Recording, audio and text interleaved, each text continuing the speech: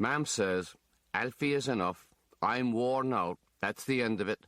No more children. Dad says, the good Catholic woman must perform her wifely duties and submit to her husband or face eternal damnation. Mam says, as long as there are no more children, eternal damnation sounds attractive enough to me. What is Dad to do? There's a war on. English agents are recruiting Irishmen to work in their munitions factories. The pay is good. There are no jobs in Ireland. And if the wife turns her back to you, there's no shortage of women in England, where the able men are off fighting Hitler and Mussolini, and you can do anything you like as long as you remember you're Irish and lower class, and don't try to rise above your station. Families up and down the lane are getting telegram money orders from their fathers in England. They rush to the post office to cash the money orders so they can shop and show the world their good fortune on Saturday night and Sunday morning. The boys get their hair cut on Saturdays. The women curl their hair with iron tongs hot from the fire. They're very grand now, the way they pay sixpence or even a shilling for seats at the Savoy Cinema, where you'll meet a better class of people than the lower classes who fill the twopenny seats in the gods at the Lyric Cinema and are never done shouting at the screen. The kind of people, if you don't mind, who are liable to cheer on the Africans when they throw spears at Tarzan, or the Indians when they're scalping the United States cavalry.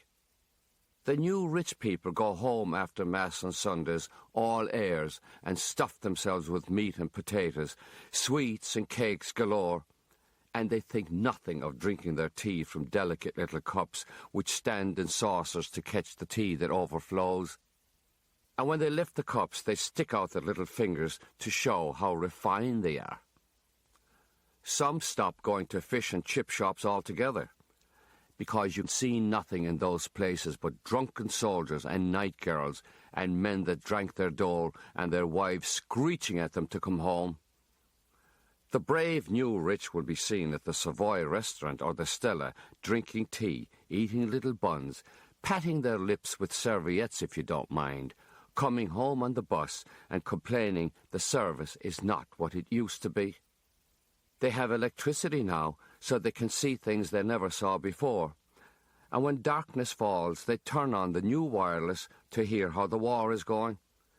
They thank God for Hitler, because if he hadn't marched all over Europe, the men of Ireland would still be at home scratching their arses on the queue at the Labour Exchange. Some families sing, Yippee-yi-de-yi-yi-yo, yippee-yi-de-yi-yi. We don't care about England or France. All we want is the German advance. If there's a chill in the air, they'll turn on the electric fire for the comfort that's in it and sit in their kitchens listening to the news, declaring how sorry they are for the English women and children dying under the German bombs. But look what England did to us for 800 years. The families with fathers in England are able to lord it over the families that don't.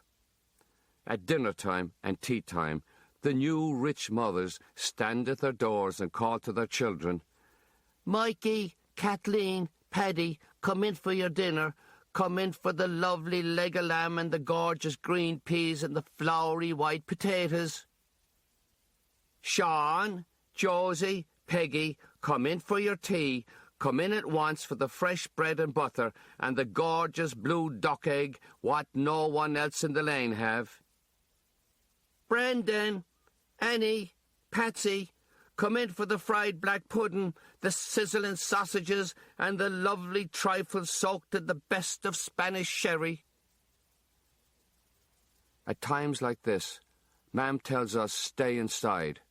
We have nothing but bread and tea, and she doesn't want the tormenting neighbours to see us with our tongues hanging out, suffering over the lovely smells floating up and down the lane. She says 'tis easy to see they're not used to having anything, the way they brag about everything. 'Tis a real low-class mind that will call out the door and tell the world what they're having for the supper. She says 'tis their way of getting a rise out of us because Dad is a foreigner from the north, and he won't have anything to do with them.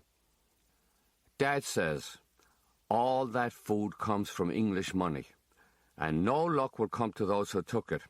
But what could you expect from Limerick anyway? People who profit from Hitler's war, people who will work and fight for the English. He says he'll never go over there and help England win a war. Mam says, no, you'll stay here where there's no work and hardly a lump of coal to boil water for the tea.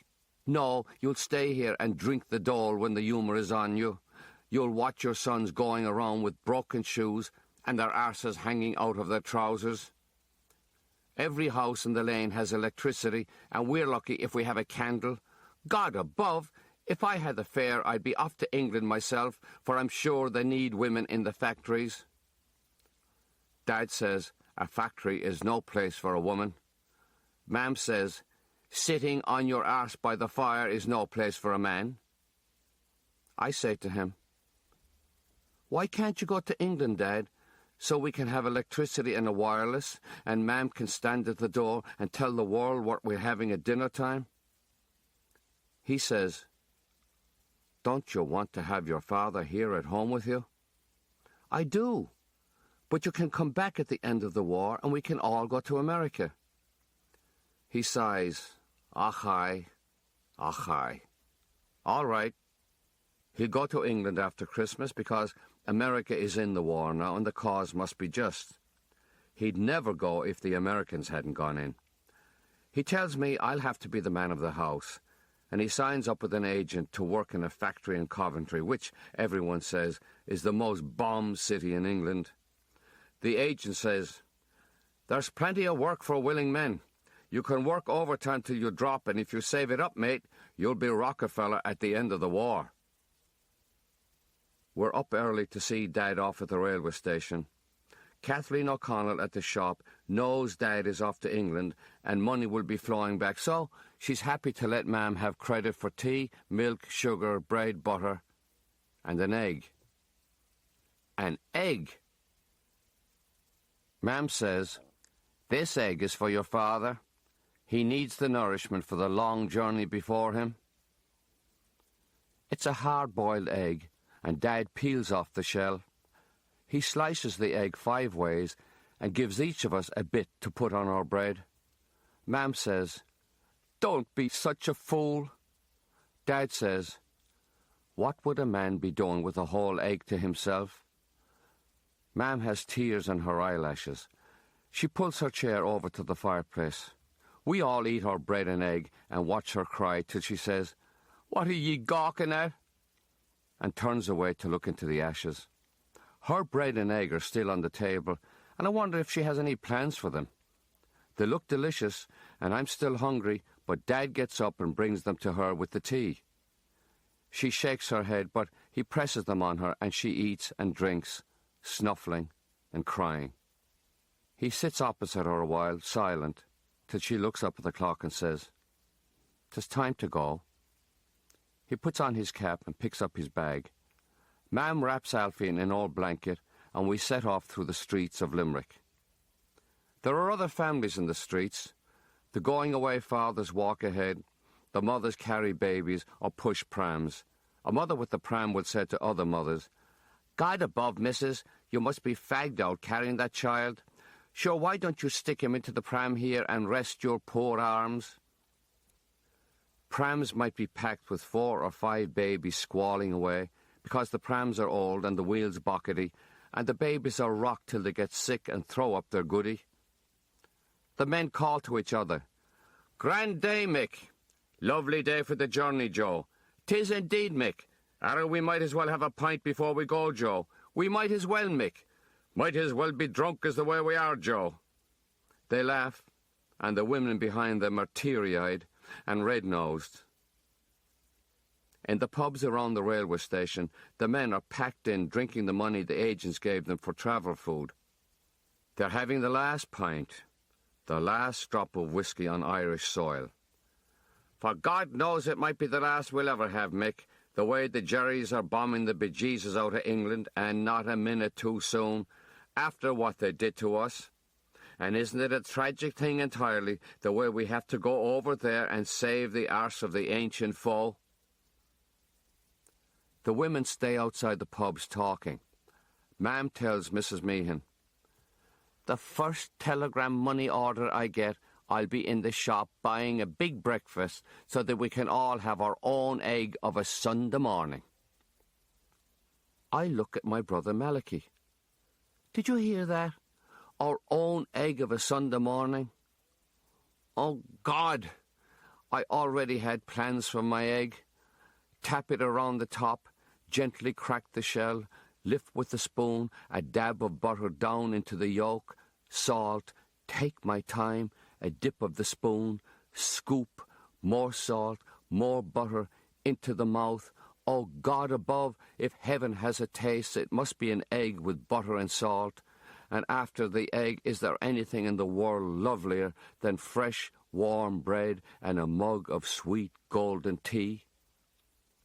Some men are already too drunk to walk, and the English agents are paying sober men to drag them out of the pubs and throw them onto a great horse-drawn float to be hauled to the station and dumped into the train. The agents are desperate to get everyone out of the pubs. "Come on, men. Miss this train and you'll miss a good job. Come on, men. We have the Guinness in England. We have the Jameson. Now, men, please, men. You're drinking your food money and you'll get no more." The men tell the agents to kiss their Irish arses, that the agents are lucky they're alive, lucky they're not hanging from the nearest lamppost after what they did to Ireland. And the men sing, "On Mountjoy one Monday morning, high upon the gallows tree, Kevin Barry gave his young life for the cause of liberty." The train wails in the station, and the agents beg the women to get their men out of the pubs, and the men stumble out singing and crying and hugging their wives and children, and promising to send so much money, Limerick will be turned into another New York. The men climb the station steps, and the women and children call after them, "Kevin, love, mind yourself and don't be wearing damp shirts. Dry your socks, Michael, or the bunions will destroy you entirely. Paddy, go easy on the drink. Are you listening, Paddy?" "Dad, Dad, don't go, Dad." "Tommy, don't forget to send the money. The children are skin and bones." "Peter, don't forget to be taking the medicine for your weak chest, God help us." "Larry, mind them bloody bombs." "Christy, don't be talking to them English women. They're full of diseases." "Jackie, come back. Sure we'll manage somehow. Don't go, Jackie, Jackie, oh Jesus, don't go." Dad pats our heads. He tells us remember our religious duties, but above all, obey our mother. He stands before her. She has the baby Alfie in her arms. She says, "Mind yourself." He drops the bag and puts his arms around her. They stay that way a moment till the baby yelps between them. He nods, picks up his bag, climbs the steps to the station, turns to wave, and he's gone.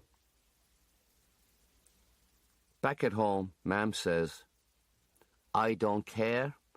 I know it sounds extravagant, but I'm going to light the fire and make more tea, for it isn't every day your father goes to England."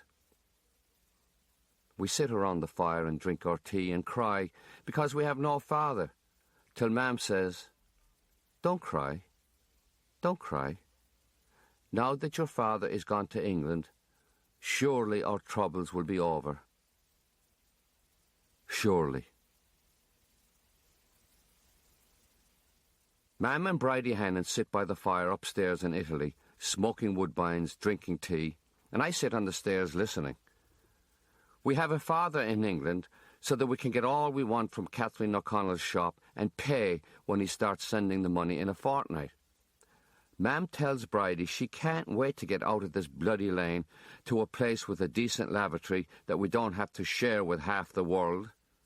We'll all have new boots and coats to keep off the rain, so we won't be coming home from school famished. We'll have eggs and rashers on Sunday for breakfast and ham and cabbage and potatoes for dinner. We'll have electric light. Why shouldn't we? Weren't Frank and Malachi born to it in America where everyone has it? All we have to do now is wait for 2 weeks till the telegram boy knocks at the door. Dad will have to settle into his job in England, buy work clothes and get a place to stay. So the first money order won't be big, £3 or £3.10. But soon we'll be like other families in the lane, £5 a week, paying off debts, buying new clothes, putting something in the savings against the time we'll pack up and move to England entirely, and save there to go to America. Mam herself could get a job in an English factory making bombs or something, and God knows we wouldn't know ourselves with the money pouring in. She wouldn't be happy if we grew up with English accents, but better an English accent than an empty belly. Bridie says it doesn't matter what class of an accent an Irishman has, for he'll never forget what the English did to us for 800 long years. We know what Saturdays are in the lane. We know some families like the Downeses across from us get their telegram early because Mr. Downes is a steady man who knows how to have a pint or two on a Friday and go home to his bed.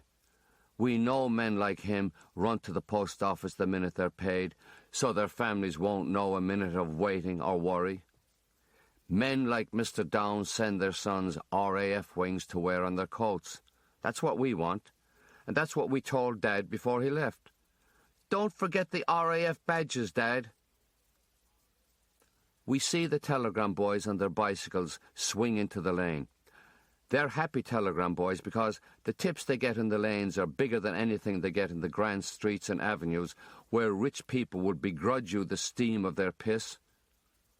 The families that get the early telegrams have that contented look. They'll have all day Saturday to enjoy the money. They'll shop, they'll eat, they'll have all day to think about what they'll do that night, and that's almost as good as the thing itself because Saturday night, when you have a few shillings in your pocket, is the most delicious night of the week. There are families don't get the telegram every week, and you know them by the anxious look. Mrs. Maher has waited at her door every Saturday for 2 months. My mother says she'd be ashamed of her life to wait at the door like that. All the children play in the lane and keep an eye out for the telegram boy. "Hi, telegram boy, do you have anything from Maher?" And when he says no, they say, "Are you sure?" And he'll say, "Course I'm sure. I know what I have in me feckin' pouch." Everyone knows the telegram boys stop coming when the Angelus rings at 6, and darkness brings desperation to the women and children. "Telegram boy, will you look in your pouch again, please? Oh, God." "I did. I have nothing for ye." "Oh, God, please look. Our name is Maher. Will you look?" "I know bloody well your name is Maher, and I looked." The children claw at him up on his bicycle, and he kicks at them. "Jesus, will you get away from me?" Once the Angelus rings at 6 in the evening, the day is over. The ones with the telegrams are having their supper with the electric light blazing away, and the ones that didn't get the telegram have to light candles and see if Kathleen O'Connell might let them have tea and bread till this time next week, when surely with the help of God and his blessed mother the telegram will come. Mr. Meehan, at the top of the lane, went to England with Dad, and when the telegram boy stops at Meehan's, we know we'll be next. Mam has her coat ready to go to the post office, but she won't leave the chair by the fire in Italy till she has the telegram in her hand. The telegram boy rides down the lane and swings over to Downes's. He hands them their telegram, takes the tip, and turns his bicycle around to head back up the lane. Malachi calls, "Telegram boy, do you have something from McCourt? Ours is coming today." The telegram boy shakes his head and rides away. Mam puffs in her woodbine. "Well, we have all day. though I'd like to do a bit of shopping early before the best hams are gone at Barry the butcher. She can't leave the fire, and we can't leave the lane for fear the telegram boy might come and find no one at home. Then we'd have to wait till Monday to cash the money order, and that would destroy the weekend entirely. We'd have to watch the Meehans and everyone else parading around in their new clothes and staggering home with eggs and potatoes and sausages for Sunday and sailing off to the films on Saturday night. No, we can't move an inch till that telegram boy comes. Ma'am says, don't be too worried between noon and 2 because so many telegram boys go for their dinner and there will surely be a big rush between 2 and the Angelus. We don't have a thing to worry about till 6. We stop every telegram boy. We tell them our name is McCourt, that this is our first telegram. It should be £3 or more. They might have forgotten to put our name in it, or our address. Is he sure? Is he sure? One boy tells us he'll inquire at the post office. He says he knows what 'tis like to wait for the telegram because his own father is a drunken old shit over in England that never sent a penny. Ma'am hears him inside and tells us you should never talk about your father like that. The same telegram boy comes back just before the Angelus at 6 and tells us he asked Mrs. O'Connell at the post office if they had anything from McCourt all day, and they didn't. Ma'am turns towards the dead ashes in the fire and sucks at the last bit of goodness in the woodbine butt, caught between the brown thumb and the burnt middle finger. Michael, who's only 5 and won't understand anything till he's 11 like me, wants to know if we're having fish and chips tonight because he's hungry. Ma'am says, next week, love. And he goes back out to play in the lane. You don't know what to do with yourself when the first telegram doesn't come. You can't stay out in the lane playing with your brothers all night because everyone else has gone in, and you'd be ashamed to stay out in the lane to be tormented with smells of sausages and rashers and fried bread. You don't want to look at electric light coming through the windows after dark, and you don't want to hear the news from the BBC or Radio Éireann from other people's wirelesses. Mrs. Maher and her children are gone in, and there's only the dim light of a candle from their kitchen. They're ashamed too. They stay inside on Saturday nights, and they don't even go to Mass on Sunday mornings. Bridie Hannon told Ma'am that Mrs. Maher is in a constant state of shame over the rags they wear, and so desperate she goes down to the dispensary for the public assistance. Ma'am says that's the worst thing that could happen to any family. It's worse than going on the dole. It's worse than going to the St. Vincent de Paul Society. It's worse than begging on the streets with the tinkers and the knackers. It's the last thing you do to keep yourself out of the poorhouse and the children from the orphanage. There's a sore at the top of my nose between my eyebrows, grey and red, and itching. Grandma says, don't touch that sore and don't put water near it or it'll spread. If you broke your arm, she'd say, don't touch that with water, it'll spread. The sore spreads into my eyes anyway, and now they're red and yellow from the stuff that oozes and makes them stick in the morning. They stick so hard I have to force my eyelids open with my fingers, and Ma'am has to scrub off that yellow stuff with a damp rag and boric powder. The eyelashes fall off, and every bit of dust in Limerick blows into my eyes on windy days. Grandma tells me I have naked eyes, and she says 'tis my own fault. All that eye trouble comes from sitting up there at the top of the lane under the light pole in all kinds of weather with my nose stuck in books. And the same thing will happen to Malachi if he doesn't give over with the reading. You can see little Michael is getting just as bad, sticking his nose in books, when he should be out playing like a healthy child. Books, books, books, says Grandma. Ye will ruin your eyes entirely. She's having tea with Ma'am, and I hear her whisper, the thing to do is to give him St. Anthony spit. What's that, says Ma'am. Your fasting spit in the morning. Go to him before he wakes and spit on his eye, for the spit of a fasting mother has powerful cures in it. But I'm always awake before Ma'am. I force my eyes open long before she stirs. I can hear her coming across the floor, and when she stands over me for the spit, I open my eyes. "God," she says, "your eyes are open. I think they're getting better. That's good." And she goes back to bed. The eyes don't heal, and she takes me to the dispensary where the poor people see doctors and get their medicines. It's the place to apply for public assistance when a father is dead or disappeared, and there's no dole money, no wages. There are benches along the walls by the doctors' offices. The benches are always packed with people talking about their ailments. Old men and women sit and groan, and babies scream, and mothers say, "Hush, love, hush." There's a high platform in the middle of the dispensary with a counter circling it, chest high.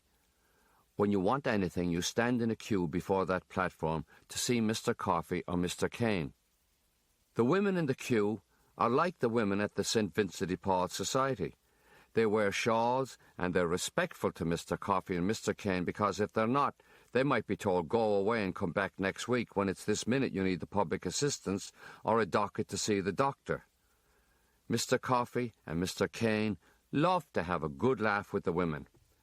They'll decide if you're desperate enough for the public assistance or if you're sick enough to see a doctor. You have to tell them in front of everyone what's wrong with you, and they often have a good laugh with that. They'll say, "And what is it you want, Mrs. O'Shea? A docket for the doctor, is it? And what is your trouble, Mrs. O'Shea? A pain, is it? A touch of the wind, maybe? Or maybe too much cabbage? Oh, the cabbage will do it right enough." They laugh, and Mrs. O'Shea laughs, and all the women laugh, and say Mr. Coffey and Mr. Kane are funny men. They'd give Laurel and Hardy a run for their money. Mr. Coffey says, "Now, woman, what's your name?" "Angela McCourt, sir." "And what's up with you?" "'Tis my son, sir. He has 2 bad eyes." "Oh, by God, he does, woman. They're desperate-looking eyes altogether. They look like 2 rising suns. The Japs could use him on their flag, ha, ha, ha. Did he pour acid on his face, or what?" "'Tis some class of infection, sir. He had the typhoid last year, and then this came." All right, we don't need a life story. Here's your docket to Dr. Troy." 2 long benches are filled with patients for Dr. Troy. Ma'am sits next to a woman who has a big sore on her nose that won't go away. "I tried everything, missus. Every known cure on God's lovely earth. I'm 83 years of age, and I'd like to go to my grave healthy. Is it too much to ask that I meet my Redeemer with a healthy nose? And what's up with yourself, missus?" "My son, the eyes." "Ah, God bless us and save us. Look at them eyes. They're the sorest 2 eyes I ever seen in me life. I never seen that colour red before." "'Tis an infection, missus." "Sure there's a cure for that. You need the caul." "What's that now?" "Babies are born with this thing on their heads, a class of a hood, rare and magical. Get a caul and put that on his head any day that has a 3 in it. Make him hold his breath for 3 minutes, even if you have to clap your hand over his face. Sprinkle him with holy water 3 times head to toenail, and his 2 eyes will shine in the dawn." "And where would I get a caul?" "Don't all the midwives have cauls, missus? What's a midwife without a caul? It cures all classes of disease and keeps off more." Ma'am says she'll talk to Nurse O'Halloran and see if she has a spare caul. Dr. Troy looks at my eyes. "Into the hospital with this boy at once. Take him to the eye ward at the city home. Here's the docket to get him in." "What does he have, doctor?" "The worst case of conjunctivitis I've ever seen in my life, and something else in there I can't make out. He needs the eye man." "How long will he be in, doctor?" "Only God knows that. I should have seen this child weeks ago." There are 20 beds in the ward, and there are men and boys with bandages around their heads, black patches on their eyes, thick glasses. Some walk around tapping at beds with sticks. A man cries all the time that he'll never see again. He's too young. His children are babies. He'll never see them again. Jesus Christ, oh Jesus Christ. And the nuns are shocked at the way he takes the name of the Lord in vain. Stop that, Morris. Stop the blasphemy. You have your health. You're alive. We all have our problems. Offer it up and think of the sufferings of our Lord on the cross, the crown of thorns, the nails in his poor hands and feet, the wound in his side. Morris says, "Oh, Jesus, look down and have pity on me." Sister Bernadette warns him if he doesn't mind his language, they'll put him in a ward alone, and he says, "Heavenly God." And that isn't as bad as Jesus Christ, so she's satisfied. In the morning, I have to go downstairs for drops. The nurse says, "Sit in this high chair, and here's a nice sweet." The doctor has a bottle with brown stuff in it. He tells me, put my head back. That's right. Now open up, open your eyes. And he pours the stuff into my right eye, and it's a flame going through my skull. The nurse says, "Open the other eye. Come on, be a good boy." And she has to force the eyelids open so the doctor can set fire to the other side of my skull. She wipes my cheeks and tells me run along upstairs, but I can barely see, and I want to stick my face into an icy stream. The doctor says, "Run along, be a man, be a good trooper." The whole world is brown and blurry on the stairs. The other patients are sitting by their beds with dinner trays, and mine is there too, but I don't want it with the way my skull is raging. I sit by my bed, and a boy across the way says, "Hi, don't you want your dinner? I'll take it." And he comes for it. I try to lie in the bed, but a nurse says, Now, no lying on the bed in the middle of the day. Your case isn't that serious." I have to sit with my eyes closed and everything going brown and black, black and brown, and I'm sure I must be having a dream because, Lord God above, is that the little fellow with the typhoid? Little Frankie. The moon was a ghostly galleon tossed upon cloudy seas. Is that yourself, Frankie?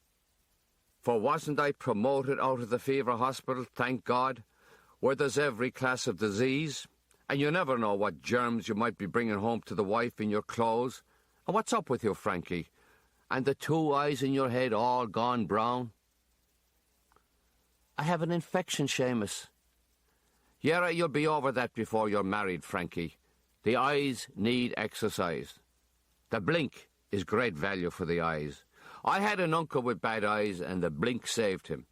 He sat an hour every day and blinked, and it stood to him in the end. Wound up with powerful eyes, so he did. I want to ask him more about the blink and the powerful eyes, but he says, "Now, do you remember the poem, Frankie, the lovely poem of Patricia?" He stands in the aisle between the beds with his mop and his bucket and says the Highwaymen poem, and all the patients stop their moaning, and the nuns and nurses stand and listen, and on goes Seamus, till he comes to the end, and everyone goes mad clapping and cheering him, and he tells the world he loves that poem. He'll have it in his head forever, no matter where he goes.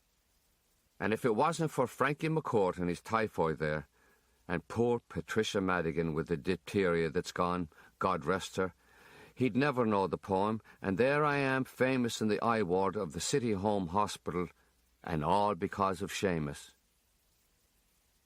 Ma'am can't come to visit every day. It's a long way out. She doesn't always have the money for the bus, and the walk is hard in her corns.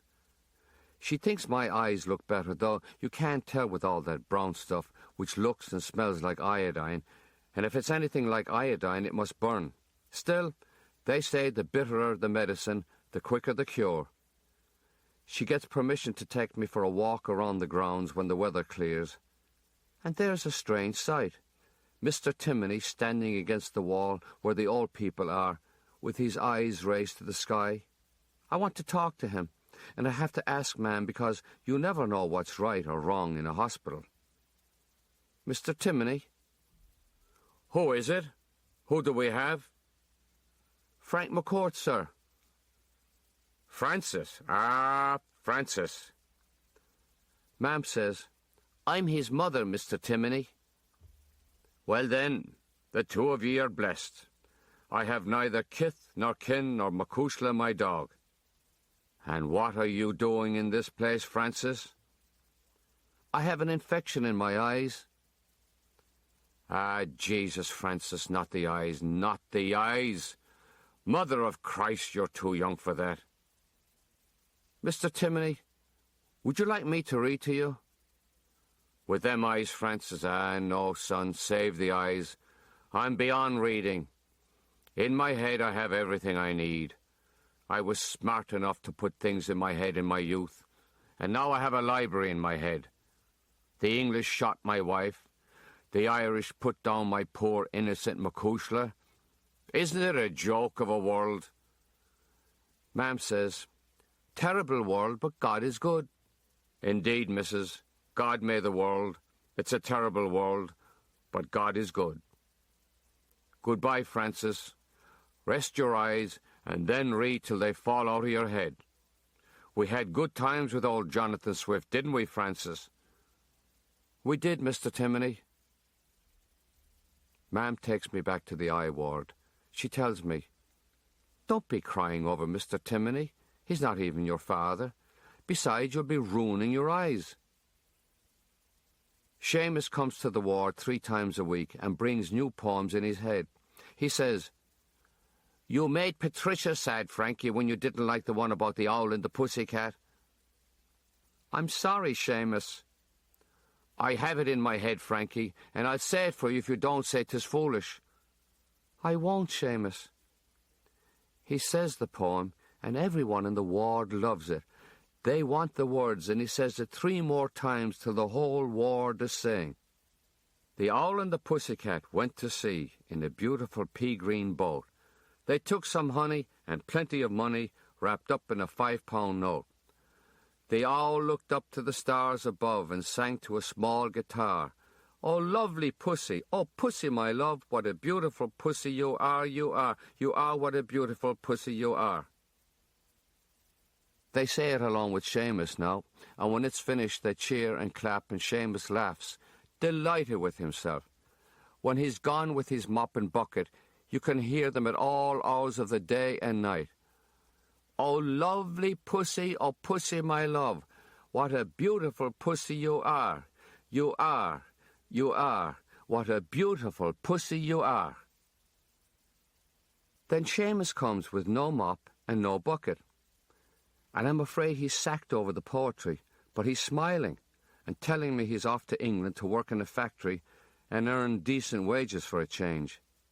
He'll work for 2 months and bring the wife over, and God might be pleased to send them children, for he has to do something with all the poems in his head.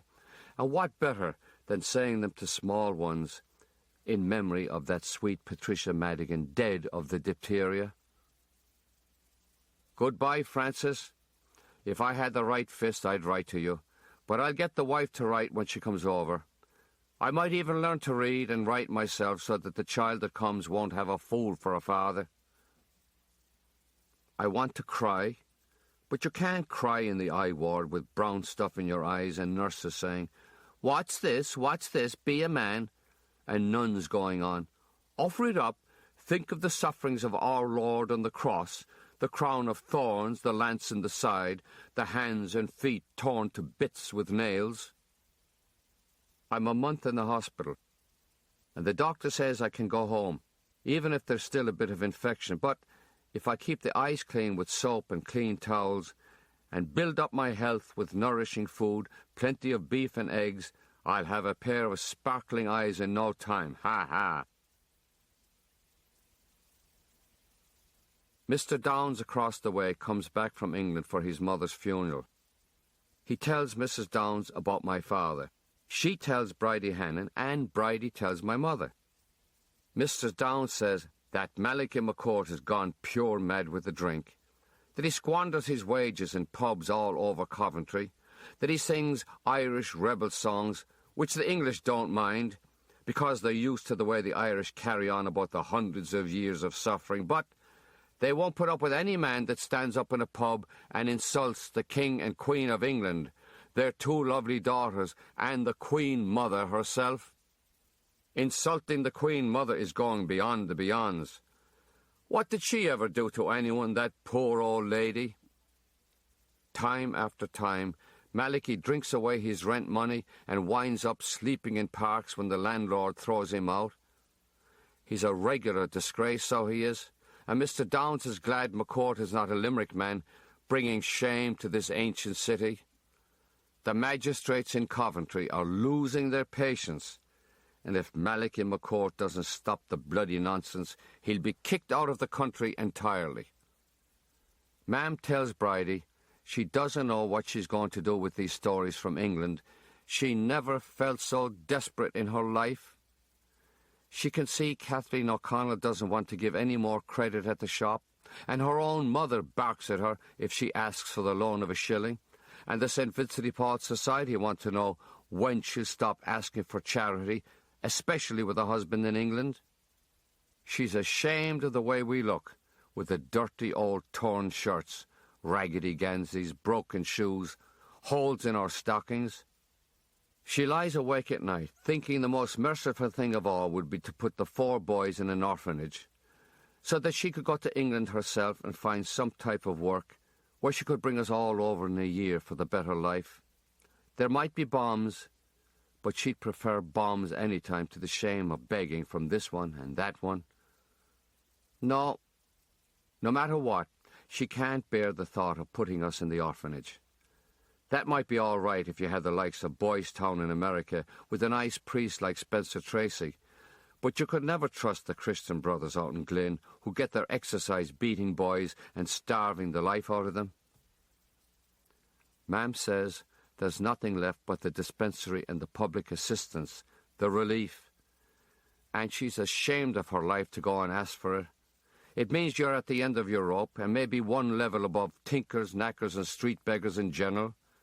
It means you have to crawl before Mr. Coffey and Mr. Kane, and thank God the dispensary is at the other end of Limerick, so that people in our lane won't know we're getting the relief. She knows from other women it's wise to be there early in the morning, where Mr. Coffey and Mr. Kane might be in a good mood. If you go late in the morning, they're liable to be cranky after seeing hundreds of men, women and children sick and asking for help. She'll take us with her to prove she has 4 children to feed. She gets us up early and tells us for once in our lives, don't wash our faces, don't comb our hair, dress in any old rag. She tells me, give my sore eyes a good rub and make them as red as I can, for the worse you look at the dispensary, the more pity you get, and the better your chances of getting the public assistance. She complains that Maliki, Michael and Alfie look too healthy, and you'd wonder why on this day of days they couldn't have their usual scabby knees or the odd cut, bruise or black eye. If we meet anyone in the lane or the streets of Limerick, we are not to tell them where we're going. She feels ashamed enough without telling the whole world, and wait till her own mother hears. There's a queue already outside the dispensary. There are women like Mam with children in their arms, babies like Alfie, and children playing on the pavement. The women comfort the babies against the cold and scream at the ones playing in case they run into the street and get hit by a motor car or a bicycle. There are old men and women huddled against the wall, talking to themselves, or not talking at all. Mam warns us not to wander from her, and we wait half an hour for the big door to open. A man tells us, move inside in proper order and queue up before the platform, that Mr. Coffey and Mr. Kane will be there in a minute when they finish their tea in the room beyond. A woman complains her children are freezing with the cold, and couldn't Coffey and Kane bloody well hurry up with their tea? The man says she's a troublemaker, but he won't take her name this time with the cold that's in the morning. But if there's another word, she'll be a sorry woman. Mr. Coffey and Mr. Kane get up on the platform and pay no attention to the people. Mr. Kane puts on his glasses, takes them off, polishes them, puts them on, looks at the ceiling. Mr. Coffey reads papers, writes something, passes papers to Mr. Kane. They whisper to each other. They take their time. They don't look at us. Then Mr. Kane calls the first old man to the platform. "What's your name?" "Timothy Cray, sir." "Craig, huh? A fine old Limerick name you have there." "I do, sir. Indeed I do." "And what do you want, Cray?" Sure, I do be having them pains in me stomach again, and I'd like to see Dr. Feely." "Well now, Cray, are you sure it's not the pints of porter that are going against your stomach?" No, indeed, sir. Surely I hardly touch the pint at all with the pains. My wife is home in the bed and I have to take care of her too." "There's great laziness in the world, Cray." And Mr. Kane says to the people on the queue, "Did you hear that, ladies? Great laziness, isn't there?" And the women say, "Oh, there is indeed, Mr. Kane, great laziness." Mr. Craig gets his docket to see the doctor. The queue moves ahead, and Mr. Kane is ready for ma'am. "The public assistance, is that what you want, woman?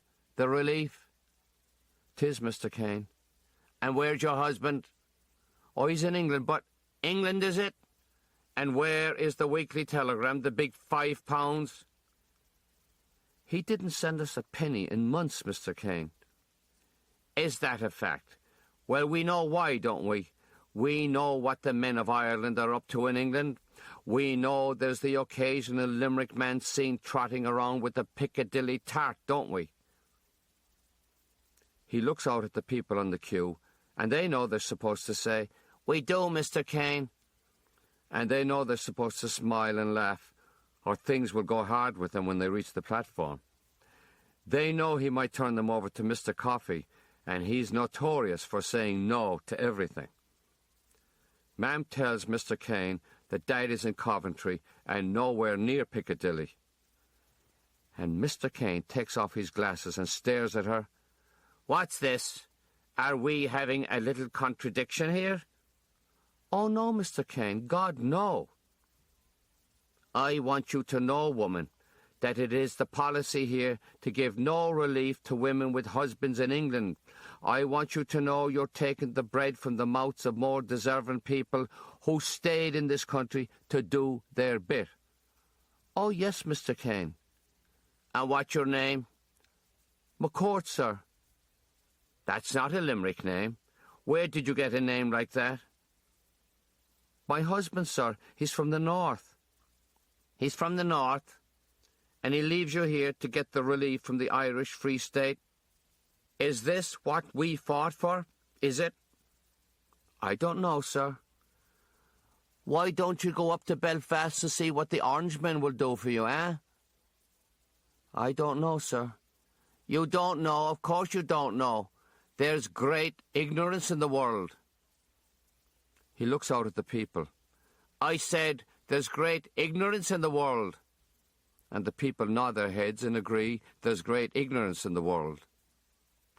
He whispers to Mr. Coffey, and they look at Ma'am, they look at us. He tells Ma'am at last that she can have the public assistance, but if she gets a single penny from her husband, she's to drop all claims and give the money back to the dispensary. She promises she will, and we leave. We follow her to Kathleen O'Connell's shop to get tea and bread and a few sods of turf for the fire. We climb the stairs to Italy and get the fire going, and it's cosy when we have our tea. We're all very quiet, even the baby Alfie, because we know what Mr. Kane did to our mother. It's cold and wet down in Ireland, but we're up in Italy. Ma'am says we should bring the poor Pope up to hang on the wall opposite the window. After all, he's a friend of the working man. He's Italian, and they're a warm-weather people. Ma'am sits by the fire shivering, and we know something is wrong when she makes no move for a cigarette. She says she feels a cold coming, and she'd love to have a tarty drink, a lemonade. But there's no money in the house, not even for bread in the morning. She drinks tea and goes to bed. The bed creaks all night with her twistings and turnings, and she keeps us awake with her moaning for water. In the morning, she stays in bed, still shivering, and we keep quiet. If she sleeps long enough, Malachy and I will be too late for school. Hours pass, and still she makes no move. And when I know it's well past school time, I start the fire for the kettle. She stirs and calls for lemonade, but I give her a jam jar of water. I ask her if she'd like some tea, and she acts like a woman gone deaf. She looks flushed, and it's odd she doesn't even mention cigarettes. We sit quietly by the fire, Malachy, Michael, Alfie, and myself. We drink our tea while Alfie chews the last bit of bread covered with sugar. He makes us laugh the way he smears the sugar all over his face and grins at us with his fat, sticky cheeks. But we can't laugh too much, or Mam will jump out of the bed and order Malachy and me off to school, where we'll be killed for being late. We don't laugh long. There's no more bread and we're hungry, the four of us. We can get no more credit at O'Connell's shop. We can't go near Grandma either. She yells at us all the time because Dad is from the north and he never sends money home from England, where he's working in a munitions factory. Grandma says we could starve to death for all he cares. That would teach Mam a lesson for marrying a man from the north with sallow skin, an odd manner, and a look of the Presbyterian about him. Still, I'll have to try Kathleen O'Connell once more. I'll tell her my mother is sick above in the bed, my brothers are starving, and we'll all be dead for the want of bread. I put on my shoes and run quickly through the streets of Limerick to keep myself warm against the February frost. You can look in people's windows and see how cosy it is in their kitchens with their fires glowing or ranges black and hot, everything bright in the electric light. Cups and saucers on the table with plates of sliced bread, pounds of butter, jars of jam, smells of fried eggs and rashers coming through the windows, enough to make the water run in your mouth, and families sitting there digging in, all smiling, the mother crisp and clean in her apron, everyone washed, and the Sacred Heart of Jesus looking down at them from the wall, suffering and sad, but still happy with all that food and light and good Catholics at their breakfast. I tried to find music in my own head, but all I can find is my mother moaning for lemonade. Lemonade!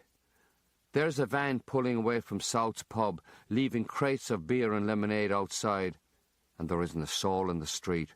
In a second I have 2 bottles of lemonade up under my jersey, and I saunter away trying to look innocent. There's a bread van outside Kathleen O'Connell's shop.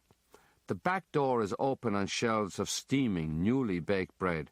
The van driver is inside the shop having tea in a bun with Kathleen, and it's no trouble for me to help myself to a loaf of bread.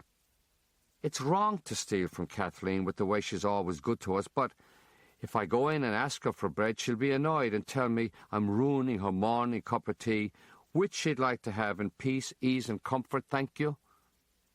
It's easier to stick the bread up under my jersey with the lemonade and promise to tell everything in confession. My brothers are back in bed, playing games under the overcoats, but they jump when they see the bread. We tear at the loaf because we're too hungry to slice it, and we make tea from this morning's leaves. When my mother stirs, Malachy holds the lemonade bottle to her lips, and she gasps till she finishes it. If she likes it that much, I'll have to find more lemonade. We put the last of the coal on the fire and sit around telling stories, which we make up the way Dad did. I tell my brothers about my adventures with the lemonade and bread, and I make up stories about how I was chased by pub owners and shopkeepers, and how I ran into St. Joseph's Church, where no one can follow you if you're a criminal, not even if you killed your own mother. Malachy and Michael look shocked over the way I got the bread and lemonade, but then Malachy says it was only what Robin Hood would have done, rob the rich and give to the poor. Michael says I'm an outlaw, and if they catch me, they'll hang me from the highest tree in the People's Park, the way outlaws are hanged in films at the Lyric Cinema. Malachy says I should make sure I'm in a state of grace because it might be hard to find the priest to come to my hanging. I tell him a priest would have to come to the hanging. That's what priests are for. Roddy McCauley had a priest, and so did Kevin Barry. Malachy says there were no priests at the hanging of Roddy McCauley and Kevin Barry because they're not mentioned in the songs, and he starts singing the songs to prove it till my mother groans in the bed and says, "Shut up." Alfie the baby is asleep on the floor by the fire. We put him into the bed with Mam so that he'll be warm enough, though we don't want him to catch her disease and die. If she wakes up and finds him dead in the bed beside her, there will be no end to the lamentations, and she'd blame me on top of it.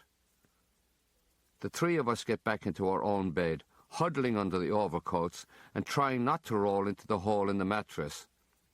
It's pleasant there till Michael starts to worry over Alfie getting Mam's disease and me getting hanged for an outlaw.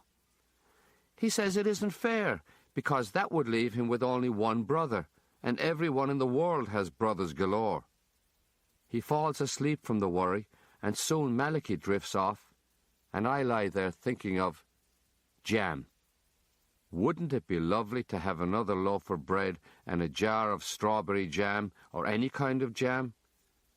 I can't remember ever seeing a jam van making a delivery, and I wouldn't want to be like Jesse James blasting my way into a shop demanding jam. That would surely lead to a hanging. There's a cold sun coming through the window, and I'm sure it must be warmer outside. And would my brothers be surprised if they woke and found me there with more bread and jam? They'd gobble everything, and then go on about my sins and the hanging. Mam is still asleep, though her face is red, and there's a strangling sound when she snores. I have to be careful going through the street because it's a school day, and if Guard Dennehy sees me, he'll drag me off to school, and Mr. O'Halloran will knock me all over the classroom. The guard is in charge of school attendance, and he loves chasing you on his bicycle and dragging you off to school by the ear. There's a box sitting outside the door of one of the big houses on Barrington Street. I pretend to knock on the door so that I can see what's in the box. A bottle of milk, loaf of bread, cheese, tomatoes, and, oh God, a jar of marmalade. I can't shove all that under my jersey. Oh God, should I take the whole box? The people passing by me pay no attention. I might as well take the whole box. My mother would say you might as well be hung for a sheep as a lamb. I lift the box and try to look like a messenger boy making a delivery, and no one says a word.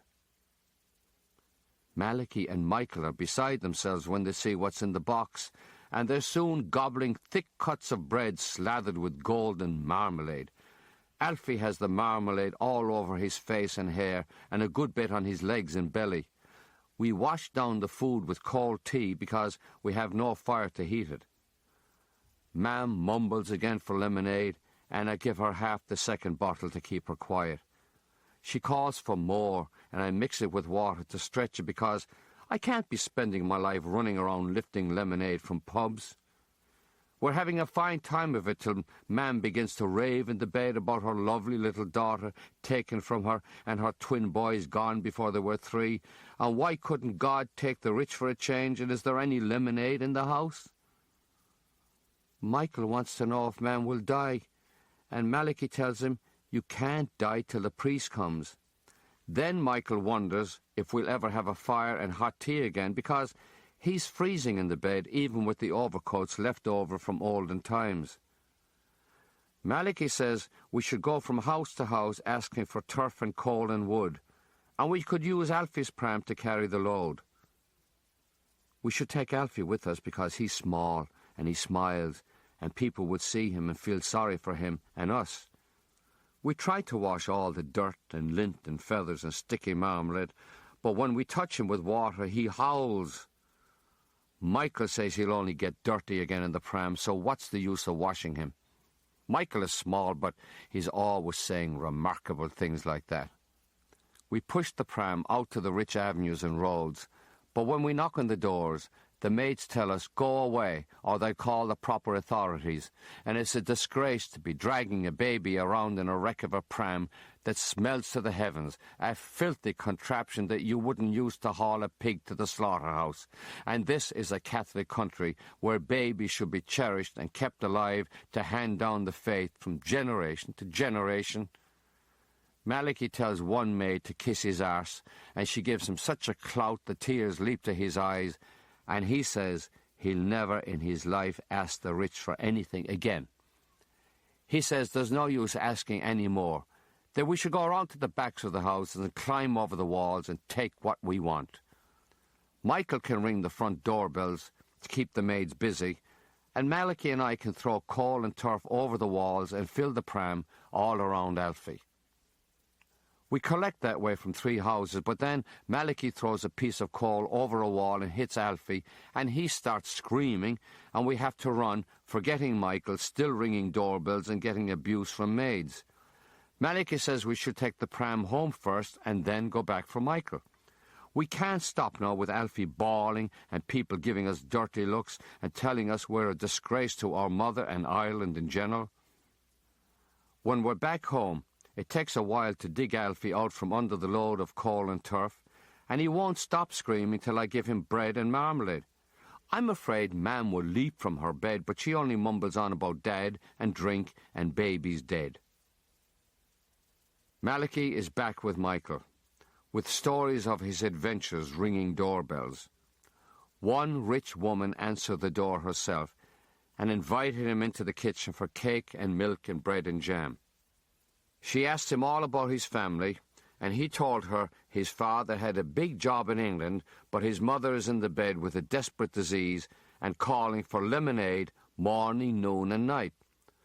The rich woman wanted to know who was taking care of us, and Michael bragged we were taking care of ourselves, that there was no shortage of bread and marmalade. The rich woman wrote down Michael's name and address and told him be a good boy and go home to his brothers and his mother in the bed. Malachy barks at Michael for being such a fool as to tell a rich woman anything. She'll go now and telling us, and before we know it, we'll have the priest of the world banging on the door and disturbing us. There's the banging on the door already. But it isn't the priest, it's Guard Dennehy. He calls up, "Hello? Hello? Is anybody home? Are you there, Mrs. McCourt?" Michael knocks on the window and waves at the guard. I give him a good kick for himself, and Malachy thumps him on the head and he yells, "I'll tell the guard! I'll tell the guard! They're killing me, guard! They're thumping and kicking!" He won't shut up, and Guard Dennehy shouts at us to open the door. I call out the window and tell him I can't open the door because my mother is in bed with a terrible disease. "Where's your father?" "He's in England." "Well, I'm coming in to talk to your mother." You can't, she has the disease. We all have the disease. It might be the typhoid. It might be the galloping consumption. We're getting spots already. The baby has a lump. It could kill." He pushes in the door and climbs the stairs to Italy, just as Alfie crawls out from under the bed, covered with marmalade and dirt. He looks at him and my mother and us, takes off his cap and scratches his head. He says, "Jesus, Mary and Joseph, this is a desperate situation. How did your mother get sick like that?" I tell him he shouldn't go near her. And when Malachy says we might not be able to go to school for ages, the guard says we'll go to school no matter what, that we're on the earth to go to school the way he's on the earth to make sure we go to school. He wants to know if we have any relations, and he sends me off to tell Grandma and Aunt Aggie to come to our house. They scream at me and tell me I'm filthy. I try to explain that Mam has the disease, and I'm worn out trying to make ends meet, keeping the home fires burning, getting lemonade from Mam and bread from my brothers. There's no use telling them about the marmalade, for they'll only scream again. There's no use telling them about the nastiness of rich people and their maids. They push me all the way back to the lane, barking at me and disgracing me on the streets of Limerick. Guard Dennehy is still scratching his pole. He says, Look at this. A disgrace. You wouldn't see the likes of this in Bombay or the Bowery of New York itself. Grandma is wailing at my mother. Mother of God, Angela, what's up with you in the bed? What did they do to you? My mother runs her tongue over her dry lips and gasps for more lemonade. She wants lemonade, says Michael, and we got it for her, and bread and marmalade, and we're all outlaws now. Frankie was the first outlaw till we went raiding for coal all over Limerick. Guard Dennehy looks interested and takes Michael downstairs by the hand, and in a few minutes we hear him laughing. Aunt Aggie says that's a disgraceful way to behave with my mother sick in the bed. The guard comes back and tells her, go for a doctor. He keeps covering his face with his cap whenever he looks at me or my brothers. Desperados, he says, desperados. The doctor comes with Aunt Aggie in his motor car, and he has to rush my mother to the hospital with her pneumonia. We'd all like to go riding in the doctor's car, but Aunt Aggie says, no, ye are all coming to my house till your mother comes home from the hospital. I tell her not to bother. I'm 11, and I can easily look after my brothers. I'd be glad to stay at home from school and make sure everyone is fed and washed. But Grandma screams I will do no such thing, and Aunt Aggie gives me a thump for myself. Guard Dennehy says I'm too young yet to be an outlaw and a father, but I have a promising future in both departments. Get your clothes, says Aunt Aggie. You're coming to my house till your mother is out of the hospital. Jesus above, that baby is a disgrace. She finds a rag and ties it around Alfie's bottom for fear he might shit all over the pram. Then she looks at us and wants to know why we're standing there with our faces hanging out after she told us to get our clothes. I'm afraid she'll hit me or yell at me when I tell her it's all right, we have our clothes, they're on us. She stares at me and shakes her head. Here, she says, put some sugar and water in the child's bottle. She tells me I have to push Alfie through the streets. She can't manage the pram with that bockety wheel that makes it rock back and forth. And besides, 'tis a disgraceful-looking object she'd be ashamed to put a mangy dog in. She takes the 3 old coats from our bed and piles them on the pram till you can hardly see Alfie at all. Grandma comes with us and barks at me all the way from Roden Lane to Aunt Aggie's flat in Windmill Street.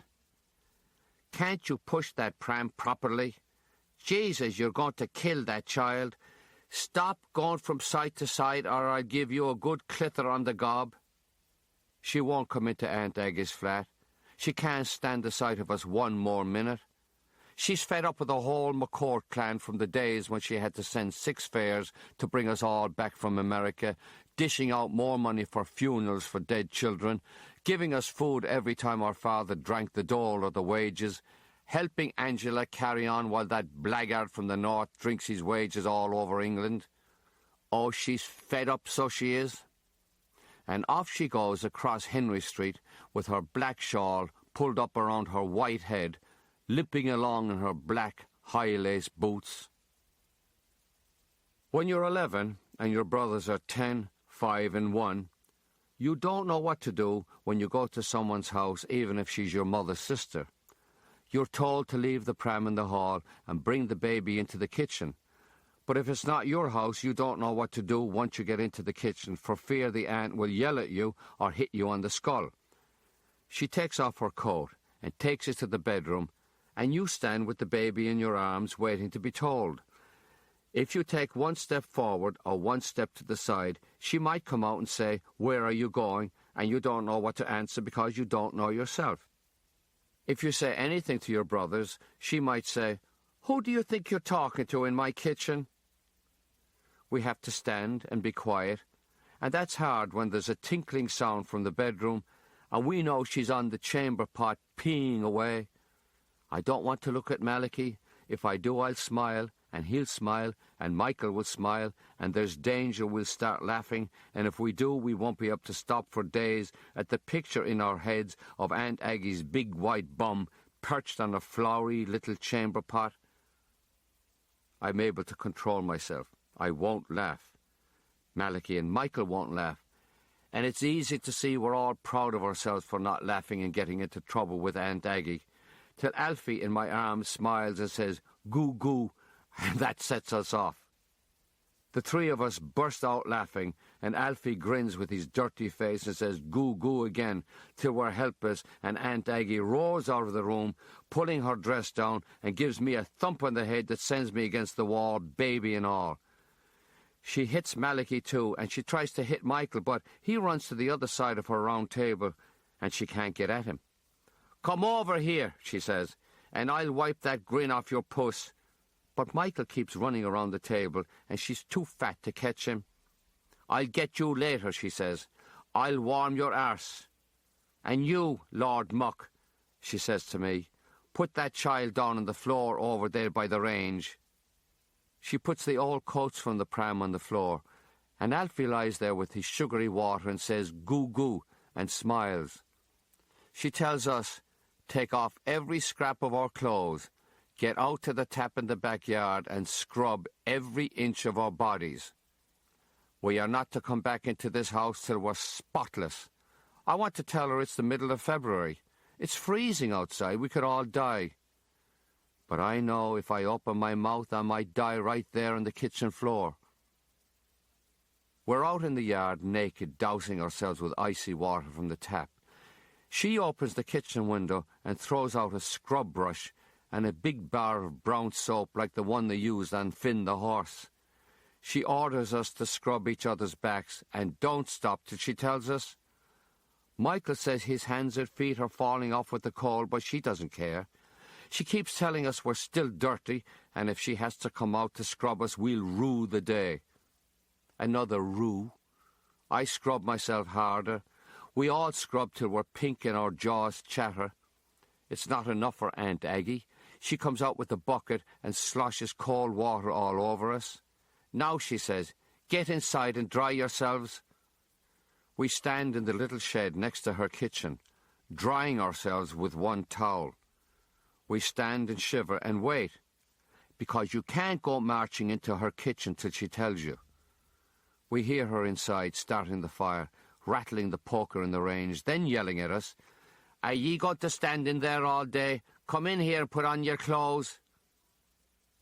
She gives us mugs of tea and cuts of fried bread, and we sit at the table eating quietly, because you're not supposed to say a word unless she tells you. Michael asks her for a second cut of fried bread, and we expect her to knock him off the chair for his cheek, but she just grumbles, "'Tis far from 2 cuts of fried bread ye were brought up," and gives each of us another cut. She tries to feed Alfie bread soaked in tea, but he won't eat it till she sprinkles it with sugar, and when he's finished, he smiles and pees all over her lap, and we're delighted. She runs out to the shed to dab at herself with a towel, and we're able to grin at each other at the table and tell Alfie he's the champion baby in the world. Uncle Pa Keating comes in the door, all black from his job at the gasworks. "Oh, BJ," he says, "what's this?"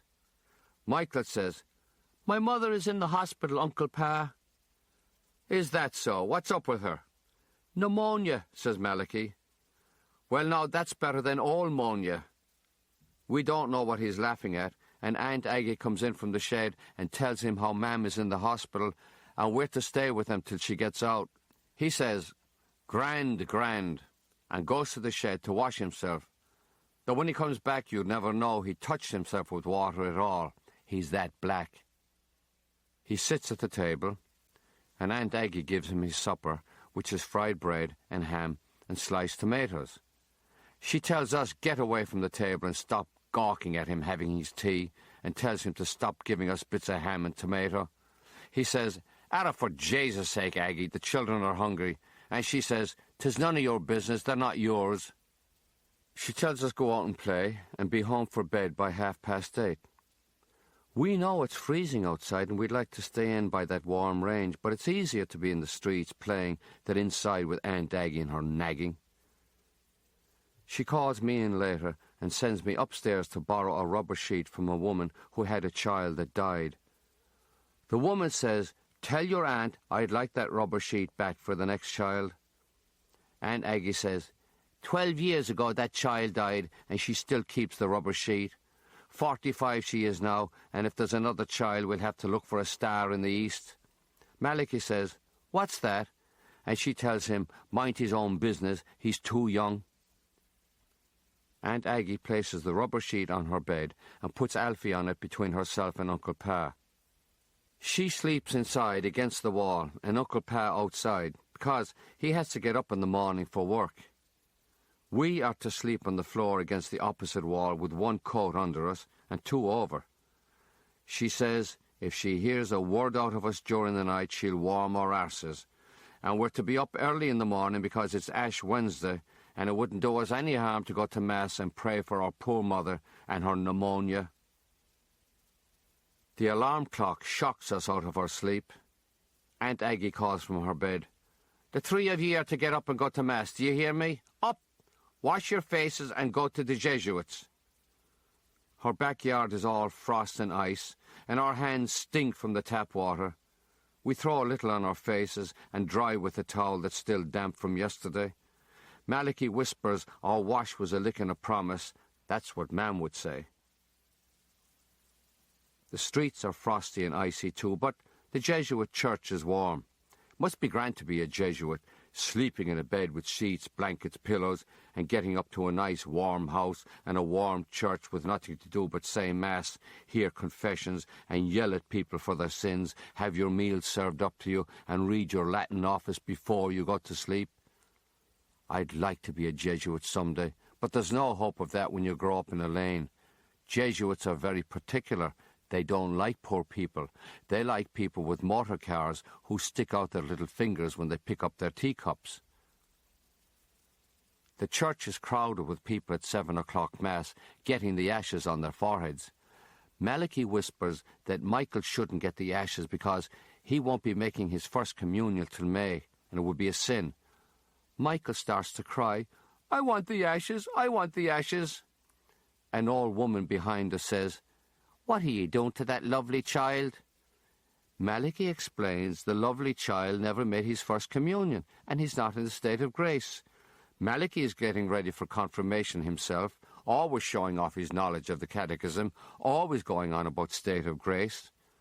He won't admit, "I knew all about the state of grace a year ago, so long ago I'm starting to forget it." The old woman says, "You don't have to be in a state of grace to get a few ashes on your forehead," and tells Malachy stop tormenting his poor little brother. She pats Michael on the head and tells him he's a lovely child and go up there and get your ashes. He runs to the altar, and when he comes back, the woman gives him a penny to go with his ashes. Aunt Aggie is still in the bed with Alfie. She tells Malachy to fill Alfie's bottle with milk and bring it to him. She tells me to start the fire in the range, that there's paper and wood in a box and coal in the coal scuttle. If the fire won't start, sprinkle it with a little paraffin oil. The fire is slow and smoky, and I sprinkle it with the paraffin oil. It flares up, whoosh, and nearly takes my eyebrows off. There's smoke everywhere, and Aunt Aggie rushes into the kitchen. She shoves me away from the range. "Jesus above, can't you do anything right? You're supposed to open the damper, you idiot." I don't know anything about dampers. In our house we have a fireplace in Ireland downstairs and a fireplace in Italy upstairs and no sign of a damper. Then you go to your aunt's house and you're supposed to know all about dampers. There's no use telling her this is the first time you ever lit a fire in a range. She'll just give you another thump in the skull and send you flying. It's hard to know why grown-up people get so angry over little things like dampers. When I'm a man, I won't go around thumping small children over dampers or anything else. Now she yells at me, "Look at Lord Muck standing there. Would you ever think of opening the window and letting out the smoke? Of course you wouldn't. You have a puss on you like your father from the north. Do you think now you can boil the water for the tea without burning the house down?" She cuts 3 slices from a loaf, smears them with margarine for us and goes back to bed. We have the tea and bread, and it's one morning we're glad to go to school where it's warm and there are no yelling ants. After school, she tells me sit at the table and write my father a letter about Mam in the hospital, and how we're all at Aunt Aggie's till Mam comes home. I'm to tell him we're all happy and in the best of health, send money, food is very dear, growing boys eat a lot, ha ha. Alfie the baby needs clothes and nappies. I don't know why she's always angry. Her flat is warm and dry. She has electric light in the house and her own lavatory in the backyard. Uncle Pa has a steady job and he brings home his wages every Friday. He drinks his pints at South's pub but never comes home singing songs of Ireland's long, woeful history. He says, a pox in all their houses. And he says the funniest thing in the world is that we all have arses that have to be wiped and no man escapes that. The minute a politician or a pope starts his blather, Uncle Pa thinks of him wiping his arse. Hitler and Roosevelt and Churchill all wipe their arses, de Valera too. He says the only people you can trust in that department are the Mohammedans, for they eat with one hand and wipe with the other. The human hand itself is a sneaky bugger, and you never know what it's been up to. There are good times with Uncle Pa. When Aunt Aggie goes to the Mechanics' Institute to play cards, 45, he says, to hell with the big Rogers. He gets himself 2 bottles of stout from South's, 6 buns and a half-pound of ham from the shop on the corner. He makes tea and we sit by the range drinking it, eating our ham sandwiches and buns and laughing over Uncle Pa and the way he goes on about the world. He says, I swallow the gas, I drink the pint, I don't give a fiddler's fart about the world and its cousin. If little Alfie gets tired and cranky and cries, Uncle Pa pulls his shirt back from his chest and tells him, Here, have a suck of Diddy Mama. The sight of that flat chest and the nipple shocks Alfie and makes him good again. Before Aunt Aggie comes home, we have to wash the mugs and clean up so she won't know we were stuffing ourselves with buns and ham sandwiches. She'd nag Uncle Pa for a month if she ever found out, and that's what I don't understand. Why does he let her nag him like that? He went to the Great War, he was gassed, he's big, he has a job, he makes the world laugh. It's a mystery. That's what the priest and the masters tell you. Everything is a mystery, and you have to believe what you're told. I could easily have Uncle Pa for a father. We'd have great times sitting by the fire in the range, drinking tea and laughing over the way he farts and says, Light a match, that's a present from the Germans. Aunt Aggie torments me all the time. She calls me Scabby Eyes.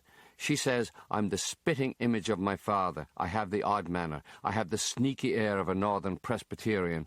I'll probably grow up and build an altar to Oliver Cromwell himself. I'll run off and marry an English tart and cover my house with pictures of the royal family. I want to get away from her, and I can think of only one way, to make myself sick and go to the hospital. I get up in the middle of the night and go to her backyard. I can pretend I'm going to the lavatory. I stand out in the open in the freezing weather and hope I'll catch pneumonia or the galloping consumption, so that I'll go to the hospital with the nice clean sheets and the meals in the bed and books brought by the girl in the blue dress. I might meet another Patricia Madigan and learn a long poem. I stand in the backyard for ages in my shirt and bare feet, looking up at the moon, which is a ghostly galleon riding upon cloudy seas, and go back to bed shivering, hoping I'll wake up in the morning with a terrible cough and flushed cheeks. But I don't. I feel fresh and lively, and I'd be in great form if I could be at home with my mother and brothers. There are days when Aunt Aggie tells us she can't stand the sight of us another minute. Get away from me. Here, Scabby Eyes, take Alfie out in his pram. Take your brothers, go to the park and play. Do anything you like and don't come back till tea time when the Angelus is ringing. Not a minute later, do you hear me? Not a minute later. It's cold, but we don't care. We push the pram up O'Connell Avenue, out to Balnacurra or the Ross Bryan Road. We let Alfie crawl around in fields to look at cows and sheep, and we laugh when the cows nuzzle him. I get under the cows and squirt the milk into Alfie's mouth till he's full and throws it up. Farmers chase us till they see how small Michael and Alfie are.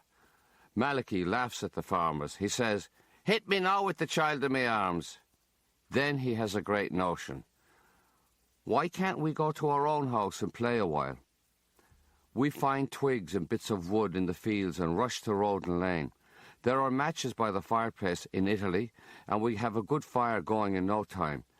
Alfie falls asleep, and soon the rest of us drift off till the Angelus booms out of the Redemptorist church, and we know we're in trouble with Aunt Aggie for being late.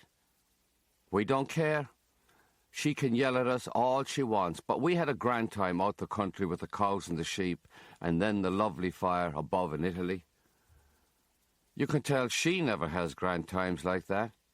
Electric light and a lavatory, but no grand times. Grandma comes for her on Thursdays and Sundays, and they take the bus to the hospital to see Mam. We can't go because children are not allowed, and if we say, "How's Mam?" they look cranky and tell us she's all right, she'll live. We'd like to know when she's getting out of hospital so that we can all go back home, but we're afraid to open our mouths. Malachi tells Aunt Aggie one day he's hungry and could he have a piece of bread. She hits him with a rolled-up little messenger of the Sacred Heart, and there are tears on his eyelashes. He doesn't come home from school the next day, and he's still gone at bedtime. Aunt Aggie says, "Well, I suppose he ran away. Good riddance. If he was hungry, he'd be here. Let him find comfort in a ditch." Next day, Michael runs in from the street. "Dad's here, Dad's here," and runs back out, and there's Dad sitting on the hall floor hugging Michael, crying, "Your poor mother, your poor mother," and there's a smell of drink in him. Aunt Aggie is smiling. "Oh, you're here," and she makes tea and eggs and sausages. She sends me out for a bottle of stout for Dad, and I wonder why she's so pleasant and generous all of a sudden. Michael says, "Are we going to our own house, Dad?" "We are, son." Alfie is back in the pram with the 3 old coats and coal and wood for the fire. Aunt Aggie stands at her door and tells us, "Be good boys, come back for tea any time," and there's a bad word for her in my head. Old bitch. It's in my head and I can't help it, and I'll have to tell the priest in confession. Malachi isn't in a ditch. He's there in our own house eating fish and chips a drunken soldier dropped at the gate of the Sarchville barracks. Mam comes home in 2 days. She's weak and white and walks slowly. She says, "The doctor told me keep warm, have plenty of rest and nourishing food, meat and eggs 3 times a week. God help us. Those poor doctors don't have a notion of not having." Dad makes tea and toast bread for her on the fire. He fries bread for the rest of us, and we have a lovely night up in Italy where it's warm. He says he can't stay forever. He has to go back to work in Coventry. Mam wonders how he'll get to Coventry without a penny in his pocket. He's up early on Holy Saturday, and I have tea with him by the fire. He fries 4 cuts of bread and wraps them in pages of the Limerick Chronicle, 2 cuts in each coat pocket. Mam is still in bed, and he calls to her from the bottom of the stairs. "I'm going now." She says, "All right, right when you land." My father is going to England, and she won't even get out of the bed. I ask if I can go with him to the railway station. No, he's not going there. He's going to the Dublin Road to see if he can get a lift. He pats my head, tells me take care of my mother and brothers, and goes out the door. I watch him go up the lane till he turns the corner. I run up the lane to see him go down Barrack Hill and down St. Joseph Street. I run down the hill and follow him as far as I can. He must know I'm following him, because he turns and calls to me. "Go home, Francis. Go home to your mother." In a week there's a letter to say he arrived safely, that we're to be good boys, attend to our religious duties, and above all, obey our mother. In another week, there's a telegram money order for £3, and we're in heaven. We'll be rich. There will be fish and chips, jelly and custard, films every Saturday at the Lyric, the Coliseum, the Carlton, the Athenaeum, the Central, and the fanciest of all, the Savoy. We might even wind up having tea and cakes at the Savoy Cafe with the knobs and toffs of Limerick. We'll be sure to hold our teacups with our little fingers sticking out. The next Saturday, there's no telegram, nor the Saturday after, nor any Saturday forever. Ma'am begs again at the St. Vincent de Paul Society and smiles at the dispensary when Mr. Coffey and Mr. Kane have their bit of a joke about Dad having a tart in Piccadilly. Michael wants to know what a tart is, and she tells him it's something you have with tea. She spends most of the day by the fire with Bridie Hannon, puffing on her woodbines, drinking weak tea. The breadcrumbs from the morning are always on the table when we come home from school. She never washes the jam jars or mugs, and there are flies in the sugar and wherever there is sweetness. She says Malachy and I have to take turns looking after Alfie, taking him out in the pram for a bit of fresh air. The child can't be kept in Italy from October to April. If we tell her we want to play with our pals, she might let fly with a right cross to the head that stings the ears. We play games with Alfie and the pram. I stand at the top of Barrack Hill and Malachy is at the bottom. When I give the pram a push down the hill, Malachy is supposed to stop it, but he's looking at a pal on roller skates and it speeds by him across the street and through the doors of Lenniston's pub, where men are having a peaceful pint and not expecting a pram with a dirty-faced child saying goo goo, goo goo. The barman shouts, "This is a disgrace. There must be a law against this class of behaviour. Babies roaring through the door in buckety prams. He'll call the guards on us." And Alfie waves at him and smiles, and he says, all right, the child can have a sweet and a lemonade. The brothers can have a lemonade too, that raggedy pair. And God above, 'tis a hard world. The minute you think you're getting ahead, a pram comes crashing through the door and you're dishing out sweets and lemonade right and left. The two of ye, take that child and go home to your mother. Malachy has another powerful idea, that we could go around Limerick like tinkers, pushing Alfie in his pram into pubs for the sweets and lemonade. But I don't want Mam finding out and hitting me with her right cross. Malachy says I'm not a sport and runs off. I push the pram over to Henry Street and up by the Redemptorist Church. It's a grey day. The church is grey, and the small crowd of people outside the door of the priest's house is grey. They're waiting to beg for any food left over from the priest's dinner. There in the middle of the crowd, in her dirty grey coat, is my mother. This is my own mother begging. This is worse than the dole, the St. Vincent de Paul Society, the dispensary. It's the worst kind of shame, almost as bad as begging on the streets where the tinkers hold up their scabby children. "Give us a penny for the poor child, mister. The poor child is hungry, missus." My mother is a beggar now, and if anyone from the lane or my school sees her, the family will be disgraced entirely. My pals will make up new names and torment me in the schoolyard, and I know what they'll say. "Frankie McCourt, beggar woman's boy, scabby-eyed, dancing, blubber-gob Jap." The door of the priest's house swings open and the people rush with their hands out. I can hear them. "Brother, brother, here, brother. Ah, for the love of God, brother. 5 children at home, brother." I can see my own mother pushed along. I can see the tightness of her mouth when she snatches at a bag and turns from the door, and I push the pram up the street before she can see me. I don't want to go home any more. I push the pram down to the Dock Road, out to Corkinree, where all the dust and garbage of Limerick is dumped and burned. I stand a while and look at boys chase rats.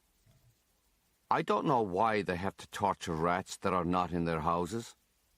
I'd keep going on into the country forever if I didn't have Alfie bawling with the hunger, kicking his chubby legs, waving his empty bottle.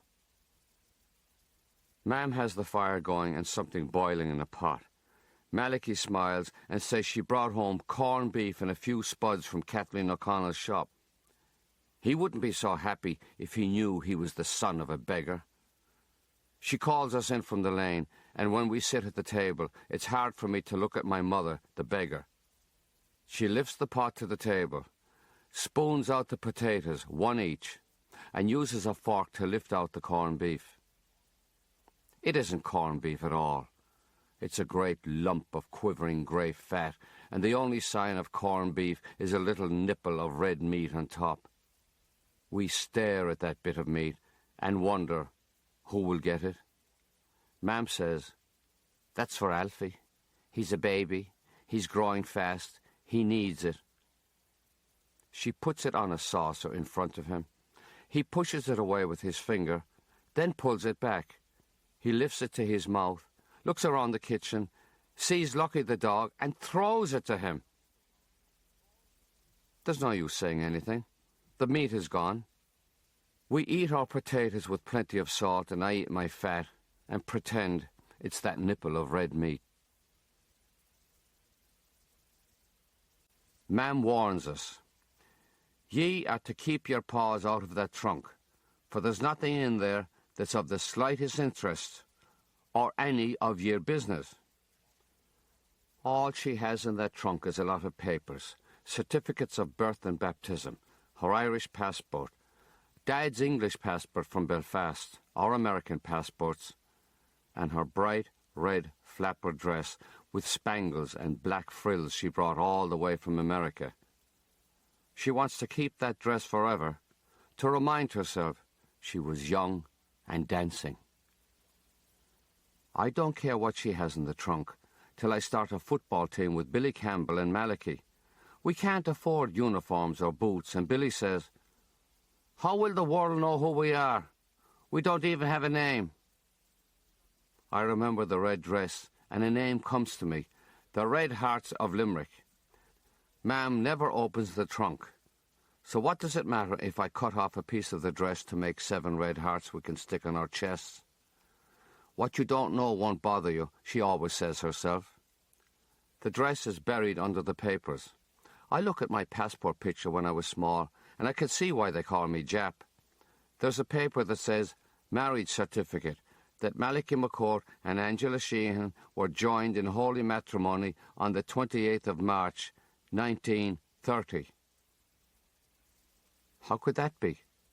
I was born on the 19th of August, and Billy Campbell told me the father and mother have to be married 9 months before there's a sign of a child. Here I am, born into the world in half the time. That means I must be a miracle. And I might grow up to be a saint with people celebrating the feast of St. Francis of Limerick. I'll have to ask Mikey Malloy, still the expert on girls' bodies and dirty things in general. Billy says if we're to be great soccer players, we have to practice, and we're to meet over in the park. The boys complain when I hand out their hearts, and I tell them if they don't like it, they can go home and cut up their own mother's dresses and blouses. We have no money for a proper ball, so one of the boys brings a sheep's bladder stuffed with rags.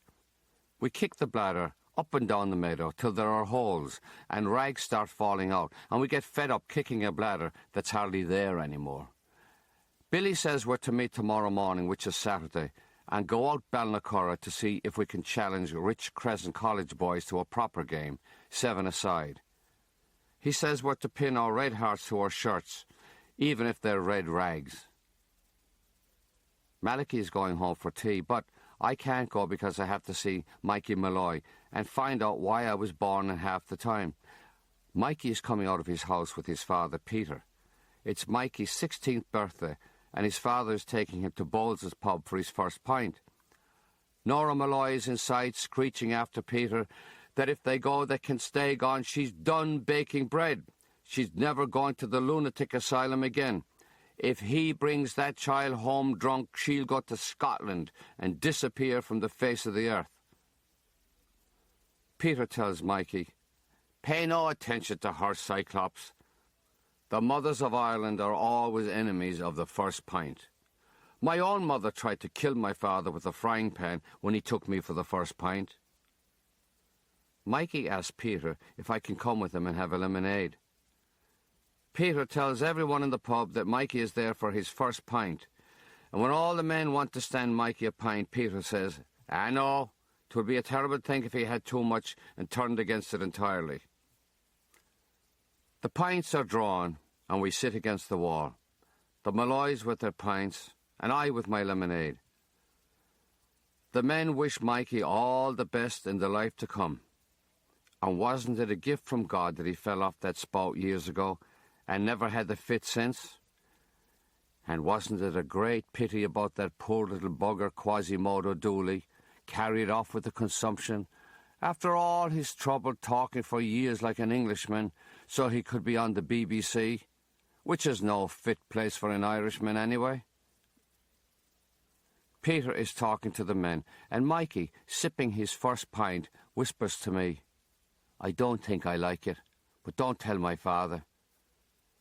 Then he tells me how he practices the English accent in secret so that he can be a BBC announcer, Quasimodo's dream. He tells me I can have Cuchulainn back, that he's no use to you when you're reading the news on the BBC. Now that he's 16, he wants to go to England, and if ever I get a wireless, that will be him on the BBC Home Service. I tell him about the marriage certificate, how Billy Campbell said it has to be 9 months, but I was born in half the time, and would he know if I was some class of a miracle? "Nah," he says, "nah. You're a bastard. You're doomed." You don't have to be cursing me, Mikey. I'm not. That's what they call people who aren't born inside the 9 months of the marriage, people conceived beyond the blanket. What's that? What's what? Conceived. That's when the sperm hits the egg and it grows, and there you are, 9 months later. I don't know what you're talking about. He whispers, "The thing between your legs is the excitement. I don't like the other names, the dong, the prick, the dick, the langer. So your father shoves his excitement into your mother, and there's a spurt, and these little germs go up into your mother where there's an egg, and that grows into you." I'm not an egg. You are an egg. Everyone was an egg once. Why am I doomed? 'Tisn't my fault I'm a bastard. All bastards are doomed. They're like babies that weren't baptized. They're sent to limbo for eternity, and there's no way out, and it's not their fault. It makes you wonder about God up there in his throne with no mercy for the little unbaptized babies. That's why I don't go near the chapel anymore. Anyway, you're doomed. Your father and mother had the excitement, and they weren't married, so you're not in a state of grace. What am I going to do? Nothing. You're doomed. Can't I light a candle or something? Oh, you could try the Blessed Virgin. She's in charge of the doom. But I don't have a penny for the candle. All right, here's a penny. You can give it back when you get a job 1,000,000 years from now. 'Tis costing me a fortune to be the expert on girls' bodies and dirty things in general. The barman is doing a crossword puzzle, and he says to Peter, "What's the opposite of advance?" "Retreat," says Peter. "That's it," said the barman. "Everything has an opposite." "Mother of God," says Peter. "What's up with you, Peter?" says the barman. "What was it you said before, Tommy?" "Everything has an opposite." "Mother of God." "Are you all right, Peter? Is the pint all right?" "The pint is grand, Tommy, and I'm the champion of all pint drinkers, amn't I?" "Begotten you are, Peter, no denying that to you." "That means I could be the champion in the opposite department." "What are you talking about, Peter?" "I could be the champion of no pints at all." "Ah, no, Peter, I think you're going a bit far. Is the wife all right at home?" "Tommy, take this pint away from me. I'm the champion of no pints at all. Peter turns and takes the glass from Mikey. We're going home to your mother, Mikey. You didn't call me Cyclops, Dad. You're Mikey. You're Michael. We're going to England. No more pints for me. No pints for you. No more bread baking for your mother. Come on. We're leaving the pub, and Tommy the barman calls after us. You know what 'tis, Peter? 'Tis all them bloody books you're reading that have your head destroyed. Peter and Mikey turn to go home. I have to go to St. Joseph's to light the candle that will save me from the doom. But I look in the window of Coonahan's shop, and there in the middle is a great slab of Cleves toffee and a sign, 2 pieces for a penny. I know I'm doomed, but the water is running along the sides of my tongue. When I put my penny on the counter for Miss Coonahan, I promised the Virgin Mary the next penny I get, I'll be lighting a candle, and would she please talk to her son and delay the doom for a while? A pen'orth of Cleves toffee doesn't last forever, and when it's gone I have to think of going home to a mother who let my father push his excitement into her so that I could be born in half the time and grow up to be a bastard. If she ever says a word about the red dress or anything, I'll tell her I know all about the excitement, and she'll be shocked. Saturday morning I meet the Red Hearts of Limerick, and we wander out the road looking for a football challenge. The boys are still grousing that the bits of red dress don't look like hearts, till Billy tells them if they don't want to play football, go home and play with their sisters' dolls. There are boys playing football in a field in Ballinacurra, and Billy challenges them. They have 8 players, and we have only 7, but we don't mind because one of them has one eye, and Billy tells us stay on his blind side. Besides, he says, Frankie McCourt is nearly blind with his 2 bad eyes, and that's worse. They're all togged out in blue and white jerseys, and white shorts, and proper football boots. One of them says we look like something the cat brought in, and Malachy has to be held back from fighting them. We agreed to play half an hour because the Ballinacurra boys say they have to go to lunch. Lunch? The whole world has dinner in the middle of the day, but they have lunch. If no one scores in half an hour, it's a draw. We play back and forth till Billy gets the ball and goes speeding and dancing up the sideline so fast no one can catch him, and in goes the ball for a goal. The half hour is nearly up, but the Ballinacurra boys want another half hour, and they manage to score well into the second half hour. Then the ball goes over the line for touch. It's our ball. Billy stands on the touchline with the ball over his head. He pretends to look at Malachy, but throws the ball to me. It comes to me as if it's the only thing that exists in the whole world. It comes straight to my foot, and all I have to do is swivel to the left and swing that ball straight into the goal. There's a whiteness in my head, and I feel like a boy in heaven. I'm floating over the whole field till the Red Hearts of Limerick clap me on the back and tell me that was a great goal, Frankie. You too, Billy. We walk back along O'Connell Avenue, and I keep thinking of the way the ball came to my foot. And surely it was sent by God or the Blessed Virgin Mary, who would never send such a blessing to one doomed for being born in half the time. And I know as long as I live, I'll never forget that ball coming from Billy Campbell, that goal. Mam meets Bridie Hannon and her mother going up the lane, and they tell her about Mr. Hannon's poor legs. Poor John, it's a trial for him to cycle home every night after delivering coal and turf all day on the great float for the coal merchants on the Dock Road. He's paid from 8 in the morning till 5:30 in the evening, though he has to get the horse ready well before 8 and settle him for the night well after 5:30. He's up and down on that float all day, hoisting bags of coal and turf, desperate to keep the bandages in place on his legs so the dirt won't get into the open sores. The bandages are forever sticking and have to be ripped away. And when he comes home, she washes the sores with warm water and soap, covers them with ointment and wraps them in clean bandages. They can't afford new bandages every day, so she keeps washing the old ones over and over till they're grey. Ma'am says Mr. Hannon should see the doctor, and Mrs. Hannon says, "Sure, he's seen the doctor a dozen times, and the doctor says he has to stay off them legs. That's all. Stay off them legs.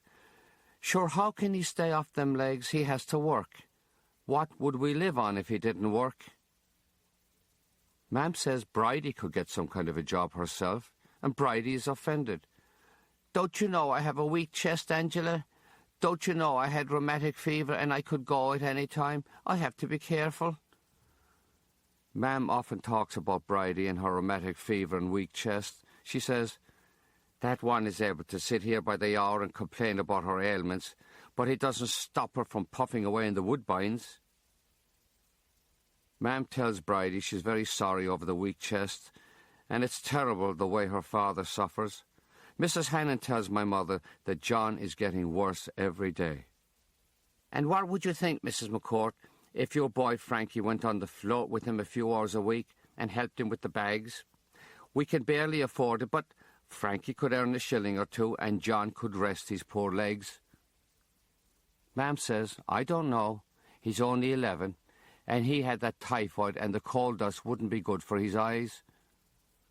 Bridie says, "He'd be out in the air, and there's nothing like fresh air for someone with bad eyes or getting over the typhoid. Isn't that right, Frankie?" "'Tis, Bridie."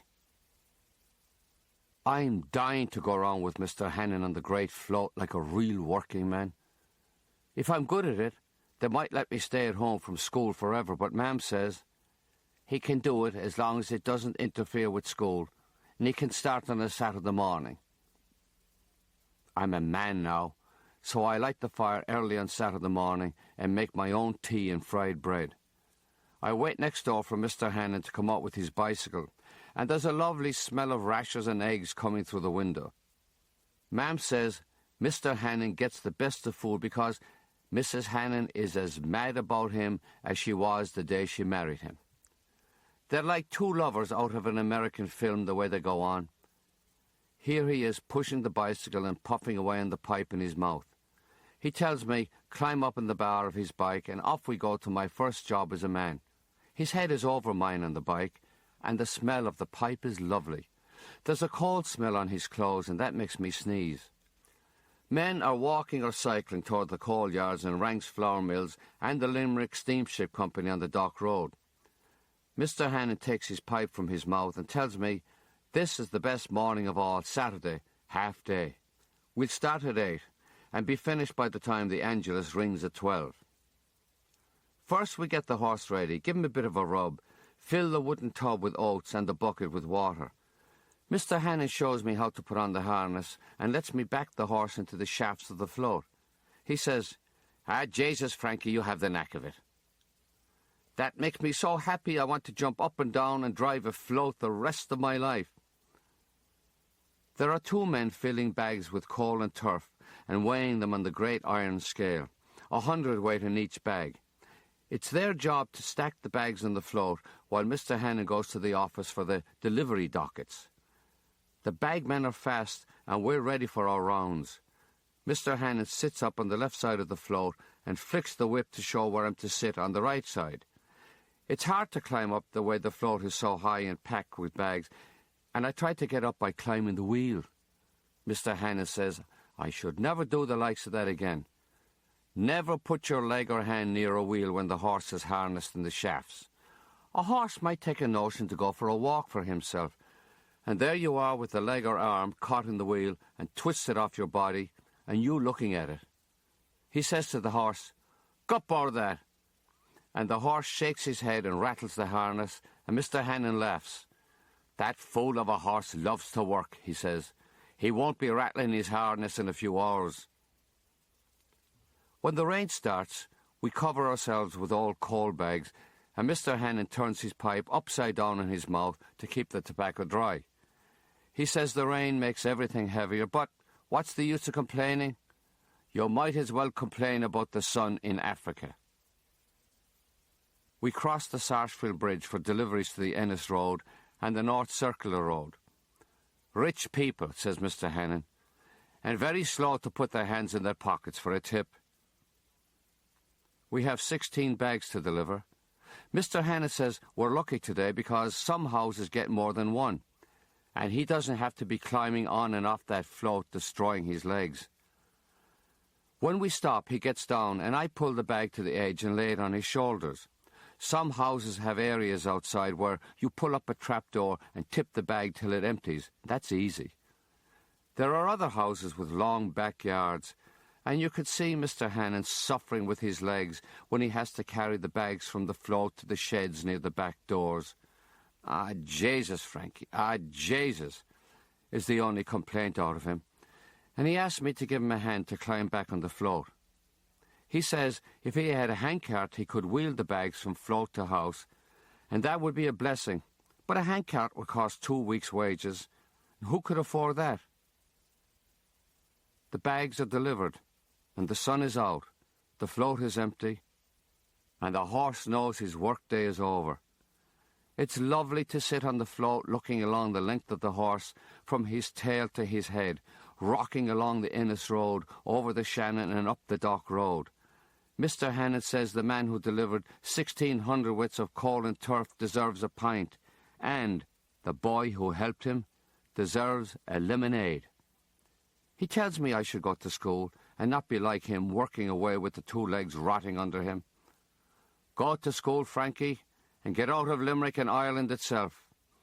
This war will be over someday, and you can go to America or Australia or any big open country where you can look up and see no end to the land. The world is wide, and you can have great adventures. If I didn't have these 2 legs, I'd be over in England making a fortune in the factories like the rest of the Irishmen. Like your father. No, not like your father. I hear he left you high and dry, huh? I don't know how a man in his right mind can go off and leave a wife and family to starve and shiver in a Limerick winter. School, Frankie. School. The books. The books. The books. Get out of Limerick before your legs rot and your mind collapses entirely. The horse clops along, and when we get to the coal yard, we feed and water him and give him a rub down. Mr. Hannon talks to him all the time and calls him "me old Sagosha," and the horse snuffles and pushes his nose against Mr. Hannon's chest. I'd love to bring this horse home and let him stay downstairs when we're up in Italy. But even if I could get him in the door, my mother would yell at me that the last thing we need in this house is a horse. The streets going up from the Dock Road are too hilly for Mr. Hannon to ride the bicycle and carry me, so we walk. His legs are sore from the day, and it takes a long time to get up to Henry Street. He leans on the bicycle or sits on the steps outside houses, grinding down on the pipe in his mouth. I'm wondering when I'll get the money for the day's work, because Mam might let me go to the Lyric Cinema if I get home in time with my shilling, or whatever Mr. Hannon gives me. Now we're at the door of South's pub and he tells me come in. Didn't he promise me a lemonade? Uncle Pa Keating is sitting in the pub. He's all black as usual, and he's sitting next to Bill Galvin, all white as usual, snuffling and taking great slugs out of his black pint. Mr. Hannon says, "How are you?" and sits on the other side of Bill Galvin, and everyone in the pub laughs. "Jesus," says the barman, "look at that. 2 lumps of coal and a snowball." Men come in from other parts of the pub to see the 2 coal-black men with the lime white man in the middle, and they want to send down to the Limerick leader for a man with a camera. Uncle Pa says, "What are you doing all black yourself, Frankie? Did you fall down a coal mine?" "I was helping Mr. Hannon on the float." "Your eyes look atrocious, Frankie. Piss holes in the snow." "'Tis the coal dust, Uncle Pa." "Wash them when you go home." "I will, Uncle Pa."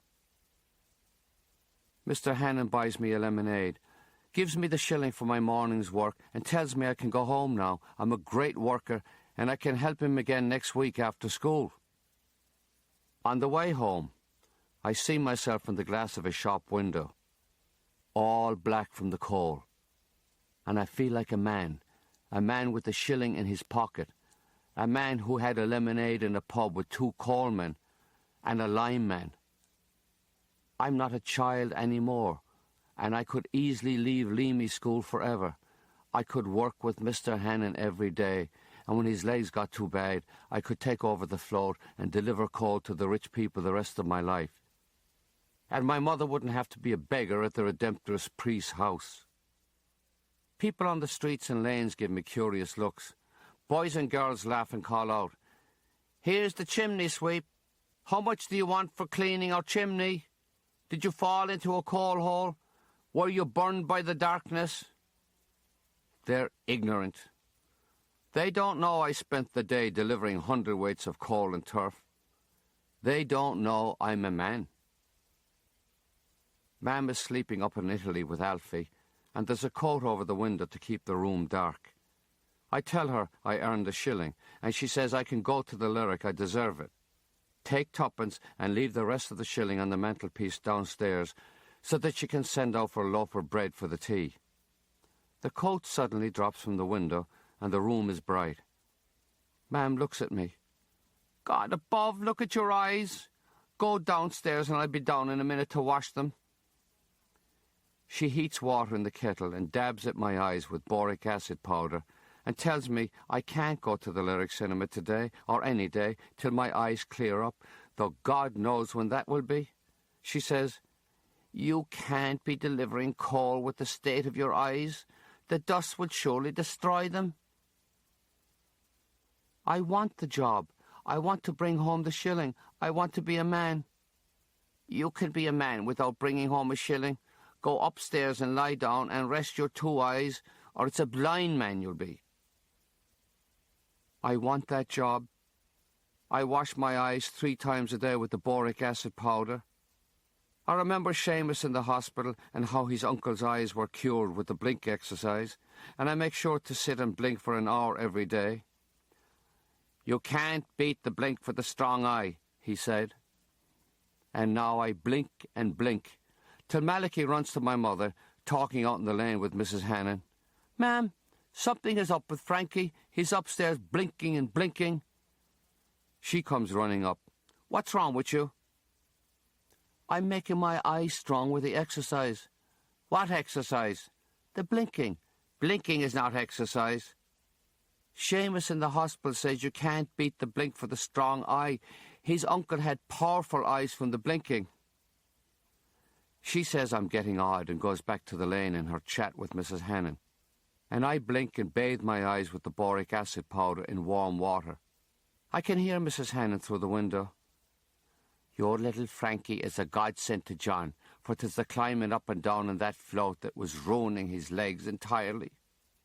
Mam doesn't say anything, and that means she feels so sorry for Mr. Hannon, she'll let me help him again on his heavy delivery day, Thursday. I wash my eyes 3 times a day, and I blink till I get a pain in my eyebrows. I blink in school when the master isn't looking, and all the boys in my class are calling me Blinky and adding that to the list of names. "Blinky McCourt, beggar woman's son, scabby-eyed blubber-gob dancing Jap." I don't care what they call me anymore, as long as my eyes are clearing up and I have a regular job lifting hundredweights of coal on a float. I wish they could see me on Thursday after school when I'm on the float and Mr. Hannon hands me the reins so that he can smoke his pipe in comfort. "Here you are, Frankie. Nice and gentle, for this is a good horse and he doesn't need to be pulled at." He hands me the whip too, but you never need the whip with this horse. It's all for show. And I just flick it at the air like Mr. Hannon, or I might knock a fly off the horse's great golden rump, swinging between the shafts. Surely the world is looking at me and admiring the way I rock with the float, the cool way I have with the reins and the whip.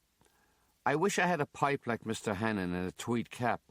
I wish I could be a real coalman with black skin like Mr. Hannon and Uncle Pa Keating, so that people would say, "There goes Frankie McCourt that delivers all the coal in Limerick and drinks his pint in South's pub." I'd never wash my face. I'd be black every day of the year, even Christmas, when you're supposed to give yourself a good wash for the coming of the infant Jesus. I know he wouldn't mind, because I saw the 3 wise men in the Christmas crib at the Redemptorist Church, and one of them was blacker than Uncle Pa Keating, the blackest man in Limerick. And if a wise man is black, it means that everywhere you go in the world, someone is delivering coal. The horse lifts his tail, and great lumps of steaming yellow shit drop from his behind.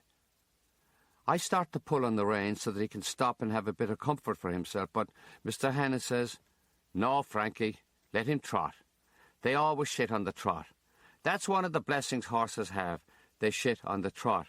And they're not dirty and stinking like the human race, not at all, Frankie. The worst thing in the world is to go into a lavatory after a man that had a feed of pig's feet and a night of pints. The stink from that could twist the nostrils of a strong man. Horses are different. All they have is oats and hay, and what they drop is clean and natural."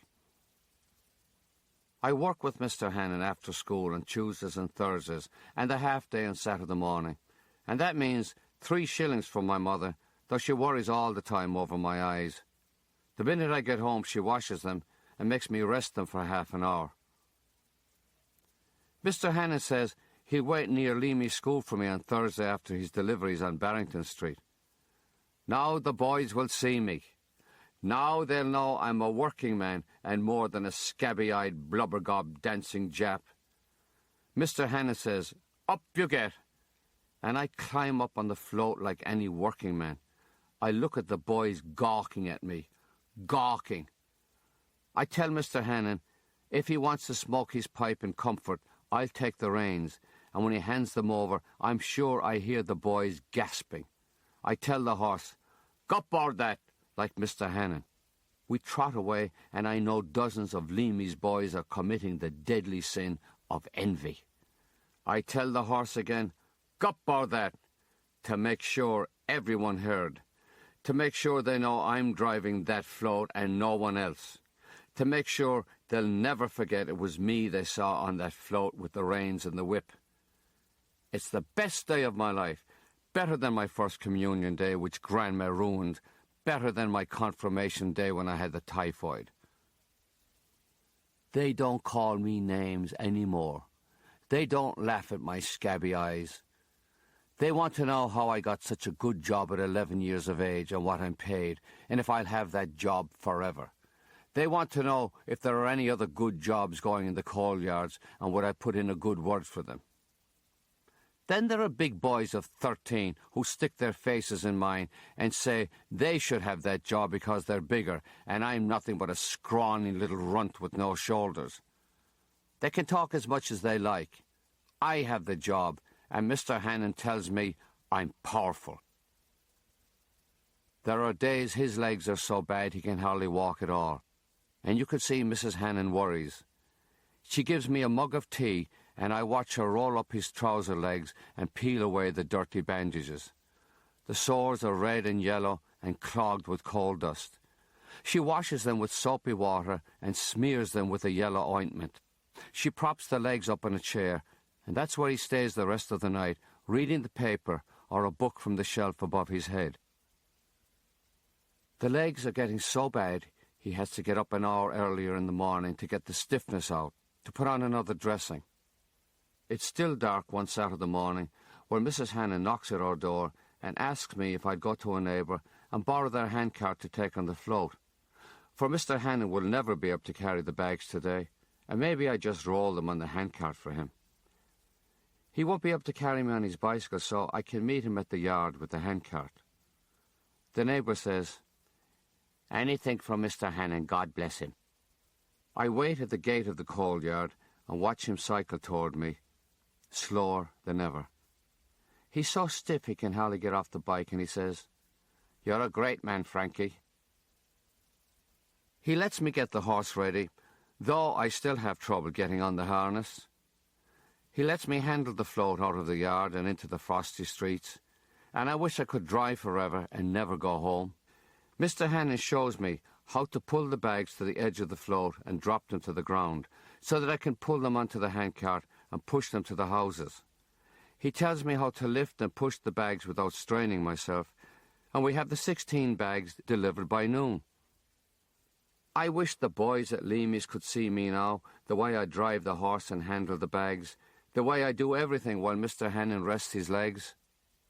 I wish they could see me pushing the handcart to South's pub and having my lemonade with Mr. Hannon and Uncle Pa, and me all black and Bill Galvin all white.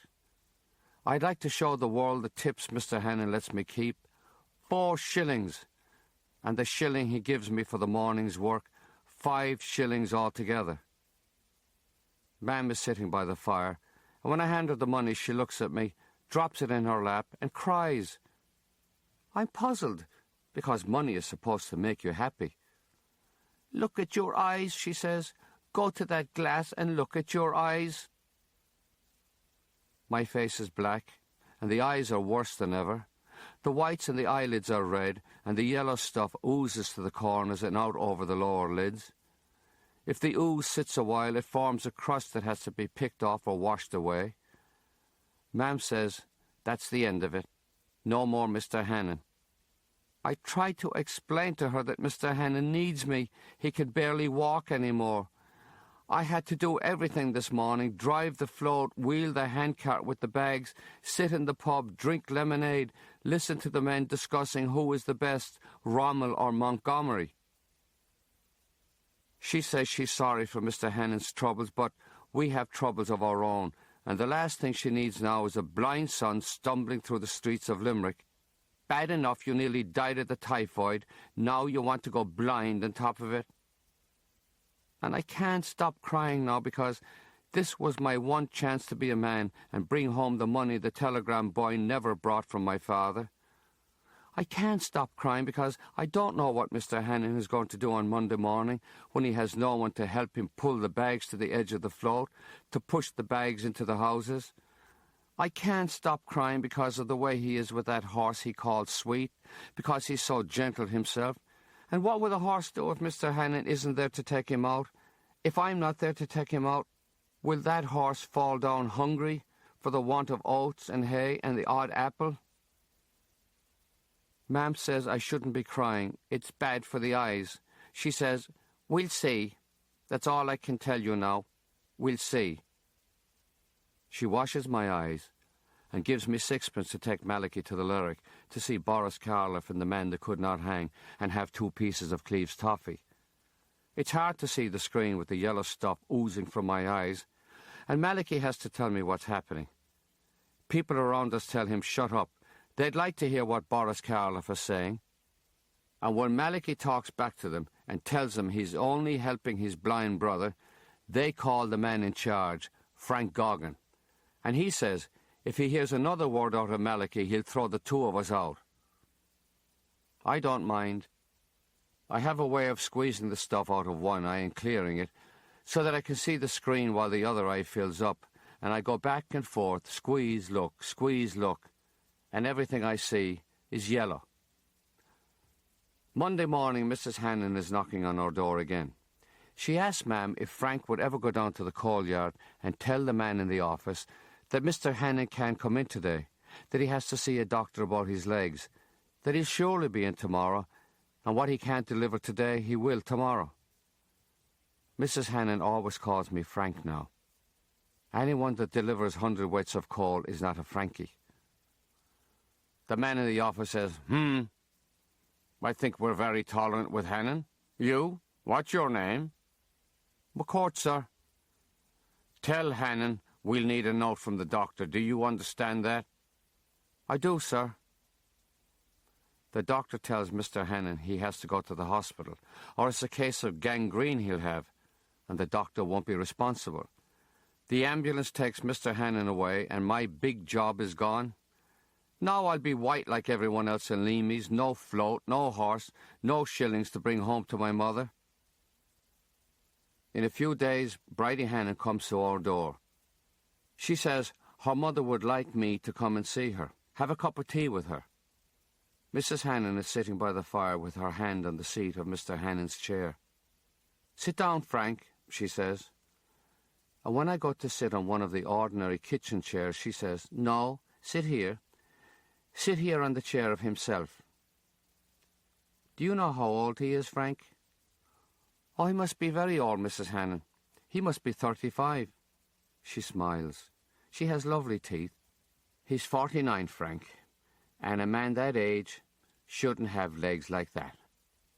He shouldn't, Mrs. Hannon. Did you know you were a joy to him going around on that float? I didn't, Mrs. Hannon. You were. We had 2 daughters, Bridie that you know, and Kathleen, the nurse above in Dublin, but no son, and he said you gave him the feeling of a son. I feel my eyes burning, and I don't want her to see me crying, especially when I don't know why I'm crying. That's all I do lately. Is it the job? Is it Mr. Hannon? My mother says, "All your bladder is near your eye." I think I'm crying because of the quiet way Mrs. Hannon is talking, and she's talking like that because of Mr. Hannon. Like a son, she says, and I'm glad he had that feeling. His working days are over, you know. He has to stay at home from this out. There might be a cure. And if there is, sure, he might be able to get a job as a watchman where he doesn't have to be lifting and hauling. I won't have a job anymore, Mrs. Hannon. You have a job, Frank. School, that's your job. That's not a job, Mrs. Hannon. You'll never have another job like it, Frank. It breaks Mr. Hannon's heart to think of you dragging bags of coal off a float, and it breaks your mother's heart and 'twill destroy your eyes. God knows I'm sorry I ever got you into this, for it had your poor mother caught between your eyes and Mr. Hannon's legs. Can I go to the hospital to see Mr. Hannon? They might not let you in, but surely you can come here to see him. God knows he won't be doing much but reading and looking out the window. Ma'am tells me at home, you shouldn't cry, but then again, tears are salty, and they'll wash the bad stuff from your eyes. There's a letter from Dad.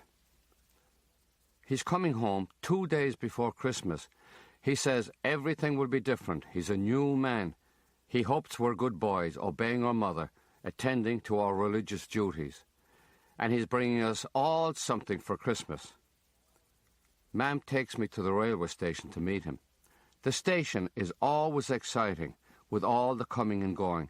People leaning from carriages, crying, smiling, waving goodbye, the train hooting and calling, chugging away in clouds of steam, people sniffling on the platform, the railway tracks silvering into the distance, on to Dublin and the world beyond. Now it's near midnight and cold on the empty platform. A man in a railway cap asks us if we'd like to wait in a warm place. Ma'am says, "Thank you very much," and laughs when he leads us to the end of the platform, where we have to climb a ladder to the signal tower. It takes her a while because she's heavy, and she keeps saying, "Oh God, oh God." We're above the world, and it's dark in the signal tower, except for the lights that blink red and green and yellow. When the man bends over the board, he says, "I'm just having a bit of supper, and you're welcome." Ma'am says, "No, thanks. We couldn't take your supper from you." He says, "The wife always makes too much for me, and if I was up in this tower for a week, I wouldn't be able to eat it. Sure, it's not hard work looking at lights and pulling on the odd lever." He takes the top off a flask and pours cocoa into a mug. "Here," he says to me, "put yourself outside that cocoa." He hands Ma'am half a sandwich. No," she says. "Surely you could take that home to your children." "I have 2 sons, missus, and they're off there fighting in the forces of His Majesty the King of England. One did his bit with Montgomery in Africa, and the other one is over in Burma or some other bloody place. Excuse the language. We get our freedom from England, and then we fight our wars. So here, missus, take the bit of sandwich." Lights on the board are clicking, and the man says, "Your train is coming, missus." "Thank you very much, and Happy Christmas." "Happy Christmas to yourself, missus, and a Happy New Year too. Mind yourself on that ladder, young fella. Help your mother." "Thank you very much, sir." We wait again on the platform while the train rumbles into the station. Carriage doors open, and a few men with suitcases step to the platform and hurry toward the gate. There's a clanking of milk cans dropped to the platform. A man and two boys are unloading newspapers and magazines. There's no sign of my father. Mam says he might be asleep in one of the carriages, but we know he hardly sleeps even in his own bed.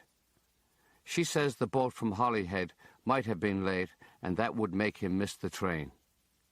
The Irish Sea is desperate at this time of the year. He's not coming, ma'am. He doesn't care about us. He's just drunk over there in England. Don't talk about your father like that. I say no more to her. I don't tell her I wish I had a father like the man in the signal tower who gives you sandwiches and cocoa. Next day, Dad walks in the door. His top teeth are missing, and there's a bruise under his left eye. He says the Irish Sea was rough, and when he leaned over the side, his teeth dropped out. Mam says, "It wouldn't be the drink, would it? It wouldn't be a fight?" "Och, no, Angela." Michael says, "You said you'd have something for us, Dad." "Oh, I do." He takes a box of chocolates from his suitcase, hands it to Mam. She opens the box and shows us the inside where half the chocolates are gone. "Could you spare it?" she says. She shuts the box and puts it on the mantelpiece. "We'll have chocolates after our Christmas dinner tomorrow." Mam asks him if he brought any money. He tells her times are hard, jobs are scarce, and she says, "Is it codding me you are? There's a war on and there's nothing but jobs in England. You drank the money, didn't you?" "You drank the money, Dad. You drank the money, Dad. You drank the money, Dad." We're shouting so loud, Alfie begins to cry. Dad says, "Och, boys, now, boys, respect for your father." He puts on his cap. He has to see a man. Mam says, "Go see your man, but don't come home drunk to this house tonight singing Roddy Macaulay or anything else." He comes home drunk, but he's quiet and passes out on the floor next to Mam's bed. We have a Christmas dinner next day because of the food voucher Mam got from the St. Vincent de Paul Society. We have sheep's head, cabbage, floury white potatoes, and a bottle of cider because it's Christmas. Dad says he's not hungry, he'll have tea. Borrows a cigarette from Mam. She says, "Eat something, it's Christmas." He tells her again he's not hungry, but if no one else wants them, he'll eat the sheep's eyes.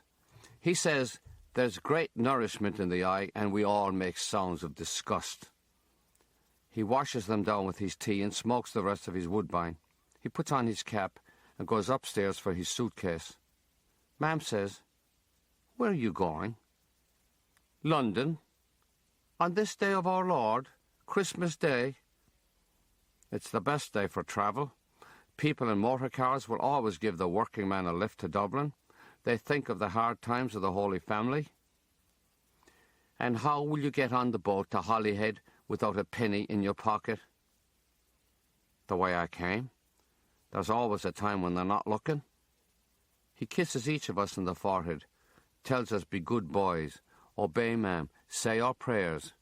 He tells Mam he'll write, and she says, "Oh yes, the way you always did." He stands before her with his suitcase. She gets up, takes down the box of chocolates, and hands them around. She puts a chocolate in her mouth and takes it out again because it's too hard and she can't chew it. I have a soft one, and I offer it for the hard one, which will last longer. It's creamy and rich, and there's a nut in the middle. Malachy and Michael complain they didn't get a nut. And why is it Frank always gets the nut? Mam says, "What do you mean, always? This is the first time we ever had a box of chocolates." Malachy says, "He got the raisin in the bun at school, and all the boys said he gave it to Paddy Clossy, so why couldn't he give us the nut?" Mam says, "Because 'tis Christmas, and he has sore eyes, and the nut is good for the sore eyes." Michael says, "Will the nut make his eyes better?" "'Twill. Will it make one eye better, or will it make two eyes better?" "The two eyes, I think." Malachy says, "If I had another nut, I'd give it to him for his eyes." Mam says, "I know you would." Dad watches us a moment eating our chocolates. He lifts the latch, goes out the door, and pulls it shut. Mam tells Bridie Hennon, "Days are bad, but nights are worse, and will this rain ever stop?" She tries to ease the bad days by staying in bed and letting Malachy and me light the fire in the morning, while she sits up in the bed, passing Alfie bits of bread and holding the mug to his mouth for the tea that's in it. We have to go downstairs to Ireland to wash our faces in the basin under the tap and try to dry ourselves in the old damp shirt that hangs over the back of a chair. She makes us stand by the bed to see if we left rings of dirt around our necks, and if we did, it's back down to the tap in the damp shirt. When there's a hole in a pair of pants, she sits up and patches it with any rag she can find. We wear short pants till we're 13 or 14, and our long stockings always have holes to be darned.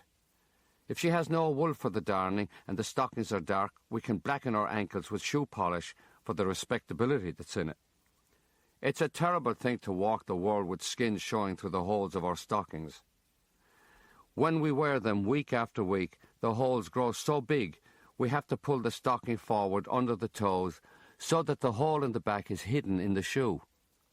On rainy days, the stockings are soggy, and we have to hang them before the fire at night and hope they'll be dry by morning. Then they're hard with dirt cake, and we're afraid to pull them on our feet for fear they'll fall on the floor in bits before our eyes.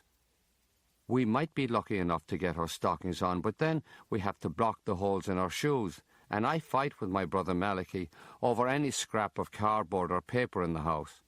Michael is only 6, and he has to wait for anything left over, unless Mam threatens us from the bed that we're to help our small brother.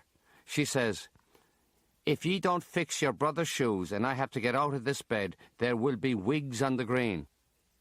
You'd have to feel sorry for Michael, because he's too old to play with Alfie and too young to play with us, and he can't fight with anyone for the same reasons. The rest of the dressing is easy. The shirt I wore to bed is the shirt I wear to school. I wear it day in, day out. It's the shirt for football, for climbing walls, for robbing orchards. I go to Mass in the confraternity in that shirt, and people sniff the air and move away. If Mam gets a docket for a new one at the St. Vincent de Paul, the old shirt is promoted to towel and hangs damp on the chair for months, or Mam might use bits of it to patch other shirts. She might even cut it up and let Alfie wear it a while before it winds up on the floor, pushed against the bottom of the door to block the rain from the lane. We go to school through lanes and back streets so that we won't meet the respectable boys who go to the Christian Brothers School, or the rich ones who go to the Jesuit school, Crescent College. The Christian Brothers boys wear tweed jackets, warm woolen sweaters, shirts, ties, and shiny new boots. We know they're the ones who'll get the jobs in the civil service and help the people who run the world. The Crescent College boys wear blazers and school scarves tossed around their necks and over their shoulders to show their cock of the walk. They have long hair which falls across their foreheads and over their eyes, so that they can toss their quiffs like Englishmen. We know they're the ones who will go to university, take over the family business, run the government, run the world. We'll be the messenger boys on bicycles who deliver their groceries, or we'll go to England to work on the building sites. Our sisters will mind their children and scrub their floors unless they go off to England too. We know that. We're ashamed of the way we look, and if boys from the rich schools pass remarks, we'll get into a fight and wind up with bloody noses or torn clothes. Our masters will have no patience with us and our fights because their sons go to the rich schools, and ye have no right to raise your hands to a better class of people, so ye don't. You never know when you might come home and find Mam sitting by the fire, chatting with a woman and a child. Strangers. Always a woman and a child. Mam finds them wandering the streets, and if they ask, "Could you spare a few pennies, miss?" her heart breaks. She never has money, so she invites them home for tea and a bit of fried bread. And if it's a bad night, she'll let them sleep by the fire on a pile of rags in the corner. The bread she gives them always means less for us, And if we complain, she says, there are always people worse off, and we can surely spare a little from what we have. Michael is just as bad. He brings home stray dogs and old men. You never know when you'll find a dog in the bed with him. There are dogs with sores, dogs with no ears, no tails. There's a blind greyhound he found in the park, tormented by children. Michael fought off the children, picked up the greyhound who was bigger than himself, and told Mam the dog could have his supper. Mam says, "What supper? We're lucky if there's a cut of bread in the house." Michael tells her the dog can have his bread. Mam says that dog has to go tomorrow, and Michael cries all night and cries worse in the morning when he finds the dog dead in the bed beside him. He won't go to school because he has to dig a grave outside where the stable was, and he wants all of us to dig with him and say the rosary. Maliki says it's useless saying prayers for a dog. How do you know he was even a Catholic? Michael says, "Of course he was a Catholic dog. Didn't I have him in my arms?" He cries so hard over the dog, Mam lets us all stay at home from school. We're so delighted we don't mind helping Michael with the grave, and we say 3 Hail Marys. We're not going to stand there wasting a good day off from school saying the rosary for a dead greyhound. Michael is only 6, but when he brings home old men, he manages to get the fire going and gives them tea. Mam says it's driving her crazy to come home and find these old men drinking out of her favourite mug and mumbling and scratching by the fire. She tells Bridie Hannon that Michael has a habit of bringing home old men all a bit gone in the head, and if he doesn't have a bit of bread for them, he knocks on neighbours' doors and has no shame begging for it. In the end, she tells Michael, "No more old men. One of them left us with lice and we're plagued." The lice are disgusting, worse than rats. They're in our heads and ears, and they sit in the hollows of our collar bones. They dig into our skin, they get into the seams of our clothes, and they're everywhere in the coats we use as blankets. We have to search every inch of Alfie's body because he's a baby and helpless. The lice are worse than the fleas. Lice squat and suck, and we can see our blood through their skins. Fleas jump and bite, and they're clean, and we prefer them. Things that jump are cleaner than things that squat. We all agree there will be no more stray women and children, dogs and old men. We don't want any more diseases and infections. Michael cries. Grandma's next-door neighbour, Mrs. Purcell, has the only wireless in her lane. The government gave it to her because she's old and blind. I want a radio. My grandmother is old, but she's not blind. And what's the use of having a grandmother who won't go blind and get a government radio? Sunday nights, I sit outside on the pavement under Mrs. Purcell's window, listening to plays on the BBC and Radio Éireann, the Irish station. You can hear plays by O'Casey, Shaw, Ibsen, and Shakespeare himself, the best of all, even if he is English. Shakespeare is like mashed potatoes. You can never get enough of him. And you can hear strange plays about Greeks plucking out their eyes because they married their mothers by mistake. One night, I'm sitting under Mrs. Purcell's window, listening to Macbeth. Her daughter, Kathleen, sticks her head out the door. "Come in, Frankie. My mother says you'll catch the consumption sitting on the ground in this weather." "Ah, no, Kathleen, it's all right." "No, come in." They give me tea and a grand cut of bread slathered with blackberry jam. Mrs. Purcell says, "Do you like the Shakespeare, Frankie?" "I love the Shakespeare, Mrs. Purcell." "Oh, he's music, Frankie, and he has the best stories in the world. I don't know what I'd do with myself of a Sunday night if I didn't have the Shakespeare." When the play finishes, she lets me fiddle with the knob on the radio, and I roam the dial for distant sounds on the shortwave band, strange whispering and hissing, the whoosh of the ocean coming and going, and the Morse code, dit-dit-dit-dot. I hear mandolins, guitars, Spanish bagpipes, the drums of Africa, boatmen wailing on the Nile. I see sailors on watch sipping mugs of hot cocoa. I see cathedrals, skyscrapers, cottages. I see Bedouins in the Sahara and the French Foreign Legion, cowboys on the American prairie. I see goats skipping along the rocky coast of Greece, where the shepherds are blind because they marry their mothers by mistake. I see people chatting in cafes, sipping wine, strolling on boulevards and avenues. I see night women in doorways, monks chanting vespers. And here is the great boom of Big Ben. This is the BBC Overseas Service, and here is the news. Mrs. Purcell says, "Leave that on, Frankie, so we'll know the state of the world."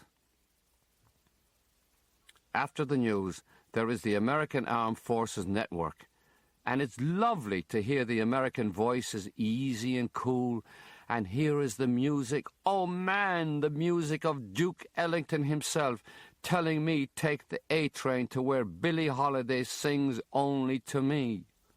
Oh, Billie, Billie, I want to be in America with you and all that music, where no one has bad teeth, people leave food on their plates, every family has a lavatory, and everyone lives happily ever after. And Mrs. Purcell says, "Do you know what, Frankie?" "What, Mrs. Purcell?" "That Shakespeare is that good. He must have been an Irishman." The rent man is losing his patience. He tells Ma'am, 4 weeks behind you are, missus. That's £1 2 shillings. This has to stop, for I have to go back to the office and report to Sir Vincent Nash that the McCourts are a month behind. Where am I then, missus? Out on my arse jobless and a mother to support that's 92 and a daily communicant in the Franciscan Church. The rent man collects the rents, missus, or he loses the job. I'll be back next week, and if you don't have the money, £1 8 shillings and sixpence total, 'tis out on the pavement you'll be, with the skies dripping on your furniture. Ma'am comes back up to Italy and sits by the fire, wondering where in God's name she'll get the money for a week's rent, never mind the arrears.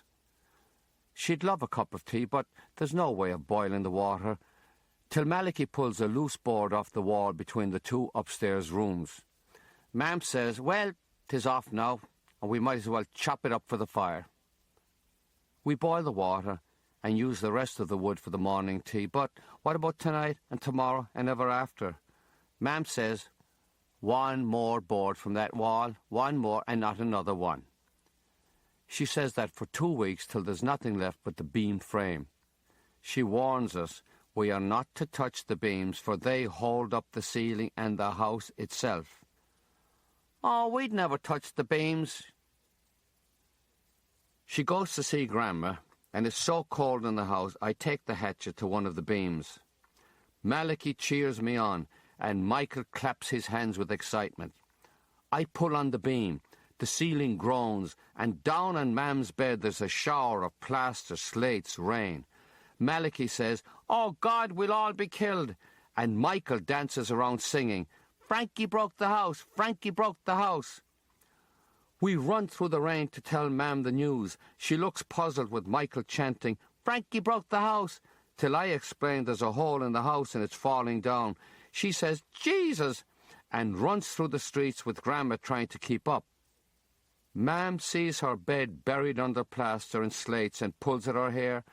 "What'll we do at all, at all?" Screams at me for interfering with the beams. Grandma says, "I'll go to the landlord's office and tell them fix this before ye are all drowned entirely." She's back in no time with the rent man. He says, "Great God in heaven, where's the other room?" Grandma says, "What room?" "I rented ye 2 rooms up here and one is gone. Where is that room?" Ma'am says, "What room?" "There were 2 rooms up here and now there's one." "What happened to the wall? There was a wall. Now there's no wall. I distinctly remember a wall because I distinctly remember a room. Now where is that wall and where is that room? Grandma says, I don't remember a wall. And if I don't remember a wall, how can I remember a room? Ye don't remember? Well, I remember. 40 years a landlord's agent, and I never seen the likes of this. By God, 'tis a desperate situation altogether when you can't turn your back, but tenants are not paying the rent and making walls and rooms disappear on top of it. I want to know where that wall is and what you did with that room, so I do. Ma'am turns to us. Do any of ye remember a wall? Michael pulls at her hand. Is that the wall we burned in the fire? The rent man says, Dear God in heaven, this beats Banagher. This takes the bloody biscuit. This is going beyond the beyonds. No rent. And what am I to tell Sir Vincent below in the office? Out, missus, I'm putting ye out. 1 week from today I'll knock on this door, and I want to find nobody at home. Everybody out, never to return. Do you have me, missus? Ma'am's face is tight. 'Tis a pity you weren't alive in the times when the English were evicting us and leaving us on the side of the road. No lip, missus, or I'll send the men to put ye out tomorrow. He goes out the door and leaves it open to show what he thinks of us. Ma'am says, I don't know, in God's name, what I'm going to do. Grandma says, Well, I don't have room for ye, but your cousin Gerard Griffin is living out the Rossbrien Road in that little house of his mother's, and he'd surely be able to take ye in till better times come. 'Tis all hours of the night, but I'll go up and see what he says, and Frank can come with me. She tells me put on a coat, but I don't have one, and she says, I suppose there's no use in asking ye if you have an umbrella either. Come on.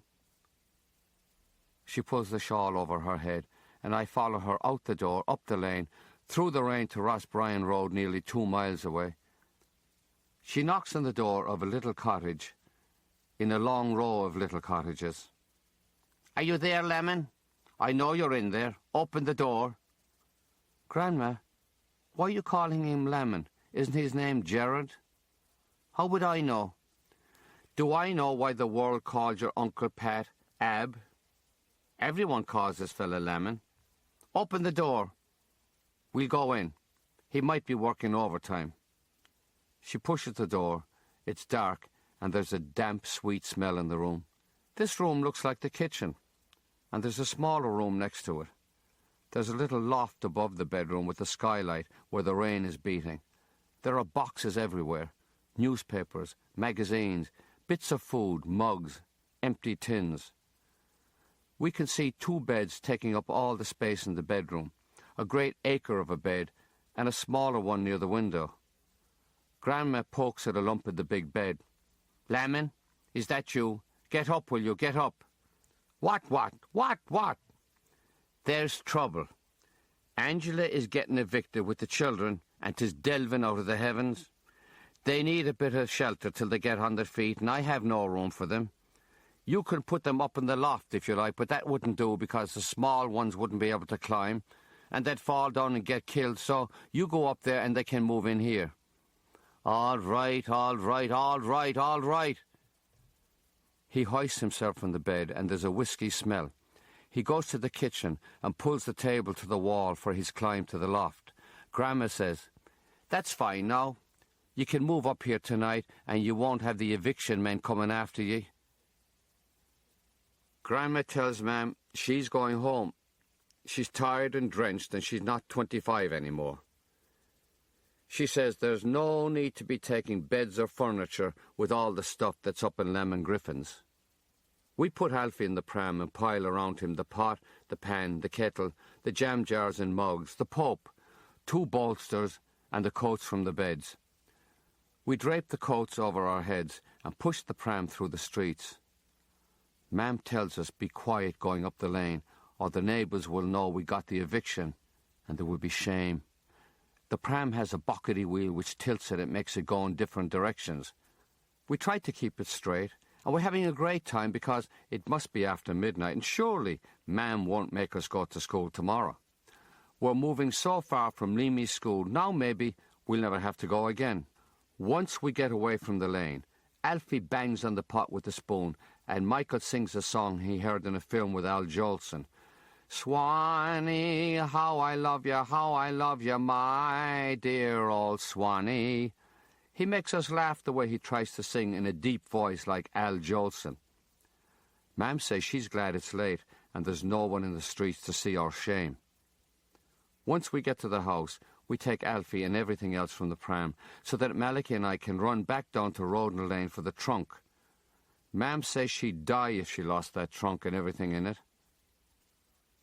Malachy and I sleep at opposite ends of the small bed. Mam takes the big bed with Alfie beside her and Michael at the bottom. Everything is damp and musty, and Lamon Griffin snores over our heads. There are no stairs in this house, and that means no angel ever on the 7th step. But I'm 12 going on 13, and I might be too old for angels. It's still dark when the alarm goes off in the morning, and Lamon Griffin snorts and blows his nose and hawks the stuff from his chest. The floor creaks under him, and when he pisses for ages into the chamber pot, we have to stuff our mouths with coats to stop the laughing, and Mam hisses at us to be quiet. He grumbles away above us before he climbs down to get his bicycle and bang his way out the door. Mam whispers, "The coast is clear, you go back to sleep, you can stay at home today." We can't sleep. We're in a new house, we have to pee and we want to explore. The lavatory is outside, about 10 steps from the back door. Our own lavatory, with a door you can close and a proper seat where you can sit and read squares of the Limerick leader Lamon Griffin left behind for wiping himself. There's a long backyard, a garden with tall grass and weeds, an old bicycle that must have belonged to a giant, tin cans galore, old papers and magazines rotting into the earth, a rusted sewing machine, a dead cat with a rope around his neck that somebody must have thrown over the fence. Michael gets a notion in his head that this is Africa and keeps asking, "Where's Tarzan? Where's Tarzan?" He runs up and down the backyard with no pants on, trying to imitate Tarzan, yodeling from tree to tree. Malachy looks over the fences into the other yards and tells us, "They have gardens, they're growing things, we can grow things, we can have our own spuds and everything." Mam calls from the back door, "See if you can find anything to start the fire in here."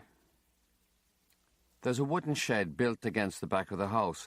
It's collapsing, and surely we could use some of the wood for the fire. Mam is disgusted with the wood we bring in.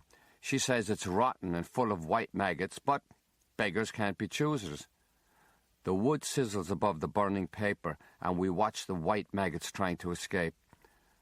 Michael says he feels sorry for the white maggots, but we know he's sorry for everything in the world.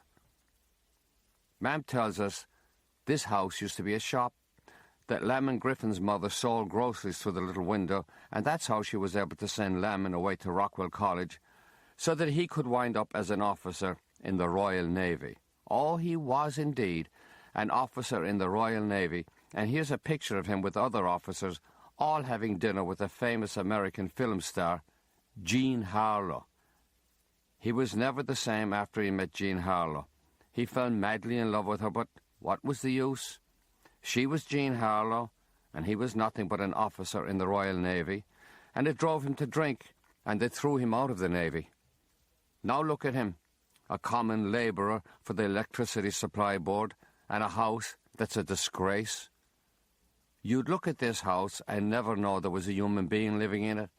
You could see Lamon never moved a thing since his mother died, and now we have to clean up so that we can live in this place. There are boxes packed with bottles of purple hair oil. While Mam is out in the lavatory, we open a bottle and smear it on our heads. Malachy says the smell is gorgeous, but when Mam comes back, she says, "What's that horrible stink?" and wants to know why our heads are suddenly greasy. She makes us stick our heads under the tap outside and dry ourselves with an old towel, pulled out from under a pile of magazines called the Illustrated London News, so old they have pictures of Queen Victoria and Prince Edward waving. There are bars of Pear's soap and a thick book called Pear's Encyclopedia, which keeps me up day and night because it tells you everything about everything, and that's all I want to know. There are bottles of Sloane's liniment, which Mam says will come in handy when we get cramps and pains from the damp. The bottles say, "Here's the pain, where's the Sloane's?" There are boxes of safety pins and bags packed with women's hats that crumble when you touch them. There are bags with corsets, garters, women's high-button shoes, and different laxatives that promise glowing cheeks, bright eyes, and a curl in your hair. There are letters from General Owen O'Duffy to Gerard Griffin, Esquire, saying, "Welcome to the ranks of the National Front, the Irish Blue Shirts. That it is a privilege to know a man like Gerard Griffin is interested in the movement with his excellent education, his Royal Navy training, his reputation as a great rugby player on the young Munster team that won the national championship, the Bateman Cup. General O'Duffy is forming an Irish brigade that will soon sail off to Spain to fight with that great Catholic Generalissimo Franco himself, and Mr. Griffin would be a powerful addition to the brigade." Mam says Lamon's mother wouldn't let him go. She didn't spend all those years slaving away in a little shop to send him to college so that he could go gallivanting off to Spain for Franco. So he stayed at home and got that job digging holes for the poles of the electricity supply board along country roads, and his mother was happy to have him home to herself every night but Friday, when he drank his pint and moaned over Jean Harlow. Mam is happy we'll have loads of paper for lighting the fire, though the wood we burn from that collapsing shed leaves a sickening smell, and she worries the white maggots will escape and breed. We work all day moving boxes and bags to the shed outside. Mam opens all the windows to air the house and let out the smell of the hair oil and the years of no air. She says it's a relief to be able to see the floor again, and now we can sit down and have a nice cup of tea in peace, ease and comfort. And won't it be lovely when the warm weather comes, and we might be able to have a garden and sit outside with our tea, the way the English do? Lamon Griffin comes home at 6 every night but Friday, has his tea and goes to bed till next morning. Saturdays he goes to bed at 1 in the afternoon and stays there till Monday morning. He pulls the kitchen table over to the wall under the loft, climbs up on a chair, pulls the chair up to the table, climbs up on the chair again, catches the leg of the bed, pulls himself up. If he's too drunk on Fridays, he makes me climb up for his pillow and blankets and sleeps on the kitchen floor by the fire, or falls into bed with me and my brothers and snores and farts all night. When we first moved in, he complained over how he gave up his room downstairs for the loft, and he's worn out climbing up and down to go to the lavatory in the backyard. He calls down, "Bring the table, the chair, I'm coming down." And we have to clear off the table and pull it to the wall. He's fed up. He's finished with the climbing. He's going to use his mother's lovely chamber pot. He lies in bed all day reading books from the library, smoking gold flake cigarettes, and throwing Mam a few shillings to send one of us to the shop so that he can have scones with his tea or a nice bit of ham and sliced tomato. Then he calls to Mam, "Angela, this chamber pot is full." And she drags chair and table to climb for the chamber pot, empty it in the lavatory outside, rinse it, and climb back to the loft. Her face gets tight and she says, "Is there anything else your lordship would like this day?" And he laughs, "Woman's work, Angela, woman's work, and free rent." Lamon throws down his library card from the loft and tells me get him 2 books, one on angling, one on gardening. He writes a note to the librarian to say his legs are killing him from digging holes for the electricity supply board, and from now on Frank McCourt will be getting his books. He knows the boy is only 13 going on 14, and he knows the rules are strict about allowing children into the adult part of the library, but the boy will wash his hands and behave himself and do what he's told. Thank you. The librarian reads the note and says, "'Tis an awful pity about Mr. Griffin. He's a true gentleman and a man of great learning. You wouldn't believe the books he reads, sometimes 4 a week, that one day he took home a book in French. French, if you don't mind, on the history of the rudder. The rudder, if you don't mind. She'd give anything for a look inside his head, for it must be packed with all sorts of learning. Packed, if you don't mind." She picks out a gorgeous book with coloured pictures about English gardens. She says, "I know what he likes in the fishing department," and chooses a book called In Search of the Irish Salmon by Brigadier General Hugh Colton. "Oh," says the librarian, "he reads hundreds of books about English officers fishing in Ireland. I've read some myself out of pure curiosity, and you can see why those officers are glad to be in Ireland after all they put up with in India and Africa and other desperate places. At least the people here are polite. We're known for that, the politeness, not running around throwing spears at people." Lamon lies in the bed, reads his books, talks down from the loft about the day his legs will heal, and he'll be out there in the back planting a garden which will be famous far and wide for colour and beauty. And when he's not gardening, he'll be roaming the rivers around Limerick and bringing home salmon that will make your mouth water. His mother left a recipe for salmon that's a family secret, and if he had the time and his legs weren't killing him, he'd find it someplace in this house. He says, now that I'm reliable, I can get a book for myself every week, but don't be bringing home filth. I want to know what the filth is, but he won't tell me, so I'll have to find out for myself. Mam says she wants to join the library too, but it's a long walk from Lamon's house, 2 miles, and would I mind getting her a book every week, a romance by Charlotte M. Brame or any other nice writer? She doesn't want any books about English officers looking for salmon, or books about people shooting each other. There's enough trouble in the world without reading about people bothering fish and each other. Grandma caught a chill the night we had the trouble in the house in Roden Lane, and the chill turned into pneumonia. They shifted her to the City Home Hospital, and now she's dead. Her oldest son, my Uncle Tom, thought he'd go to England to work like the other men in the lanes of Limerick, but his consumption got worse and he came back to Limerick, and now he's dead. His wife, Galway Jane, followed him, and 4 of their 6 children had to be put into orphanages. The oldest boy, Jerry, ran away and joined the Irish Army, deserted, and crossed to the English Army. The oldest girl, Peggy, went to Aunt Aggie and lives in misery. The Irish Army is looking for boys who are musical and would like to train in the Army School of Music. They accept my brother Malachi, and he goes off to Dublin to be a soldier and play the trumpet. Now I have only 2 brothers at home, and Mam says her family is disappearing before her very eyes. Boys from my class at Leamy School are going on a weekend cycling trip to Killaloo. They tell me I should borrow a bicycle and come. All I need is a blanket, a few spoons of tea and sugar, and a few cuts of bread to keep me going.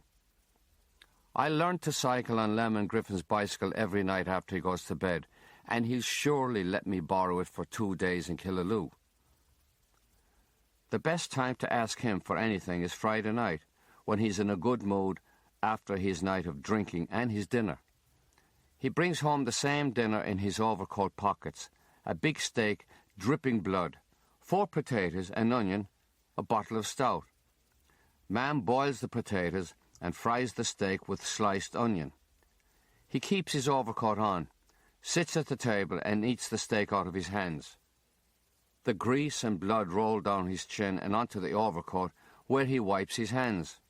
He drinks his stout and laughs that there's nothing like a great bloody steak of a Friday night, And if that's the worst sin he ever commits, he'll float to heaven, body and soul. Ha, ha, ha.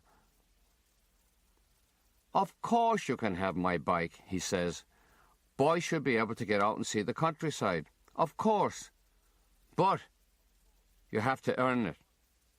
You can't be getting something for nothing. Isn't that right? 'Tis. And I have a job for you. You don't mind doing a bit of a job, do you? I don't. And you'd like to help your mother? I would. Well, now, that very chamber pot is full since this morning. I want you to climb up and get it and take it to the lavatory and rinse it under the tap abroad and climb back up with it. I don't want to empty his chamber pot, but I dream of cycling miles on the road to Killaloe, fields and sky far from this house, a swim in the Shannon, a night sleeping in a barn. I pull the table and chair to the wall. I climb up, and under the bed, there's the plain white chamber pot streaked brown and yellow, brimming with piss and shit. I lay it gently at the edge of the loft so that it won't spill, climb down to the chair, reach for the chamber pot, bring it down, turn my face away, hold it while I step down to the table, place it on the chair, step to the floor, take the chamber pot to the lavatory, empty it, and get sick behind the lavatory till I get used to this job. Lamon says I'm a good boy and the bike is mine any time I want it, as long as the chamber pot is empty. And I'm there to run to the shop for his cigarettes, go to the library for books, and do whatever else he wants. He says, "You have a great way with the chamber pot." He laughs, and Mam stares into the dead ashes in the fireplace. It's raining so hard one day, Miss O'Riordan, the librarian, says, "Don't go out in that, or you'll ruin the books you're carrying. Sit down over there and behave yourself. You can read all about the saints while you're waiting." There are 4 big books, Butler's Lives of the Saints. I don't want to spend my life reading about saints, but when I start, I wish the rain would last forever. Whenever you see pictures of saints, men or women, they're always looking up to heaven, where there are clouds filled with little fat angels carrying flowers or harps, giving praise. Uncle Pa Keating says he can't think of a single saint in heaven he'd want to sit down and have a pint with. The saints in these books are different. There are stories about virgins, martyrs, virgin martyrs, and they're worse than any horror film at the Lyric Cinema. I have to look in the dictionary to find out what a virgin is. I know the Mother of God is the Virgin Mary, and they call her that because she didn't have a proper husband, only poor old St. Joseph. In the lives of the saints, the virgins are always getting into trouble, and I don't know why. The dictionary says, virgin, woman, usually a young woman, who is and remains in a state of inviolate chastity. Now I have to look up inviolate and chastity, and all I can find here is that inviolate means not violated, and chastity means chaste, and that means pure from unlawful sexual intercourse. Now I have to look up intercourse, and that leads to intromission, which leads to intromittent, the copulatory organ of any male animal. Copulatory leads to copulation, the union of the sexes in the art of generation. And I don't know what that means. And I'm too weary going from one word to another in this heavy dictionary, which leads me on a wild goose chase from this word to that word, and all because the people who wrote the dictionary don't want the likes of me to know anything. All I want to know is where I came from, but if you ask anyone, they tell you, ask someone else, or send you from word to word. All these virgin martyrs are told by Roman judges that they have to give up their faith and accept the Roman gods, but they say, nay, and the judges have them tortured and killed. My favourite is St. Christina the Astonishing, who takes ages to die. The judge says, cut off her breast. And when they do, she throws it at him, and he goes deaf, dumb, and blind. Another judge is brought on the case and he says, "Cut off the other breast." And the same thing happens. They try to kill her with arrows, but they just bounce off her and kill the soldiers who shot them. They try to boil her in oil, but she rocks in the vat and takes a nap for herself. Then the judges get fed up and have her head cut off, and that does the job.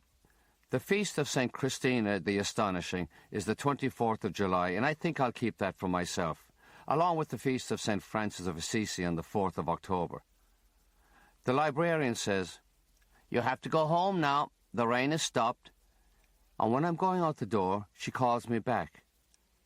She wants to write a note to my mother, and she doesn't mind one bit if I read it. The note says, "Dear Mrs. McCourt, just when you think Ireland has gone to the dogs altogether, you find the boy sitting in the library so absorbed in the lives of the saints he doesn't realize the rain has stopped, and you have to drag him away from the aforesaid lives. I think, Mrs. McCourt, you might have a future priest on your hands, and I will light a candle in hopes it comes true. I remain, yours truly, Catherine O'Riordan, Assistant Librarian." Hoppy O'Halloran is the only master in Leamy's National School who ever sits. That's because he's the headmaster, or because he has to rest himself from the twisting walk that comes from the short leg. The other masters walk back and forth in the front of the room or up and down the aisles, and you never know when you get a whack of a cane or a slap of a strap for giving the wrong answer or writing something sloppy. If Hoppy wants to do anything to you, he calls you to the front of the room to punish you before 3 classes. There are good days when he sits at the desk and talks about America. He says, "My boys, from the frozen wastes of North Dakota to the fragrant orange groves of Florida, Americans enjoy all climates." He talks about American history. "If the American farmer with flintlock and musket could wrest from the English a continent, surely we, warriors ever, can recover our island." If we don't want him tormenting us with algebra or Irish grammar, all we have to do is ask him a question about America, and that gets him so excited he might go on for the whole day. He sits at his desk and recites the tribes and chiefs he loves: Arapaho, Cheyenne, Chippewa, Sioux, Apache, Iroquois. Poetry, my boys, poetry. And listen to the chiefs: Kicking Bear, Rain in the Face, Sitting Bull, Crazy Horse, and the genius, Geronimo. In 7th class, he hands out a small book, a poem that goes on for pages and pages, The Deserted Village by Oliver Goldsmith. He says that this seems to be a poem about England, but it's a lament for the poet's native land, our own native land, Ireland. We are to get this poem by heart, 20 lines a night to be recited every morning.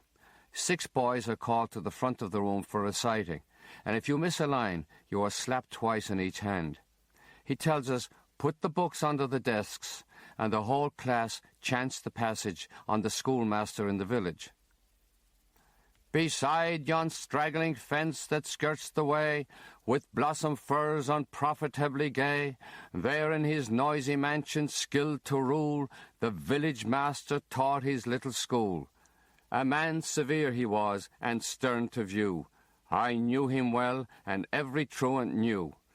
Full well the boding tremblers learnt to trace the day's disasters in his morning face.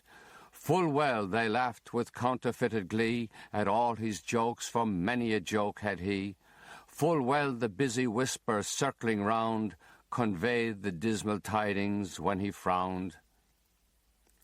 He always closes his eyes and smiles when we reach the last lines of the passage. "Yet he was kind, or if severe in aught, the love he bore to learning was in fault. The village all declared how much he knew. 'Twas certain he could write and cipher too. Lands he could measure, terms and tides presage, and even the story ran that he could gauge. In arguing too the parson owned his skill, For e'en though vanquished he could argue still, while words of learned length and thundering sound amazed the gazing rustics ranged around. And still they gazed, and still the wonder grew, that one small head could carry all he knew. We know he loves these lines because they're about his schoolmaster, about him. And he's right, because we wonder how one small head could carry all he knows, and we'll remember him in these lines. He says, "Ah, boys, boys, you can make up your own minds, but first stock them. Are you listening to me?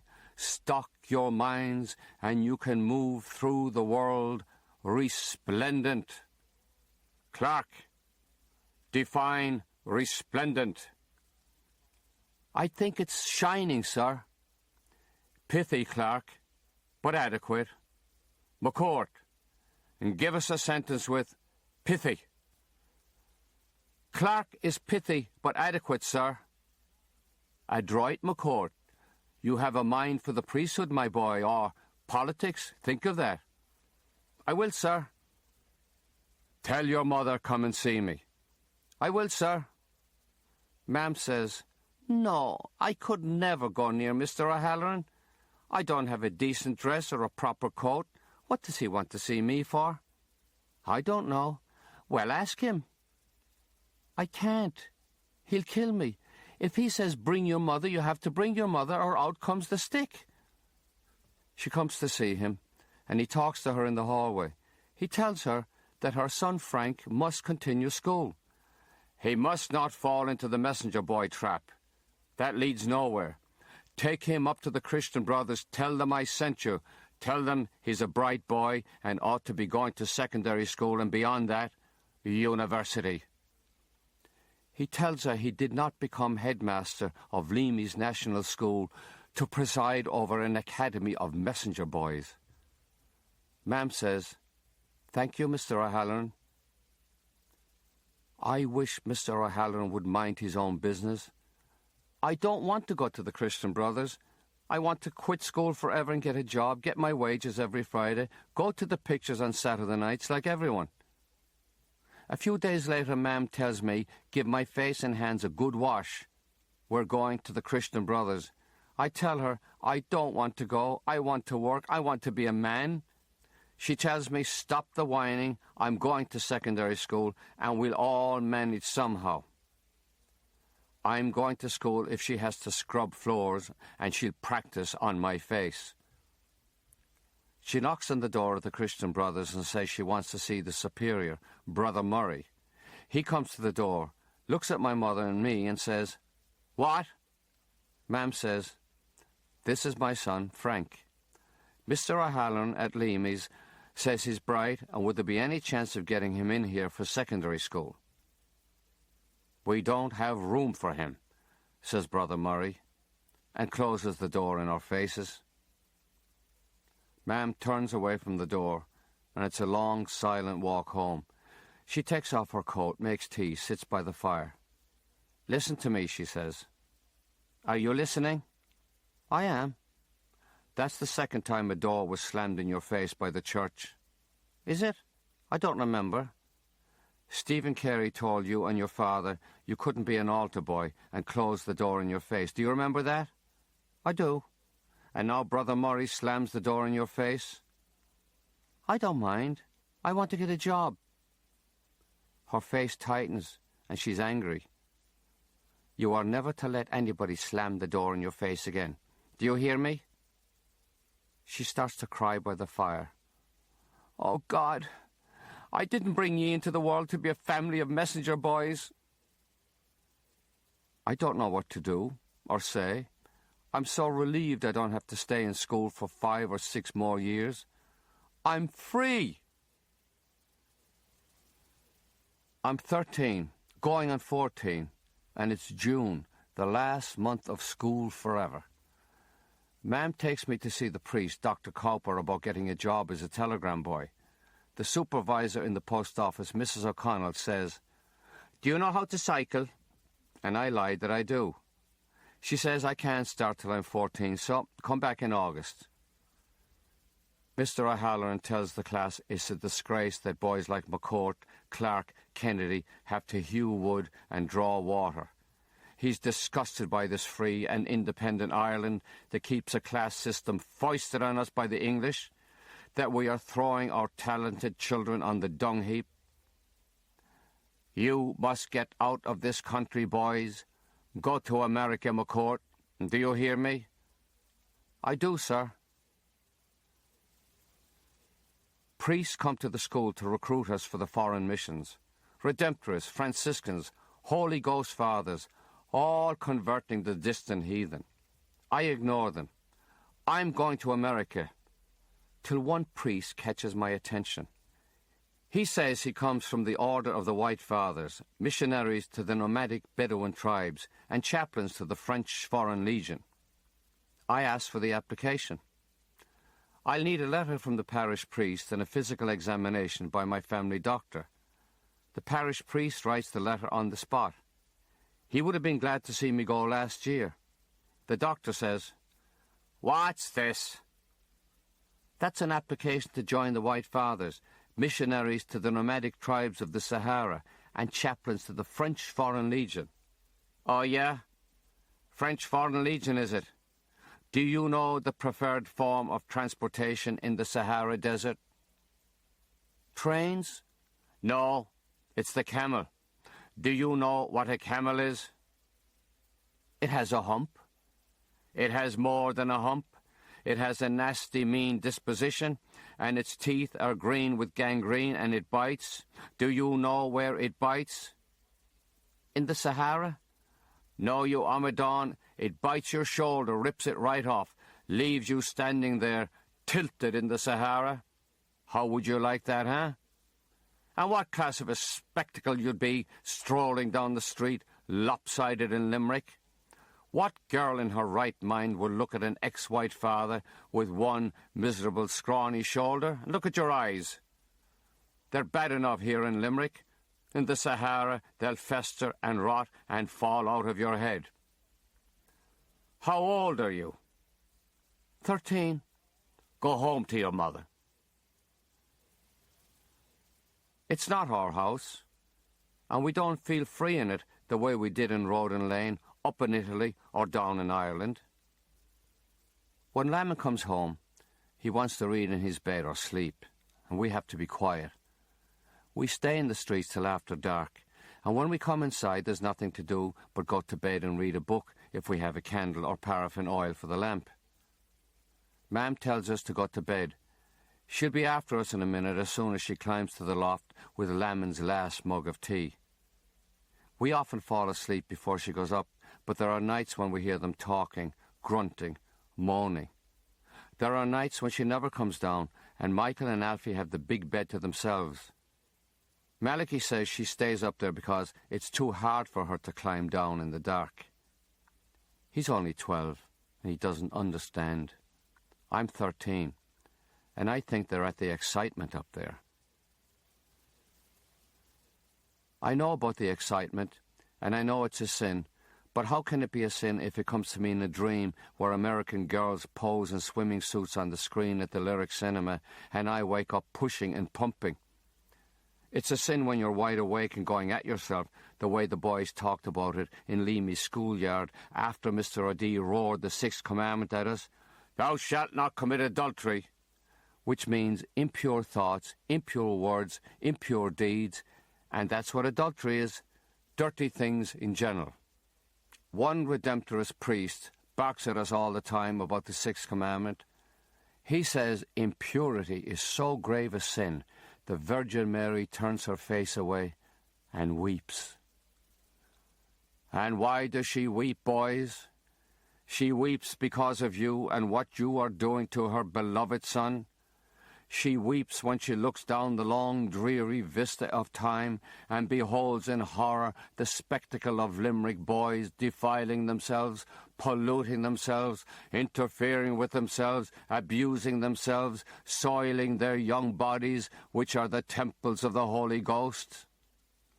Our Lady weeps over these abominations, knowing that every time you interfere with yourself, you nailed to the cross her beloved Son, that once more you hammer into his dear head the crown of thorns, that you reopen those ghastly wounds. In an agony of thirst he hangs on the cross, and what is he offered by those perfidious Romans? A lavatory sponge plunged into vinegar and gall and thrust into his poor mouth, a mouth that moves rarely except to pray even for you boys, even for you who nailed him to that cross. Consider our Lord's suffering. Consider the crown of thorns. Consider a small pin driven into your skull, the agony of the piercing. Consider then 20 thorns driven into your head. Reflect, meditate on the nails tearing his hands, his feet. Could you endure a fraction of that agony? Take that pin again, that mere pin. Force it into your side. Enlarge that sensation 100-fold, and you are penetrated by that awful lance. Oh, boys, the devil wants your souls. He wants you with him in hell. And know this, that every time you interfere with yourself, every time you succumb to the vile sin of self-abuse, you not only nail Christ to the cross, you take another step closer to hell itself. Retreat from the abyss, boys. Resist the devil, and keep your hands to yourself. I can't stop interfering with myself. I pray to the Virgin Mary and tell her I'm sorry I put her Son back on the cross, and I'll never do it again. But I can't help myself, and I swear I'll go to confession, and surely after that, I'll never do it again. I don't want to go to hell with devils chasing me for eternity, jabbing me with hot pitchforks. The priests of Limerick have no patience with the likes of me. I go to confession, and they hiss that I'm not in a proper spirit of repentance, that if I were, I'd give up this hideous sin. I go from church to church, looking for an easy priest. To Paddy Claus, he tells me there's one in the Dominican church who's 90 years old and deaf as a turnip. Every few weeks, the old priest hears my confession and mumbles that I should pray for him. Sometimes he falls asleep, and I don't have the heart to wake him up, so I go to communion the next day without penance or absolution. It's not my fault if priests fall asleep on me. And surely I'm in a state of grace just for going to confession. Then one day, the little panel in the confession box slides back, and it's not my man at all. It's a young priest with a big ear like a seashell. He'll surely hear everything. Bless me, Father, for I have sinned. It's a fortnight since my last confession. And what have you done since then, my child? I hit my brother. I went on the mooch from school. I lied to my mother. Yes, my child, and what else? I did dirty things, Father. Ah, my child, was that with yourself, or with another, or with some class of beast? Some class of beast? I never heard of a sin like that before. This priest must be from the country, and if he is, he's opening up new worlds to me. The night before I'm to go to Killaloe, Lamon Griffin comes home drunk and eats a great bag of fish and chips at the table. He tells Mam boil water for tea, and when she says she has no coal or turf, he yells at her and calls her a great lump, living free under his roof with her pack of brats. He throws money at me to go to the shop for a few sods of turf and wood for kindling. I don't want to go. I want to hit him for the way he treats my mother, but if I say anything, he won't let me have the bicycle tomorrow after I've waited 3 weeks. When Mam gets the fire going and boils the water, I remind him of his promise to loan me the bike. Did you empty my chamber pot today? I forgot. I'll do it this minute. He shouts, "You didn't empty my damn chamber pot? I promise you the bike. I give you tuppence a week to run messages from me and empty the chamber pot, and you stand there with your thick gob hanging out and tell me you didn't do it." "I'm sorry, I forgot. I'll do it now." "You will you? And how do you think you'll get up to the loft? Are you going to pull the table out from under my fish and chips?" Mam says, "Sure, he was at school all day, and he had to go to the doctor for his eyes." "Well, you can bloody well forget about the bicycle. You didn't live up to the bargain." "But he couldn't do it," says Mam. He tells her shut up and mind her own business, and she goes quiet by the fire. He goes back to his fish and chips, but I tell him again, "You promised me. I emptied that chamber pot and did your messages for 3 weeks." "Shut up and go to bed." "You can't tell me to go to bed. You're not my father, and you promised me." "I'm telling you, as sure as God made little apples, that if I get up from this table, you'll be calling for your patron saint." "You promised me." He pushes the chair back from the table. He stumbles towards me and sticks his finger between my eyes. "I'm telling you, shut your gob, scabby eyes." "I won't. You promised me." He punches my shoulders, and when I won't stop, moves to my head. My mother jumps up crying and tries to pull him away. He punches and kicks me into the bedroom, but I keep saying, "You promised me." He knocks me to my mother's bed and punches till I cover my face and head with my arms. "I'll kill you, you little shit." Mam is screaming and pulling at him till he falls backward into the kitchen. She says, "Come on, oh, come on. Eat your fish and chips. He's only a child. He'll get over it." I hear him go back to his chair and pull it to the table. I hear him snuffle and slurp when he eats and drinks. "Hand me the matches," he says. "By Jesus, I need a fag after that." There's a put-put sound when he puffs on the cigarette, and a whimper from my mother. He says, "I'm going to bed." And with the drink in him, it takes him a while to climb the chair to the table, pull up the chair, climb to the loft. The bed squeaks under him, and he grunts when he pulls off his boots and drops them to the floor. I can hear Mam crying when she blows into the globe of the paraffin oil lamp and everything goes dark. After what happened, she'll surely want to get into her own bed, and I'm ready to go to the small one against the wall. Instead, there's the sound of her climbing the chair, the table, the chair, crying up into the loft and telling Lemon Griffin, "He's only a boy, tormented with his eyes."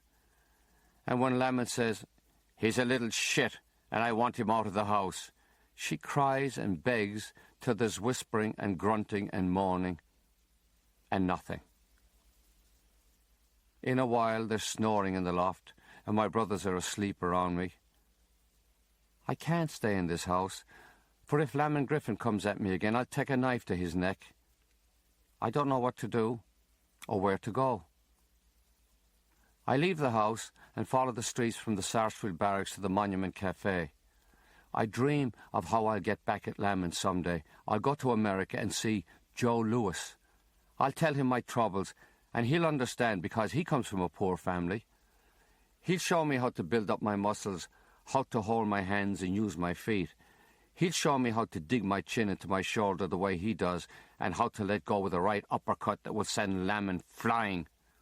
I'll drag Lemon to the graveyard at Mungret, where his family and Mam's family are buried, and I'll cover him with earth all the way to his chin, so that he won't be able to move, and he'll beg for his life, and I'll say, "End of the road, Lemon. You're going to meet your maker." And he'll beg and beg while I trickle dirt in his face till it's covered completely, and he's gasping and asking God for forgiveness for not giving me the bike and punching me all over the house and doing the excitement with my mother, and I'll be laughing away because he's not in a state of grace after the excitement, and he's going to hell as sure as God made little apples, as he used to say himself. The streets are dark, and I have to keep an eye out in case I might be lucky like Malachy long ago and find fish and chips dropped by drunken soldiers. There's nothing on the ground. If I find my uncle, Ab Sheehan, he might give me some of his Friday night fish and chips. But they tell me in the cafe he came and went already. I'm 13 now, so I don't call him Uncle Pat anymore. I call him Ab or the Abbot like everybody else. Surely if I go to Grandma's house, he'll give me a piece of bread or something. Maybe he'll let me stay the night. I can tell him I'll be working in a few weeks, delivering telegrams, and getting big tips at the post office, and ready to pay my own way. He's sitting up in bed, finishing his fish and chips, dropping to the floor the Limerick leader they were wrapped in, wiping his mouth and hands with the blanket. He looks at me. "That face is all swole. Did you fall on that face?" I tell him I did, because there's no use telling him anything else. He wouldn't understand. He says, "You could stay in me mother's bed tonight. You can't walk the streets with that face and them 2 red eyes in your head." He says there's no food in the house, not a scrap of bread, and when he falls asleep, I take the greasy newspaper from the floor. I lick the front page, which is all advertisements for films and dances in the city. I lick the headlines. I lick the great attacks of Patton and Montgomery in France and Germany. I lick the war in the Pacific. I lick the obituaries and the sad memorial poems, the sports pages, the market prices of eggs, butter and bacon. I suck the paper till there isn't a smidgen of grease. I wonder what I'll do tomorrow. In the morning, the abbot gives me the money to go to Kathleen O'Connell's for bread, margarine, tea, milk. He boils water on the gas ring and tells me I can have a mug of tea and, "Go easy with the sugar, I'm not a millionaire. You can have a cut of bread, but don't make it too thick." It's July, and school is over forever. In a few weeks I'll be delivering telegrams at the post office, working like a man. In the weeks I'm idle, I can do anything I like. Get up in the morning, stay in bed, take long walks out the country like my father, wander around Limerick. If I had the money, I'd go over to the Lyric Cinema, eat sweets, see Errol Flynn conquering everyone in sight. I can read the English and Irish papers the abbot brings home, or I can use the library cards of Lemon Griffin and my mother till I'm found out. Mam sends Michael with a milk bottle of warm tea, a few cuts of bread smeared with dripping, a note to say Lemon Griffin isn't angry anymore, and I can come back. Michael says, "You coming home, Frankie?" "No." Do, Frankie, come on." "I live here now. I'm never going back." "But Malachi is gone to the army, and you're here, and I have no big brother. All the boys have big brothers, and I only have Alfie. He's not even 4, and he can't talk right." "I can't go back. I'm never going back. You can come here any time you like." His eyes glint with tears. That gives me such pain in my heart, I want to say, "All right, I'll come with you." I'm only saying that. I know I'll never be able to face Lemon Griffin again, and I don't know if I can look at my mother. I watch Michael go up the lane, with the sole of his shoe broken and clacking along the pavement. When I start that job at the post office, I'll buy him shoes, so I will. I'll give him an egg and take him to the Lyric Cinema for the film and the sweets, and then we'll go to Nocton's and eat fish and chips till our bellies are sticking out a mile. I'll get money someday for a house or a flat with electric light and a lavatory and beds with sheets, pillows, blankets like the rest of the world. We'll have breakfast in a bright kitchen with flowers dancing in the garden beyond, delicate cups and saucers, egg cups, eggs soft in the yolk and ready to melt the rich creamy butter, a teapot with a cosy on it, toast with butter and marmalade galore. We'll take our time and listen to music from the BBC or the American Armed Forces Network. I'll buy proper clothes for the whole family, so our arses won't be hanging out of our pants, and we won't have the shame. The thought of the shame brings a pain in my heart and starts me sniffling. The abbot says, "What's up with you? Didn't you have your bread? Didn't you have your tea? What more do you want? 'Tis an egg you'll be looking for next." There's no use talking to someone who was dropped in his head and sells papers for a living. He complains he can't be feeding me forever and I'll have to get my own bread and tea. He doesn't want to come home and find me reading in the kitchen with the electric light bulb blazing away. He can read numbers, so he can. And when he goes out to sell papers, he reads the electric meter so he'll know how much I use. And if I don't stop turning on that light, he'll take the fuse out and carry it in his pocket. And if I put in another fuse, he'll have the electricity pulled out altogether and go back to gas, which was good enough for his poor dead mother, and will surely suit him, for all he does is sit up in the bed to eat his fish and chips and count his money before he goes to sleep. I get up early like Dad and go on long walks into the country. I walk around the graveyard in the old abbey at Mungret, where my mother's relations are buried, and I go up the Boreen to the Norman castle at Carrigagunnel, where Dad brought me twice. I climb to the top, and Ireland is spread out before me. The Shannon is shining its way to the Atlantic. Dad told me this castle was built hundreds of years ago, and if you wait for the larks to stop their singing over there, you can hear the Normans below hammering and talking and getting ready for battle. Once he brought me here in the dark, so that we could hear Norman and Irish voices down through the centuries, and I heard them. I did. Sometimes I'm up there alone on the heights of Carrigagunnel, and there are voices of Norman girls from olden times laughing and singing in French. And when I see them in my mind, I'm tempted, and I climb to the very top of the castle where once there was a tower, and there in full view of Ireland I interfere with myself and spurt all over Carrigagunnel and fields beyond. That's a sin I could never tell a priest. Climbing to great heights and going at yourself before all of Ireland is surely worse than doing it in a private place with yourself, or with another, or with some class of a beast. Somewhere down there in the fields or along the banks of the Shannon, a boy or a milkmaid might have looked up and seen me in my sin, and if they did, I'm doomed, because the priests are always saying that anyone who exposes a child to sin will have a millstone tied around his neck and be cast into the sea. Still, the thought of someone watching me brings on the excitement again.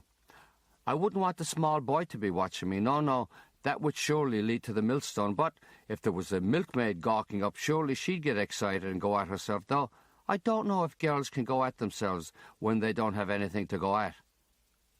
No equipment, Mikey Malloy used to say. I wish that old deaf Dominican priest would come back so that I could tell him my troubles with the excitement. But he's dead now, and I'll have to face a priest who'll go on about the millstone and the doom. Doom. That's the favourite word of every priest in Limerick. I walk back along O'Connell Avenue in Balnacurra, where people have their bread and milk delivered early to their doorsteps. And surely there's no harm if I borrow a loaf or a bottle with every intention of giving it back when I get my job at the post office. I'm not stealing, I'm borrowing. That's not a mortal sin. Besides, I stood on top of a castle this morning and committed a sin far worse than stealing bread and milk. And if you commit one sin, you might as well commit a few more, because you get the same sentence in hell. One sin, eternity. A dozen sins, eternity. Might as well be hung for a sheep as a lamb, as my mother would say. I drink the odd pint of milk and leave the bottle, so that the milkman won't be blamed for not delivering. I like milkmen, because one of them gave me 2 broken eggs, which I swallowed raw with bits of shell and all. He said I'd grow up powerful if I had nothing else but 2 eggs and a pint of porter every day. Everything you need is in the egg, and everything you want is in the pint. Some houses get better bread than others. It costs more, and that's what I take. I feel sorry for the rich people who get up in the morning and go to the door and find their bread missing, but I can't let myself starve to death. If I starve, I'll never have the strength for my telegram boy job at the post office, which means I'll have no money to put back all that bread and milk and no way of saving to go to America. And if I can't go to America, I might as well jump into the River Shannon. It's only a few weeks till I get my first wages in the post office, and surely these rich people won't collapse with the hunger till then. They can always send the maid out for more. That's the difference between the poor and the rich. The poor can't send out for more because there's no money to send out for more. And if there was, they wouldn't have a maid to send. It's the maids I have to worry about. I have to be careful when I borrow the milk and the bread, and they're at the front doors polishing knobs, knockers and letter boxes. If they see me, they'll be running to the woman of the house. "Oh, madam, madam, there's an urchin beyond that's making off with all the milk and bread." Beyond. Maids talk like that because they're all from the country. Mullingar heifers, says Paddy Clossey's uncle, beef to the heels, and they wouldn't give you the steam of their piss. I bring home the bread, and even if the abbot is surprised, he doesn't say, "Where did you get it?"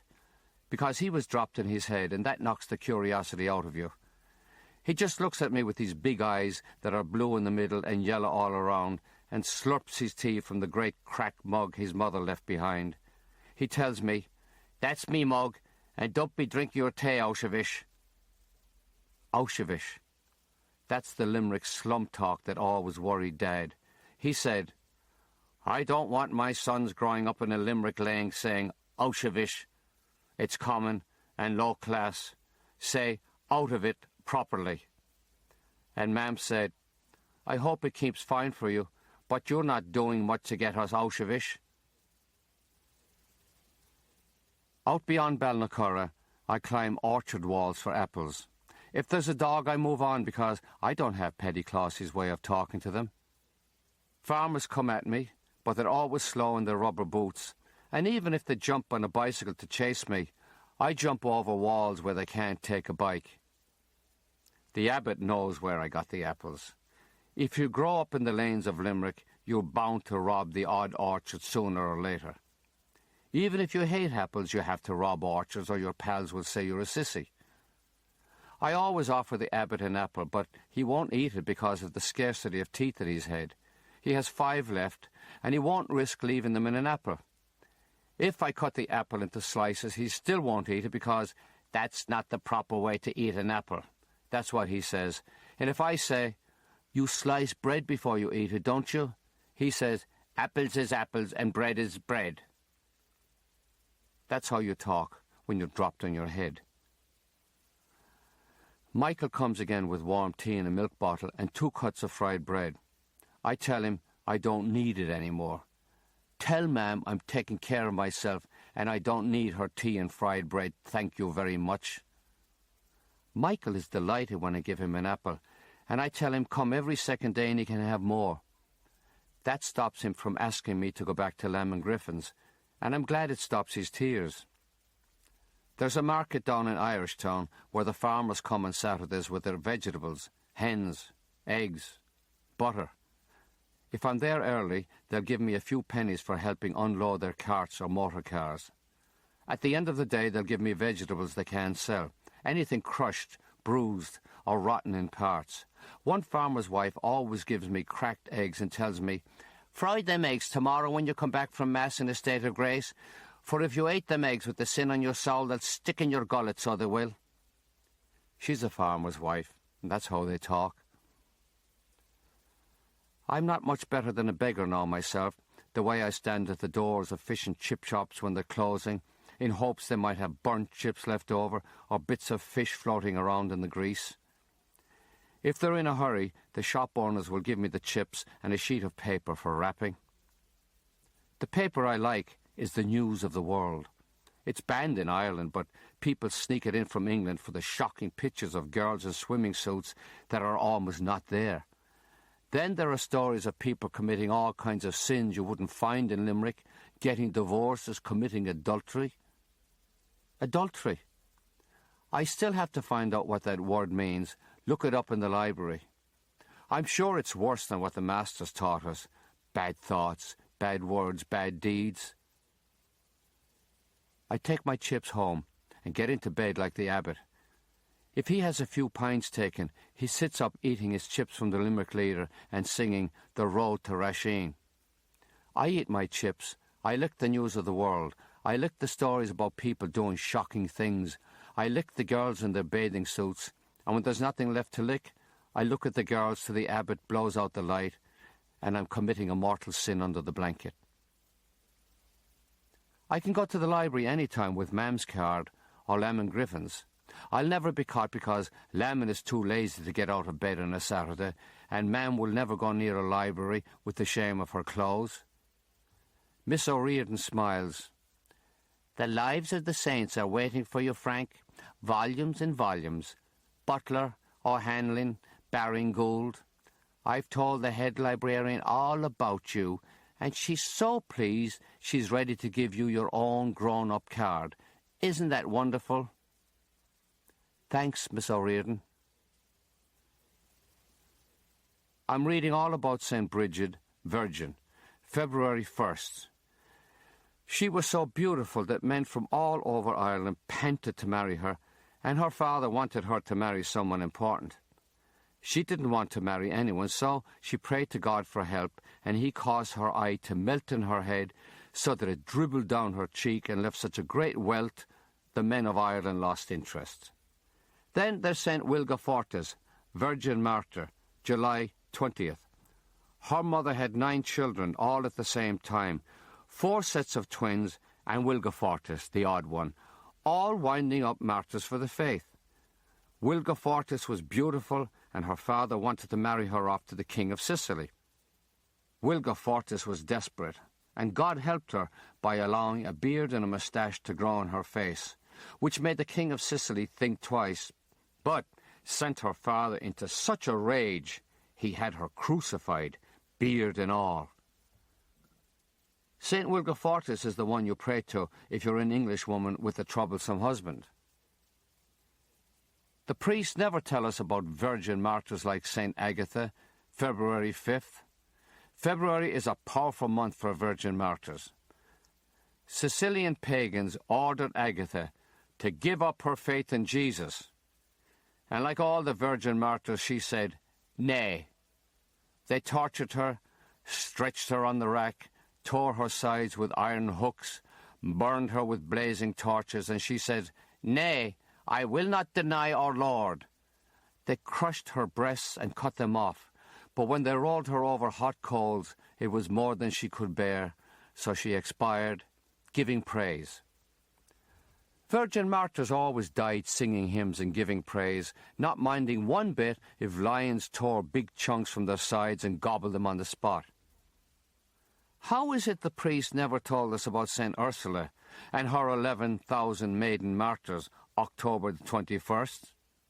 Her father wanted her to marry a pagan king, but she said, I'll go away for a while, 3 years, and think about it. So off she goes with her 1,000 noble ladies in waiting and their companions, 10,000. They sailed around for a while and traipsed through various countries till they stopped in Cologne, where the chief of the Huns asked Ursula to marry him. Nay, she said, and the Huns killed her and the maidens with her. Why couldn't she say yes and save the lives of 11,000 virgins? Why did virgin martyrs have to be so stubborn? I like St. Moling, an Irish bishop.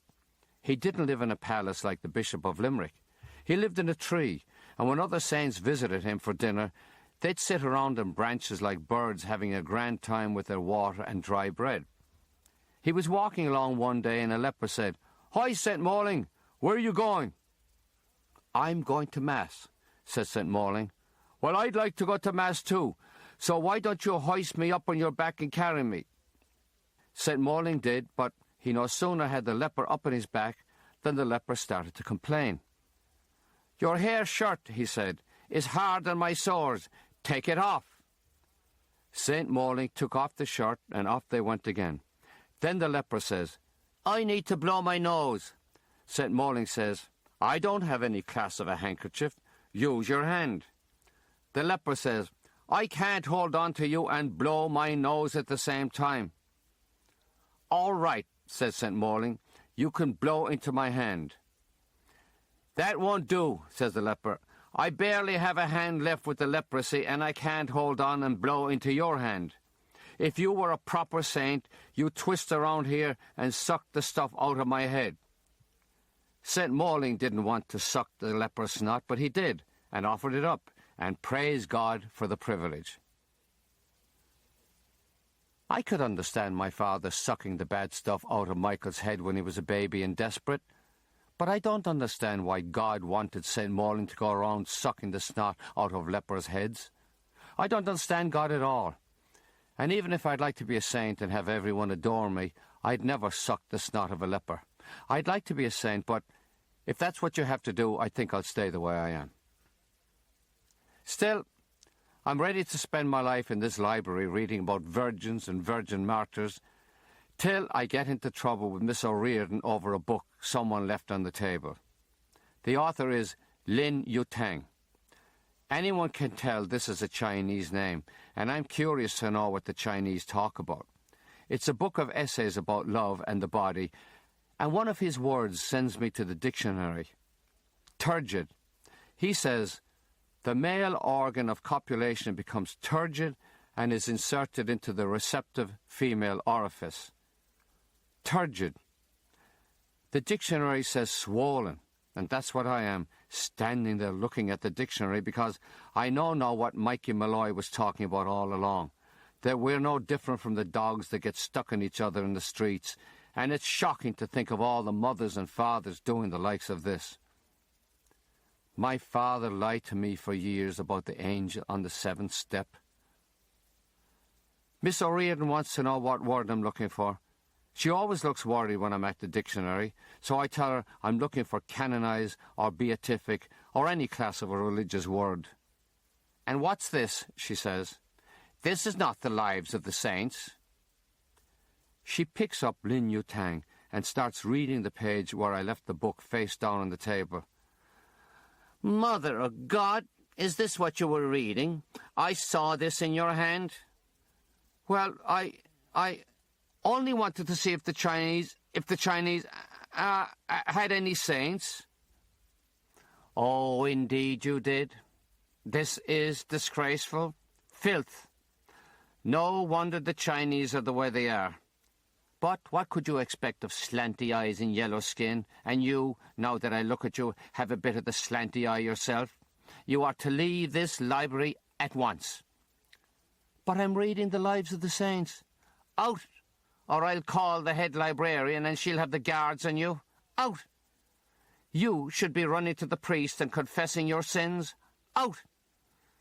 And before you go, hand me the library cards of your poor mother and Mr. Griffin. I have a good mind to write to your poor mother, and I would if I thought it wouldn't destroy her entirely. Lin Yutang, indeed. Out! There's no use talking to librarians when they're in that state. You could stand there for an hour telling them all you've read about Bridget and Wilgefortis and Agatha and Ursula and the maiden martyrs, but all they think about is one word on one page of Lin Yutang.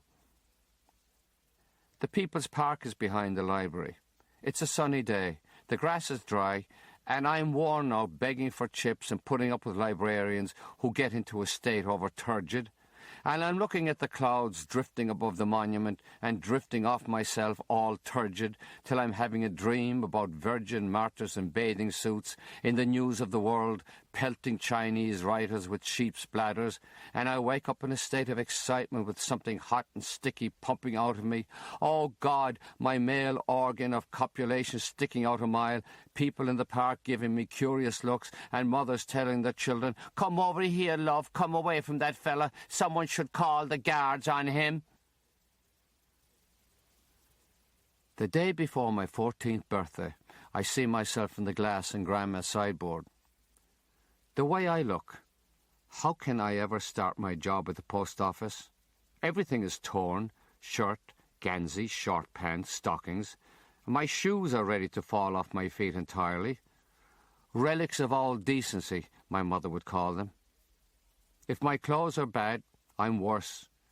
No matter how I drench my hair under the tap, it sticks out in all directions. The best cure for standing up hair is spit.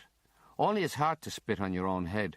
You have to let go with a good one up in the air and duck to catch it on your pole. My eyes are red and oozing yellow. There are matching red and yellow pimples all over my face, and my front teeth are so black with rot, I'll never be able to smile in my life. I have no shoulders, and I know the whole world admires shoulders. When a man dies in Limerick, the women always say, Grand man he was, shoulders that big and wide, he wouldn't come in the door for you, had to come in sideways. When I die, they'll say, poor little devil, died without a sign of his shoulder. I wish I had some sign of his shoulder so that people would know I was at least 14 years of age. All the boys in Leamy's had shoulders except for Fintan Slattery, and I don't want to be like him with no shoulders and knees worn away from prayer. If I had any money left, I'd light a candle to St. Francis and ask him if there's any chance God could be persuaded to perform a miracle on my shoulders. Or, if I had a stamp, I could write to Joe Lewis and say, Dear Joe, is there any chance you could tell me where you got your powerful shoulders even though you were poor? I have to look decent for my job, so I take off all my clothes and stand naked in the backyard, washing them under the tap with a bar of carbolic soap. I hang them on Grandma's clothesline, shirt, gansey, pants, stockings, and pray to God it won't rain. Pray they'll be dry for tomorrow, which is the start of my life.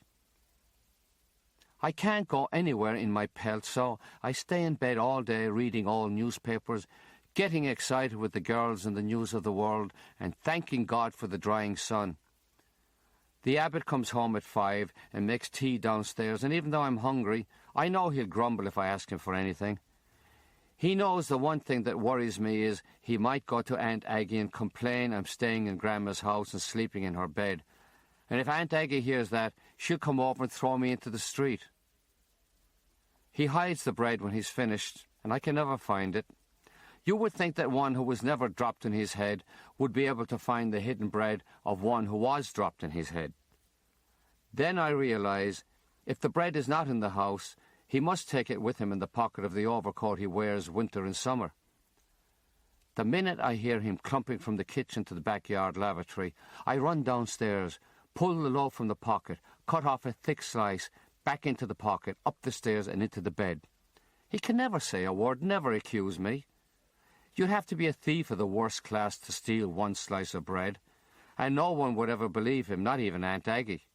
Besides, she'd bark at him and say, What are you doing anyway, going around with a loaf of bread in your pocket?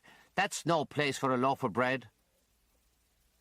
I chewed the bread slowly. One mouthful every 15 minutes will make it last, and if I wash it down with water, the bread would swell in my belly and give me the full feeling. I look out the back window to make sure the evening sun is drying my clothes. Other backyards have lines with clothes that are bright and colourful and dance in the wind. Mine hang from the line like dead dogs. The sun is bright, but it's cold and damp in the house, and I wish I had something to wear in the bed. I have no other clothes, and if I touch anything of the abbot's, he'll surely run to Aunt Aggie. All I can find in the wardrobe is Grandma's old black woolen dress. You're not supposed to wear your grandmother's old dress when she's dead, and you're a boy. But what does it matter if it keeps you warm and you're in bed under the blankets where no one will ever know? The dress has the smell of old dead grandmother, and I worry she might rise from the grave and curse me before the whole family and all assembled. I pray to St. Francis. Ask him to keep her in the grave where she belongs. Promise him a candle when I start my job. Remind him the robe he wore himself wasn't too far from a dress, and no one ever tormented him over it, and fall asleep with the image of his face in my dream. The worst thing in the world is to be sleeping in your dead grandmother's bed, wearing her black dress, when your uncle, the abbot, falls in his arse outside South's pub after a night of drinking pints, and people who can't mind their own business rush to Aunt Aggie's house to tell her, so that she gets Uncle Pat Keating to help her carry the abbot home and upstairs to where you're sleeping, and she barks at you. What are you doing in this house, in that bed? Get up and put on the kettle for tea for your poor Uncle Pat that fell down. And when you don't move, she pulls the blankets and falls backward like one seeing a ghost and yelling, Mother of God, what are you doing in me dead mother's dress? That's the worst thing of all, because it's hard to explain that you're getting ready for the big job in your life, that you washed your clothes, they're drying abroad on the line, and it was so cold you had to wear the only thing you could find in the house. And it's even harder to talk to Aunt Aggie when the abbot is groaning in the bed. Me feet is like a fire, put water on me feet.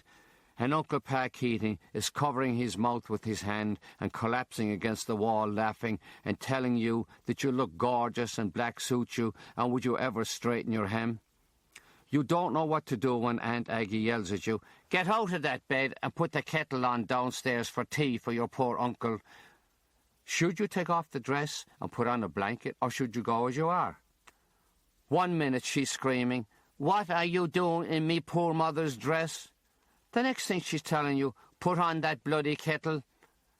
I tell her I wash my clothes for the big job. "What big job?" "Telegram boy at the post office." She says if the post office is hiring the likes of you, they must be in a desperate way altogether. Go down and put on that kettle. The next worst thing is to be out in the backyard, filling the kettle from the tap with the moon beaming away, and Kathleen Purcell from next door perched up on the wall looking for her cat. "God, Frankie McCourt, what are you doing in your grandmother's dress?"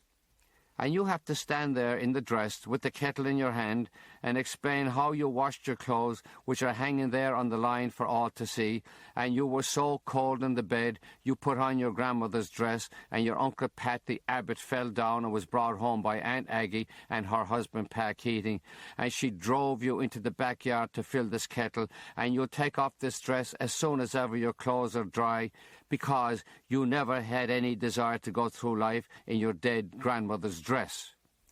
Now Kathleen Purcell lets out a scream, falls off the wall, forgets the cat, and you can hear her giggling into her blind mother. "Mammy, Mammy, wait till I tell you about Frankie McCourt abroad in the backyard in his dead grandmother's dress."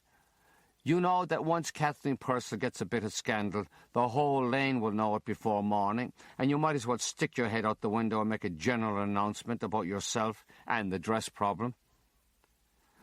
By the time the kettle boils, the Abbot is asleep from the drink, and Aunt Aggie says she and Uncle Pa will have a drop of tea themselves, and she doesn't mind if I have a drop myself. Uncle Pa says, on second thought, the black dress could be the cassock of a Dominican priest, and he goes down on his knees and says, "Bless me, Father, for I have sinned." Aunt Aggie says, "Get up, you old idiot, and stop making a feck of religion." Then she says, "And you, what are you doing in this house?" I can't tell her about Mam and Lamb and Griffin and the excitement in the loft. I tell her I was thinking of staying here a while because of the great distance from Lamb and Griffin's house to the post office. And as soon as I get on my feet, we'll surely find a decent place, and we'll all move on, my mother and brothers and all. "Well," she says, "that's more than your father would do." It's hard to sleep when you know the next day you're 14 and starting your first job as a man.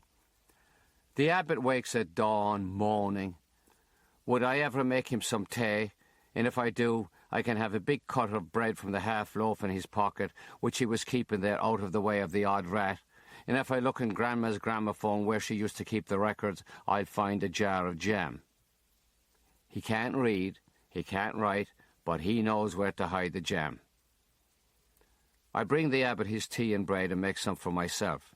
I put on my damp clothes and get into the bed, hoping that if I stay there, the clothes will dry from my own heat before I go to work. Mam always says it's the damp clothes that give you the consumption and an early grave. The Abbot is sitting up telling me he has a terrible pain in his head from a dream where I was wearing his poor mother's black dress and she flying around screaming, "Sin, sin, 'tis a sin." He finishes his tea and falls into a snore sleep, and I wait for his clock to say 8:30, time to get up and be at the post office at 9, even if the clothes are still damp in my skin. On my way out, I wonder why Aunt Aggie is coming down the lane. She must be coming to see if the Abbot is dead or needing a doctor. She says, "What time do you have to be at that job?" 9. "All right." She turns and walks with me to the post office on Henry Street. She doesn't say a word, and I wonder if she's gone to the post office to denounce me for sleeping in my grandmother's bed and wearing her black dress. She says, "Go up and tell them your aunt is down here waiting for you and you'll be an hour late. If they want to argue, I'll go up and argue." Why do I have to be an hour late? do what you're bloody well told. There are telegram boys sitting on a bench along a wall. There are two women at a desk, one fat, one thin. The thin one says, "Yes?" "My name is Frank McCourt, miss, and I'm here to start work." "What kind of work would that be now?" "Telegram boy, miss." The thin one cackles. "Oh, God, I thought you were here to clean the lavatories." "No, miss. My mother brought a note from the priest, Dr. Cowper, and there's supposed to be a job." "Oh, there is there? And do you know what day this is?" "I do, miss. 'Tis my birthday. I'm 14. "Isn't that grand?" says the fat woman. "Today is Thursday," says the thin woman. "Your job starts on Monday. Go away and wash yourself and come back then." The telegram boys along the wall are laughing. I don't know why, but I feel my face turning hot. I tell the women, "Thank you." And on the way out I hear the thin one, "Jesus above, Maureen, who dragged in that specimen?" And they laugh along with the telegram boys. Aunt Aggie says, "Well?" And I tell her I don't start till Monday. She says my clothes are a disgrace, and what did I wash them in? Carbolic soap. They smell like dead pigeons, and you're making a laughingstock of the whole family.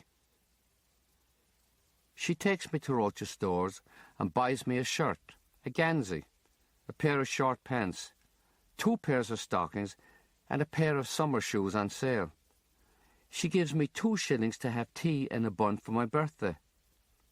She gets on the bus to go back up O'Connell Street, too fat and lazy to walk. Fat and lazy, no son of her own, and still she buys me the clothes for my new job. I turn towards Arthur's Quay with the package of new clothes under my arm, and I have to stand at the edge of the River Shannon so that the whole world won't see the tears of a man the day he's 14. Monday morning, I'm up early to wash my face and flatten my hair with water and spit. The abbot sees me in my new clothes. "Jesus," he says, "is it getting married you are?" and goes back to sleep. Mrs. O'Connell, the fat woman, says, "Well, well, aren't we the height of fashion?" And the thin one, Miss Barry, says, "Did you rob a bank on the weekend?"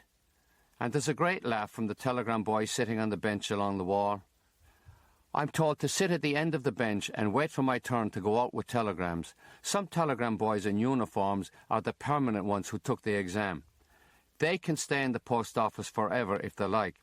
Take the next exam for postman and then the one for clerk that lets them work inside selling stamps and money orders behind the counter downstairs.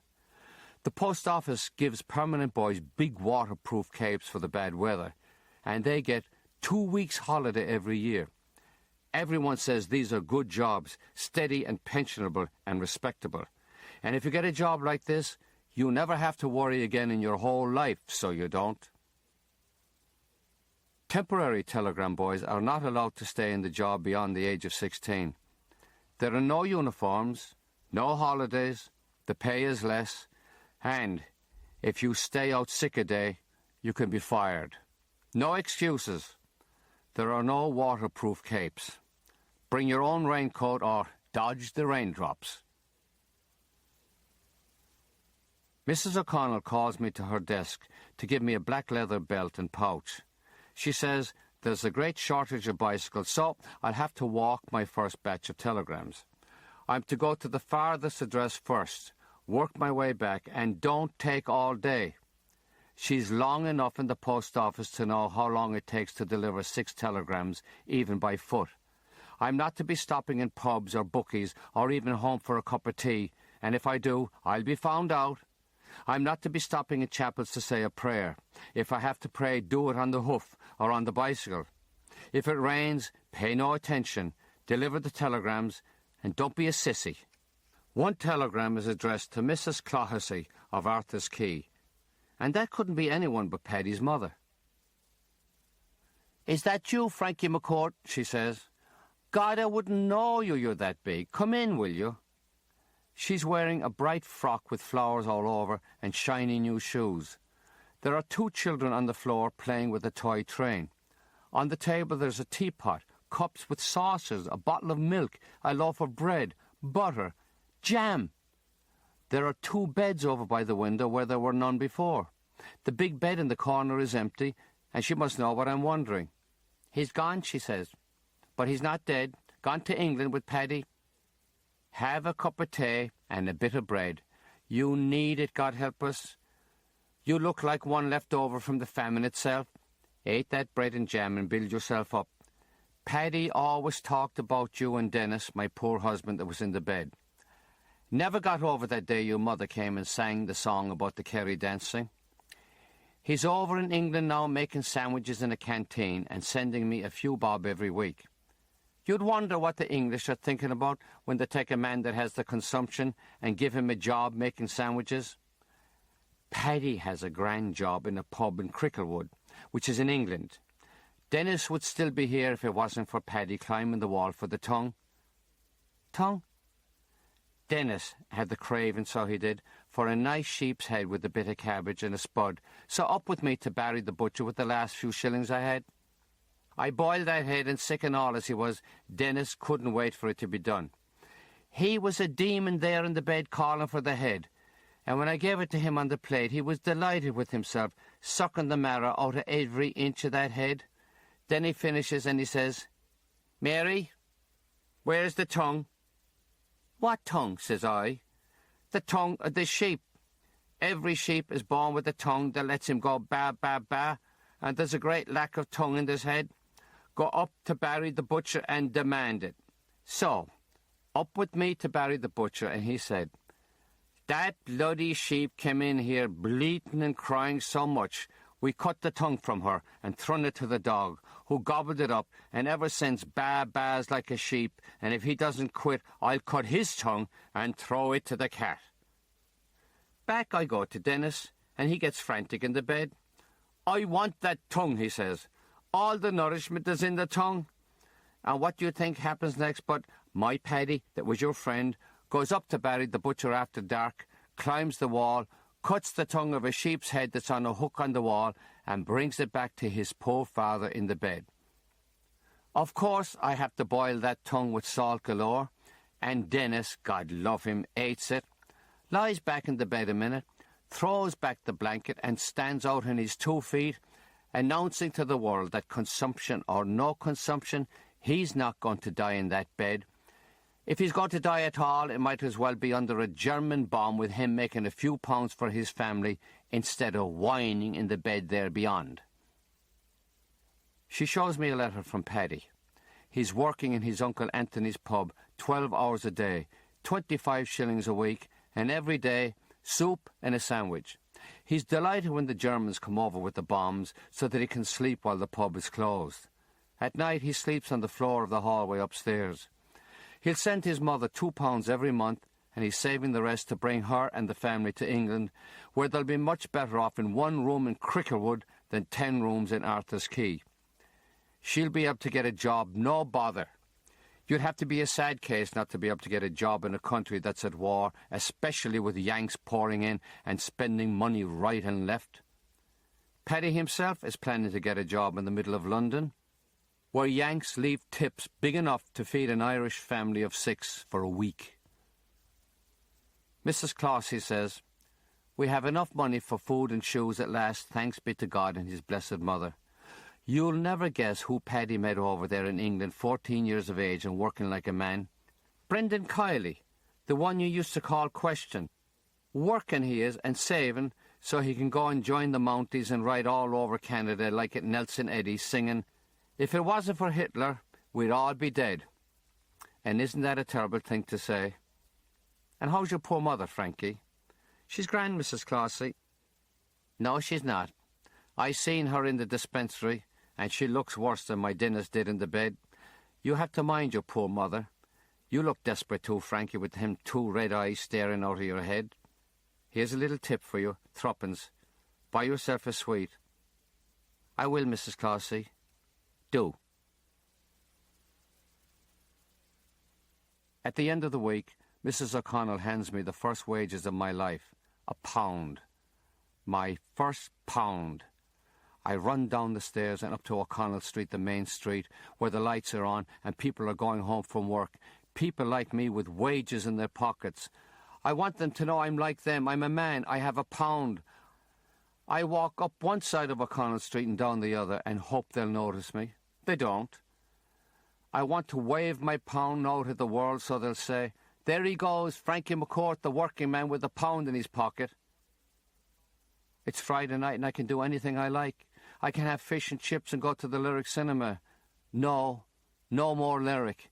I don't have to sit up in the gods anymore with people all around me cheering on the Indians, killing General Custer, and the Africans chasing Tarzan all over the jungle. I can go to the Savoy Cinema now, pay 6pence for a seat down front where there's a better class of people eating boxes of chocolates and covering their mouths when they laugh. After the film, I can have tea and buns in the restaurant upstairs. Michael is across the street calling me. He's hungry and wonders if there's any chance he could go to the Abbots for a bit of bread and stay there for the night, instead of going all the way to Lemon Griffin's. I tell him he doesn't have to worry about a bit of bread. We'll go to the Coliseum Cafe and have fish and chips, all he wants, lemonade galore, and then we'll go to see Yankee Doodle Dandy with James Cagney and eat 2 big bars of chocolate. After the film we have tea and buns and we sing and dance like Cagney, all the way to the Abbots. Michael says it must be great to be in America where people have nothing else to do but sing and dance. He's half asleep, but he says he's going there someday to sing and dance. And would I help him go? And when he's asleep, I start thinking about America and how I have to save money for my fare instead of squandering it on fish and chips and tea and buns. I'll have to save a few shillings from my pound because if I don't, I'll be in Limerick forever. I'm 14 now. And if I save something every week, surely I should be able to go to America by the time I'm 20. There are telegrams for offices, shops, factories, where there's no hope of a tip. Clerks take the telegrams without a look at you or a thank you. There are telegrams for the respectable people with maids along the Ennis Road and the North Circular Road, where there's no hope of a tip. Maids are like clerks. They don't look at you or say thank you. There are telegrams for the houses of priests and nuns, and they have maids too, even if they say poverty is noble. If you waited for tips from priests or nuns, you'd die on their doorstep. There are telegrams for people miles outside the city, farmers with muddy yards and dogs who want to eat your legs. There are telegrams for rich people in big houses with gate lodges and miles of land surrounded by walls. The gatekeeper waves you in, and you have to cycle for miles up long drives past lawns, flower beds, fountains to reach the big house. If the weather is fine, people are playing croquet, the Protestant game, or strolling around, talking and laughing, all decked out in flowery dresses and blazers with crests and golden buttons, and you'd never know there was a war on. There are Bentleys and Rolls-Royces parked outside the great front door, where a maid tells you to go round to the servants' entrance. Don't you know any better? People in the big houses have English accents, and they don't tip telegram boys. The best people for tips are widows, Protestant ministers' wives, and the poor in general. Widows know when the telegram money order is due from the English government, and they wait by the window. You have to be careful if they ask you in for a cup of tea, because one of the temporary boys, Scrobby Looby, said an old widow of 35 had him in for tea and tried to take down his pants, and he had to run out of the house, though he was really tempted and had to go to confession the next Saturday. He said it was very awkward hopping up on the bike with his things sticking out, but if you cycle very fast and think of the sufferings of the Virgin Mary, you'll go soft in no time. Protestant ministers' wives would never carry on like Scrobby Looby's old widow unless they're widows themselves. Christy Wallace, who's a permanent telegram boy and ready to be a postman any day, says Protestants don't care what they do, even if they're ministers' wives. They're doomed anyway, so what does it matter if they have a bit of a romp with the telegram boy? All the telegram boys like Protestant ministers' wives. They might have maids, but they answer the door themselves and say, "1 moment, please," and give you 6pence. I'd like to talk to them and ask them how it feels to be doomed, but they might get offended and take back the 6pence. The Irishmen working in England send their telegram money orders on Friday nights and all day Saturday, and that's when we get the good tips. The minute we deliver one batch, we're out with another. The worst lanes are in the Irish town, off High Street or Mungreth Street, worse than Roden Lane or O'Keefe's Lane, or any lane I lived in. There are lanes with channels running down the middle. Mothers stand at doors and yell Gardy Lou when they empty their slop buckets. Children make paper boats or float matchboxes with little sails on the greasy water.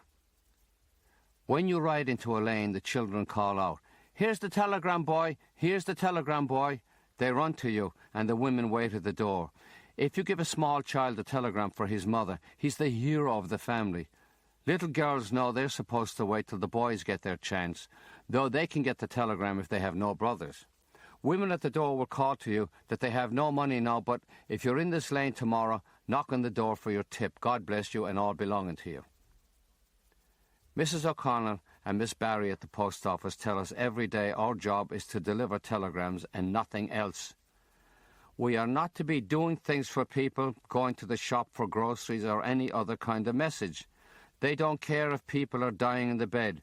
They don't care if people are legless, lunatic or crawling on the floor.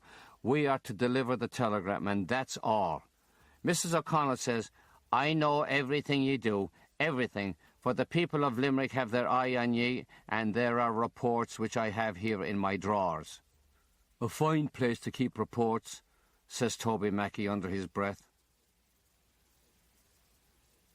But Mrs. O'Connell and Miss Barry don't know what it's like in the lane when you knock on a door and someone says, "Come in." And you go in, and there's no light, and there's a pile of rags in a bed in a corner. The pile saying, "Who is it?" And you say, "Telegram." And the pile of rags tells you, "Would you ever go to the shop for me? I'm starving with the hunger, and I'd give me 2 ice for a cup of tea." And what are you going to do? Say, "I'm busy," and ride off on your bike and leave the pile of rags there with the telegram money order that's pure useless, because the pile of rags is helpless to get out of the bed to go to the post office to cash the bloody money order? What are you supposed to do? You're told, never, never go to the post office to cash one of those money orders for anyone, or you'll lose your job forever. But what are you supposed to do when an old man that was in the Boer War hundreds of years ago says his legs are gone, and he'd be forever grateful if you'd go to Paddy Considine in the post office and tell him the situation, and Paddy will surely cash the money order and keep 2 shillings for yourself, grand boy that you are? Paddy Considine says, "No bother, but don't tell anyone, or I'd be out me arse, and so would you, son." The old man from the Boer War says he knows you have telegrams to deliver now, but would you ever come back tonight and maybe go to the shop for him, for he doesn't have a thing in the house and he's freezing on top of it. He sits in an old armchair in the corner, covered with bits of blanket, and a bucket behind the chair that stinks enough to make you sick. And when you look at that old man in the corner, you want to get a hose with hot water and strip him and wash him down and give him a big feed of rashers and eggs and mashed potatoes with loads of butter, salt and onions. I want to take the man from the Boer War and the pile of rags in the bed and put them in a big sunny house in the country with birds chirping away outside the window and a stream gurgling. Mrs. Spillane in Pump Lane off Carey's Road has 2 crippled twin children with big blonde heads, small bodies and bits of legs that dangle over the edges of the chairs. They look into the fire all day and say, "Where's Daddy?" They speak English like everybody else, but they babble away to one another in a language they made up. Hung sup tea sup hung. Mrs. Spillane says that means, "When are we getting our supper?" She tells me she's lucky if her husband sends £4 a month, and she's beside herself with the abuse she gets from the dispensary over him being in England. The children are only 4, and they're very bright, even if they can't walk or take care of themselves. If they could walk, if they were any way normal, she'd pack up and move to England out of this God-forsaken country that fought so long for freedom. And look at the state of us. De Valera in his mansion above in Dublin, the dirty old bastard, and the rest of the politicians, they can all go to hell, God forgive me. The priests can go to hell too, and I won't ask God to forgive me for saying the likes of that. There they are, the priests and the nuns, telling us Jesus was poor and 'tis no shame. Lorries driving up to their houses with crates and barrels of whiskey and wine, eggs galore and legs of ham, and they telling us what we should give up for Lent. Lent my arse. What are we to give up when we have Lent all year long? I want to take Mrs. Spillane and her 2 blonde crippled children and put them in that house in the country with the pile of rags and the man from the Boer War, and wash everyone and let them all sit in the sun with the birds singing and the streams gurgling. I can't leave the pile of rags alone with the useless money order because the pile is an old woman, Mrs. Gertrude Daly, all twisted with every class of disease you can get in a Limerick lane. Arthritis, rheumatism, falling hair, a nostril half gone from her jabbing at it with her finger. And you wonder, what kind of world is it when this old woman sits up from the rags and smiles at you with teeth that gleam white in the dark, her own teeth, and perfect? That's right, she says, me own teeth. And when I rot in the grave, they'll find me teeth 100 years from now, all white and shiny, and I'll be declared a saint. The telegram money order, £3, is from her son. It has a message, "Happy birthday, Mammy, your fond son, Teddy." She says, "Wonder he can spare it, the little shit trotting around with every tart in Piccadilly." She asks if I'd ever do her a favour and cash the money order and get her little baby Powers whiskey at the pub, a loaf of bread, a pound of lard, 7 potatoes, 1 for each day of the week. Would I boil a potato for her, mash it up with a lump of lard, give her a cut of bread, bring her a drop of water to go with the whiskey? Would I go to O'Connor the chemist for ointment for her sores, and while I'm at it, bring some soap so she can give her body a good scrub, and she'll be forever grateful and say a prayer for me, and here's a couple of shillings for all my troubles. I know, thanks, ma'am. Take the money, little tip, you did me great favours. I couldn't, ma'am, the way you are. Take the money, or I'll tell the post office you're not to deliver my telegram any more. Oh, all right, ma'am. Thanks very much. Good night, son. Be good to your mother. Good night, Mrs. Daly. School starts in September, and some days Michael stops at the Abbots before the walk home to Lamb and Griffin's.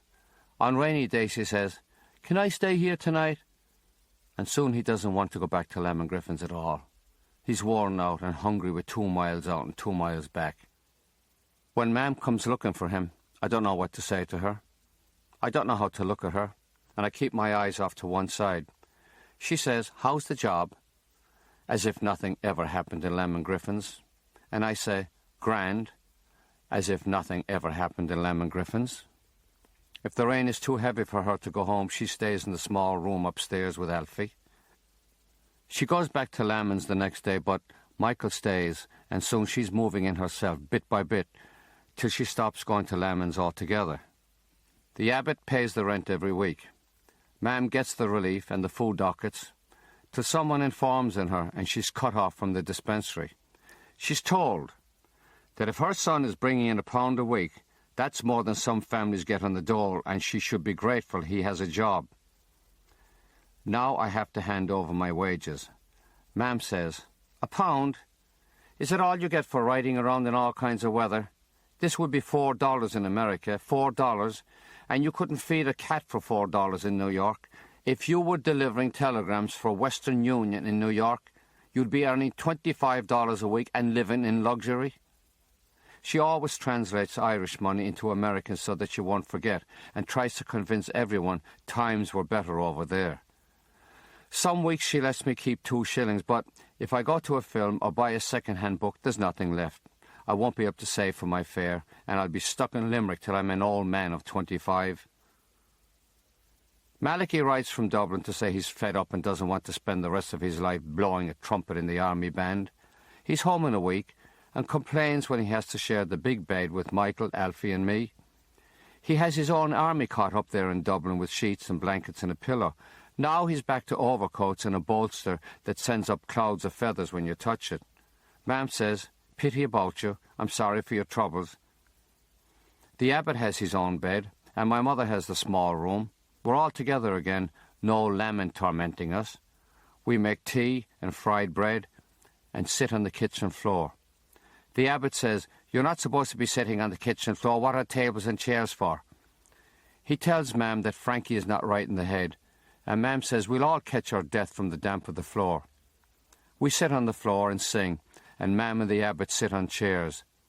We sit on the floor and tell stories about things that happened, things that never happened, and things that will happen when we all go to America. There are slow days at the post office, and we sit on the bench and talk. We can talk, but we're not to laugh. Miss Barry says we should be grateful we're getting paid to sit there, bunch of idlers and street boys that we are, and there's to be no laughing. Getting paid for sitting and chatting is no laughing matter, and the first titter out of any of us, and out we go till we come to our senses. And if the tittering continues, we'll be reported to the proper authorities. The boys talk about her under their breath. Toby Mackey says, "What that old bitch needs is a good rub of the relic, a good rub of the brush. Her mother was a street-walking flag-hopper, and her father escaped from a lunatic asylum with bunions on his balls and warts on his wank." There's laughing along the bench, and Miss Barry calls to us. "I warned ye against the laughing. Mackie, what is it you're prattling about over there?" "I said we'd all be better off out in the fresh air on this fine day delivering telegrams, Miss Barry." "I'm sure you did, Mackie. Your mouth is a lavatory. Did you hear me?" "I did, Miss Barry." "You've been heard on the stairs, Mackie." "Yes, Miss Barry." "Shut up, Mackie." "I will, Miss Barry." "Not another word, Mackie." "No, Miss Barry." "I said shut up, Mackie." "All right, Miss Barry." "That's the end of it, Mackie. Don't try me." "I won't, Miss Barry." "Mother of God, give me patience." "Yes, Miss Barry." "Take the last word, Mackie. Take it, take it, take it." "I will, Miss Barry." Toby Mackey is a temporary telegram boy like me. He saw a film called The Front Page, and now he wants to go to America someday and be a tough newspaper reporter with a hat and a cigarette. He keeps a notebook in his pocket because a good reporter has to write down what happens. Facts. He has to write down facts, not a lot of bloody poetry, which is all you hear in Limerick with men in pubs going on about our great sufferings under the English. Facts, Frankie. He writes down the number of telegrams he delivers and how far he travels. We sit on the bench making sure we don't laugh. He tells me that if we deliver 40 telegrams a day, that's 200 a week, and that's 10,000 a year, and 20,000 in our 2 years at the job. If we cycle 125 miles in a week, that's 13,000 miles in 2 years, and that's halfway around the world, Frankie, and no wonder there isn't a scrap of flesh in our arses. Toby says, nobody knows Limerick like the telegram boy. We know every avenue, road, street, terrace, mews, place, close, lane. Jesus, says Toby, there isn't a door in Limerick we don't know. We knock on all kinds of doors, iron, oak, plywood. 20,000 doors, Frankie. We rap, kick, push. We ring and buzz bells. We shout and whistle. Telegram boy, telegram boy. We drop telegrams in letter boxes, shove them on the doors, throw them over the transom. We climb in windows where people are bedridden. We fight off every dog who wants to turn us into dinner. You never know what's going to happen when you hand people the telegrams. They laugh and sing and dance and cry and scream and fall down in a weakness, and you wonder if they'll wake up at all and give you the tip. It's not a bit like delivering telegrams in America where Mickey Rooney rides around in a film called The Human Comedy and people are pleasant and falling over themselves to give you a tip, inviting you in, giving you a cup of tea and a bun. Toby Mackey says he has facts galore in his notebook and he doesn't give a fiddler's fart about anything. And that's the way I'd like to be myself. Mrs. O'Connell knows I like the country telegrams, and if a day is sunny, she gives me a batch of 10 that will keep me away all morning, and I don't have to return till after the dinner hour at noon. There are fine autumn days when the Shannon sparkles and the fields are green and glinting with silver morning dew, Smoke blows across fields, and there's the sweet smell of turf fires. Cows and sheep graze in the fields, and I wonder if these are the beasts the priest was talking about.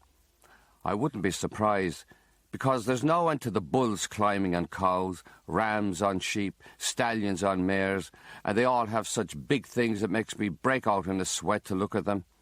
And I feel sorry for all the female creatures in the world who have to suffer like that, though I wouldn't mind being a bull myself because they can do what they like and it's never a sin for an animal. I wouldn't mind going at myself here, but you never know when a farmer might come along the road driving cows and sheep to a fair or to another field, raising his stick and bidding you, "Good day, young fella. Grand morning, thank God and his blessed mother." A farmer that religious might be offended if he saw you breaking the sixth commandment 4 inches his field. Horses like to stick their heads over fences and hedges to see what's passing by, and I stop and talk to them because they have big eyes and long noses that show how intelligent they are. Sometimes 2 birds will be singing to each other across a field, and I have to stop and listen to them. And if I stay long enough, more birds will join till every tree and bush is alive with birdsong. If there's a stream gurgling under a bridge on the road, birds singing and cows mooing and lambs baying, that's better than any band in a film. The smell of dinner bacon and cabbage wafting from a farmhouse makes me so weak with the hunger, I climb into a field and stuff myself with blackberries for half an hour. I stick my face into the stream and drink icy water that's better than the lemonade in any fish and chip shop. When I'm finished delivering the telegrams, there's enough time to go to the ancient monastery graveyard where my mother's relations are buried, the Guilfoyles and the Sheehans, where my mother wants to be buried.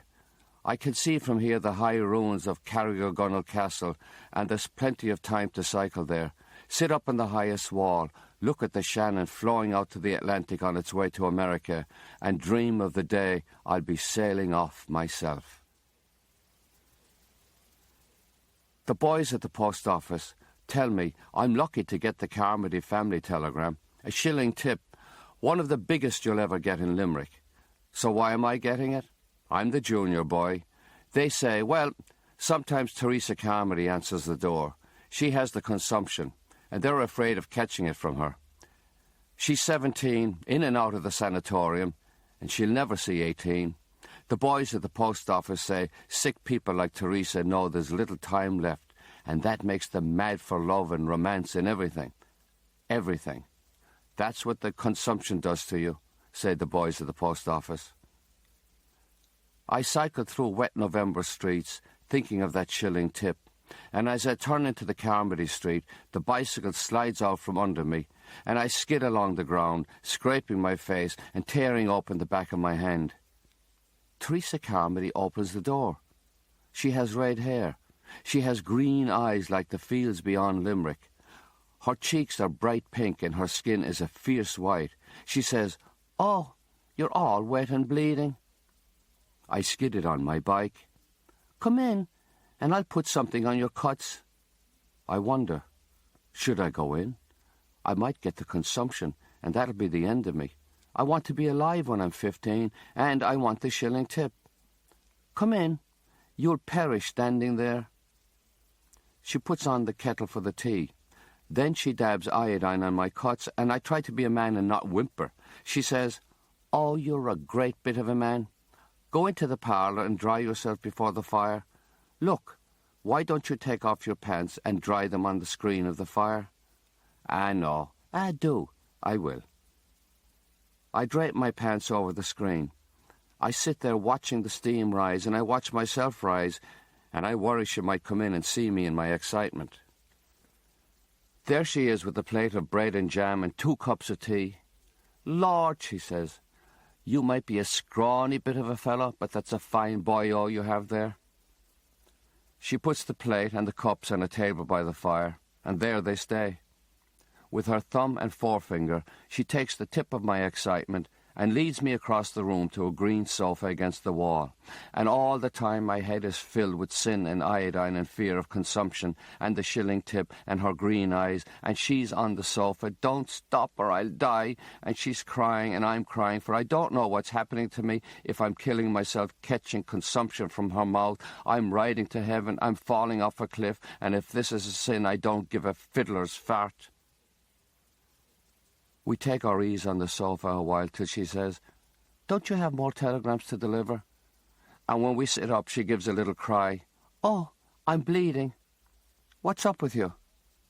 I think it's because it's the first time. I tell her, "Wait a minute." I bring the bottle from the kitchen and splash the iodine on her injury. She leaps from the sofa, dances around the parlour like a wild one, and runs into the kitchen to douse herself with water.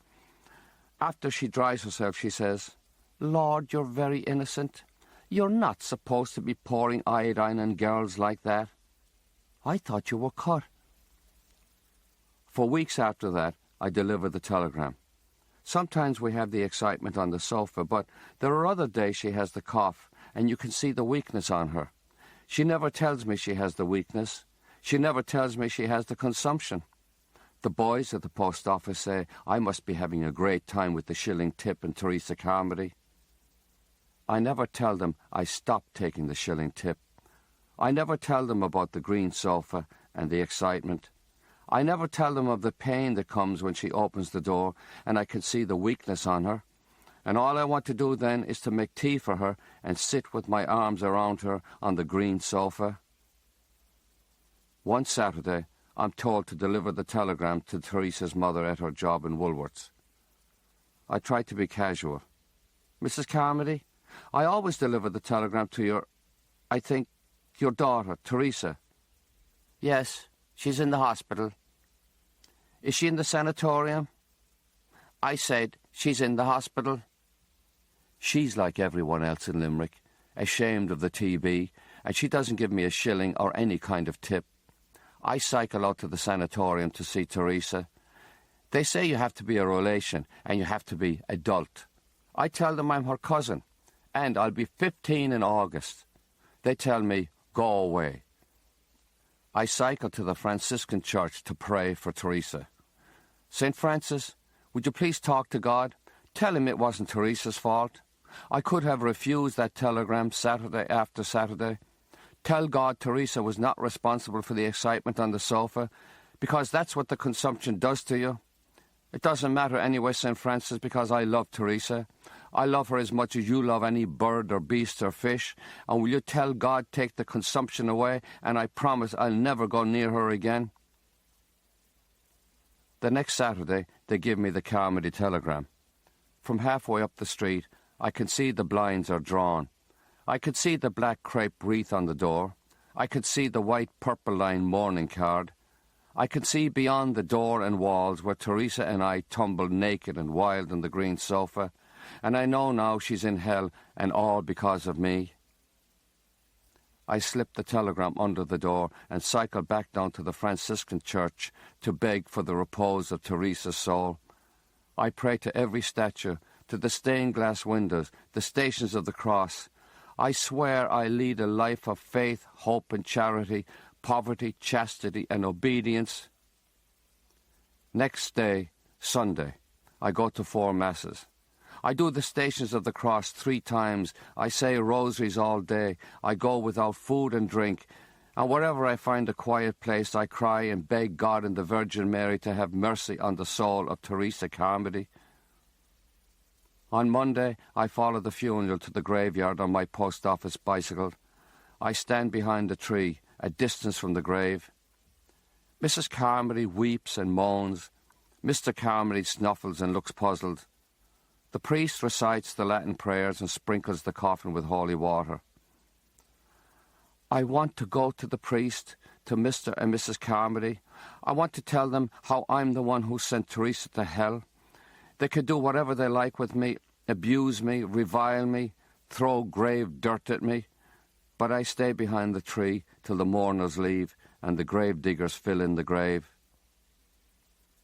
Frost is already whitening the fresh earth and the grave, and I think of Teresa cold in the coffin, the red hair, the green eyes. I can't understand the feelings going through me, but I know that with all the people who died in my family, and all the people who died in the lanes around me, and all the people who left, I never had a pain like this in my heart, and I hope I never will again. It's getting dark. I walk my bicycle out of the graveyard. I have telegrams to deliver. Mrs. O'Connell gives me telegrams to deliver to Mr. Harrington, the Englishman with the dead wife that was born and bred in Limerick. The boys at the post office say sympathy telegrams are a waste of time. People just cry and moan with the grief, and they think they're excused from the tip. They'll ask you if you'd like to come in for a look at the departed and a prayer by the bed. That wouldn't be so bad if they offered you a drop of sherry and a ham sandwich. Oh, no, they're happy to get your prayer, but you're only a telegram boy, and you're lucky if you get a dry biscuit. Older boys at the post office say you have to play your cards right to get the grief tip. If you're asked in to say a prayer, you have to kneel by the corpse, give a powerful sigh, bless yourself, drop your forehead to the bedclothes so they won't see your face, let your shoulders shake like one collapsing with sorrow, hold on to the bed with your two hands, as if they're going to have to tear you away to deliver the rest of your telegrams. Make sure your cheeks are glinting with tears or the spit you dabbed on. And if you don't get a tip after all that, push the next batch of telegrams under the door or fire them over the transom and leave them to their grief. This isn't my first time delivering telegrams to the Harrington house. Mr. Harrington is always away on business for the insurance company, and Mrs. Harrington is generous with the tip. But she's gone, and Mr. Harrington answers the doorbell. His eyes are red and he sniffles. He says, "Are you Irish?" "Irish? What else would I be standing there on his doorstep in Limerick with a batch of telegrams in my hand?" "I am, sir." He says, "Come in. Put the telegrams on the hall stand."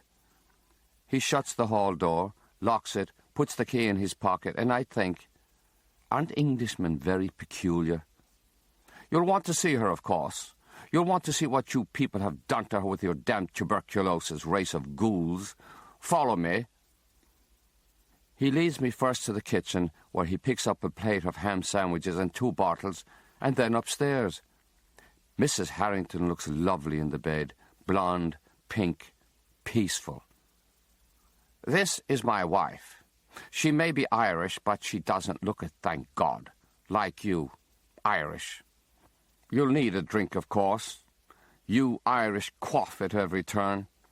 Barely weaned before you clamour for the whiskey bottle, the pint of stout. You'll have what? Whiskey? Sherry? A lemonade will be lovely. I am mourning my wife not celebrating the bloody citrus. You'll have a sherry.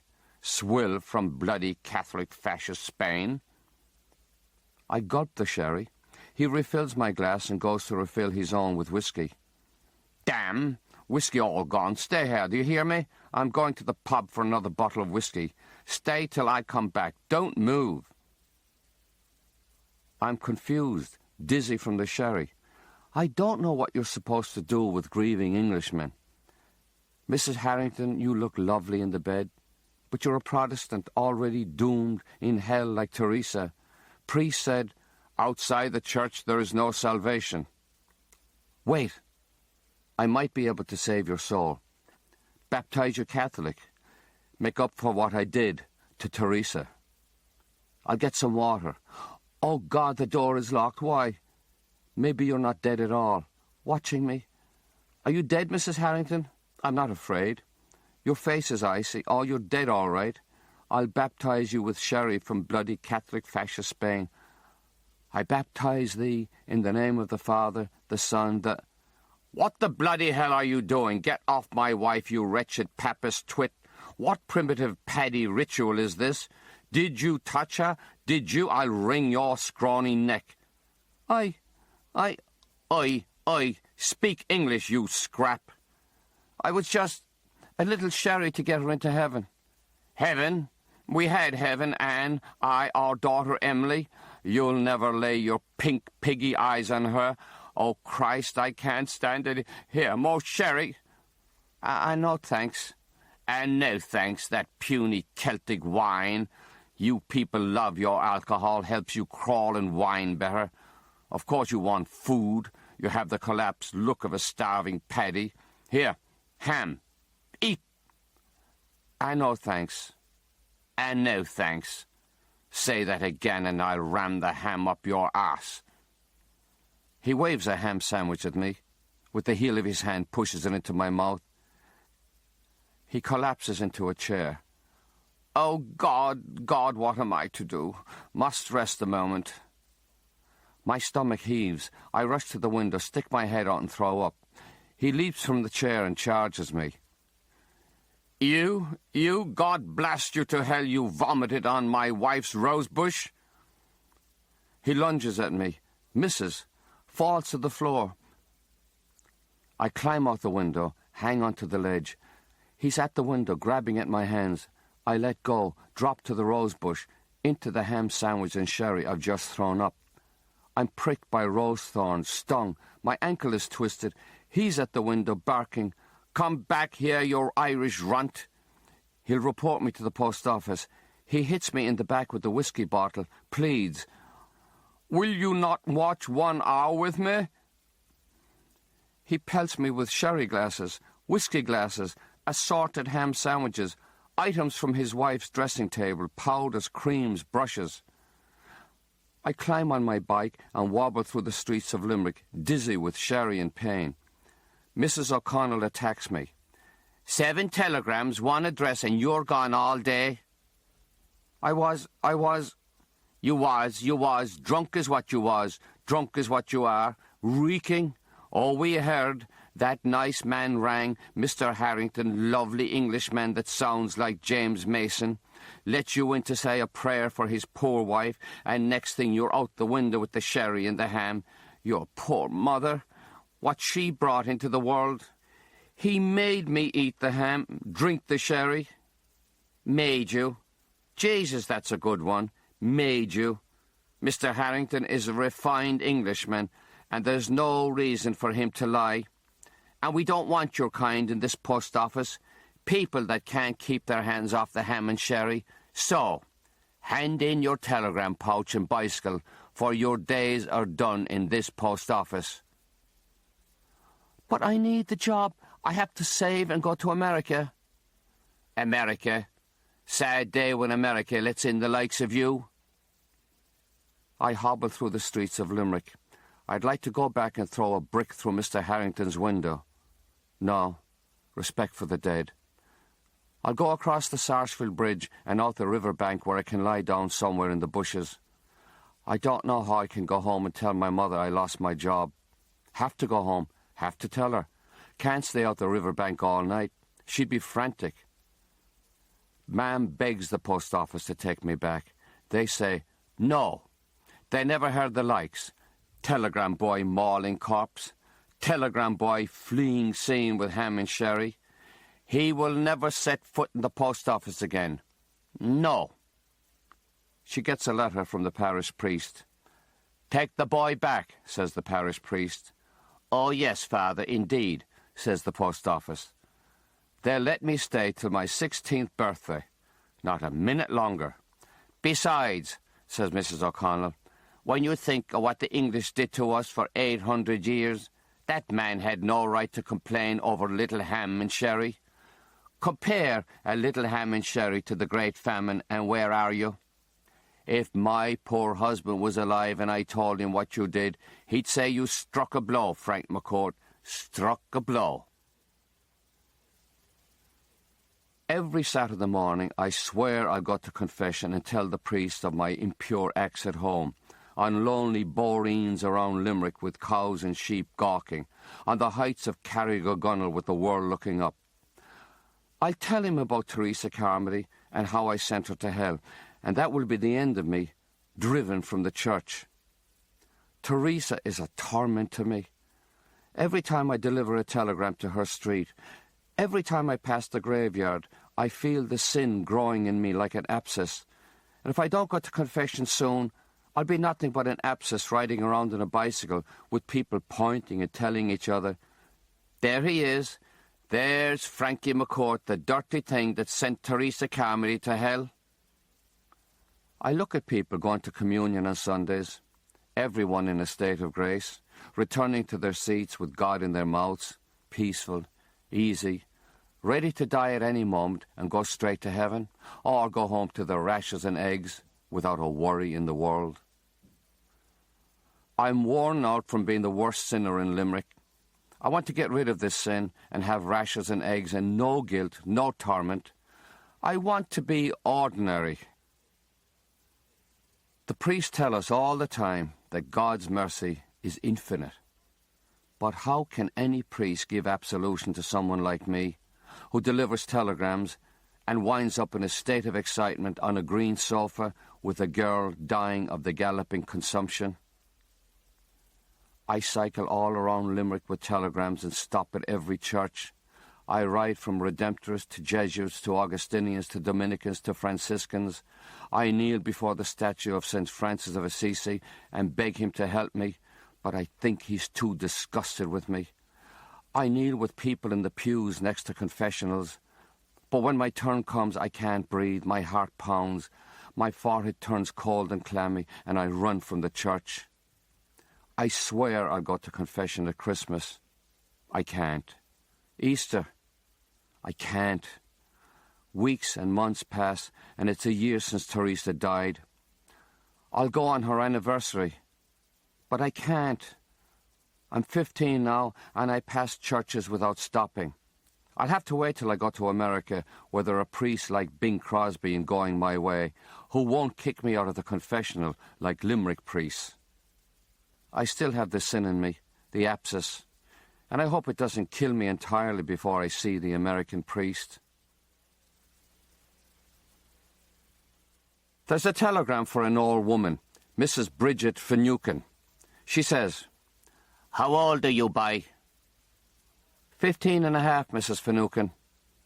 "Young enough to make a fool of yourself and old enough to know better. Are you smart, by? Are you anyway intelligent?" "I can read and write, Mrs. Finucane." There are people above in the lunatic asylum can read and write. Can you write a letter?" "I can." She wants me to write letters to her customers. If you need a suit or dress for your child, you can go to her. She gives you a ticket to a shop, and they give you the clothes. She gets a discount and charges you the full price and interest on top. You pay her back weekly. Some of her customers fall behind in their payments, and they need threatening letters. She says, "I'll give you 3p for every letter you write, and another 3p if it brings a payment. If you want the job, come here on Thursday and Friday nights, and bring your own paper and envelopes." I'm desperate for that job. I want to go to America, but I have no money for paper and envelopes. Next day, I'm delivering a telegram to Woolworths, and there's the answer, a whole section packed with paper and envelopes. I have no money, so I have to help myself. But how?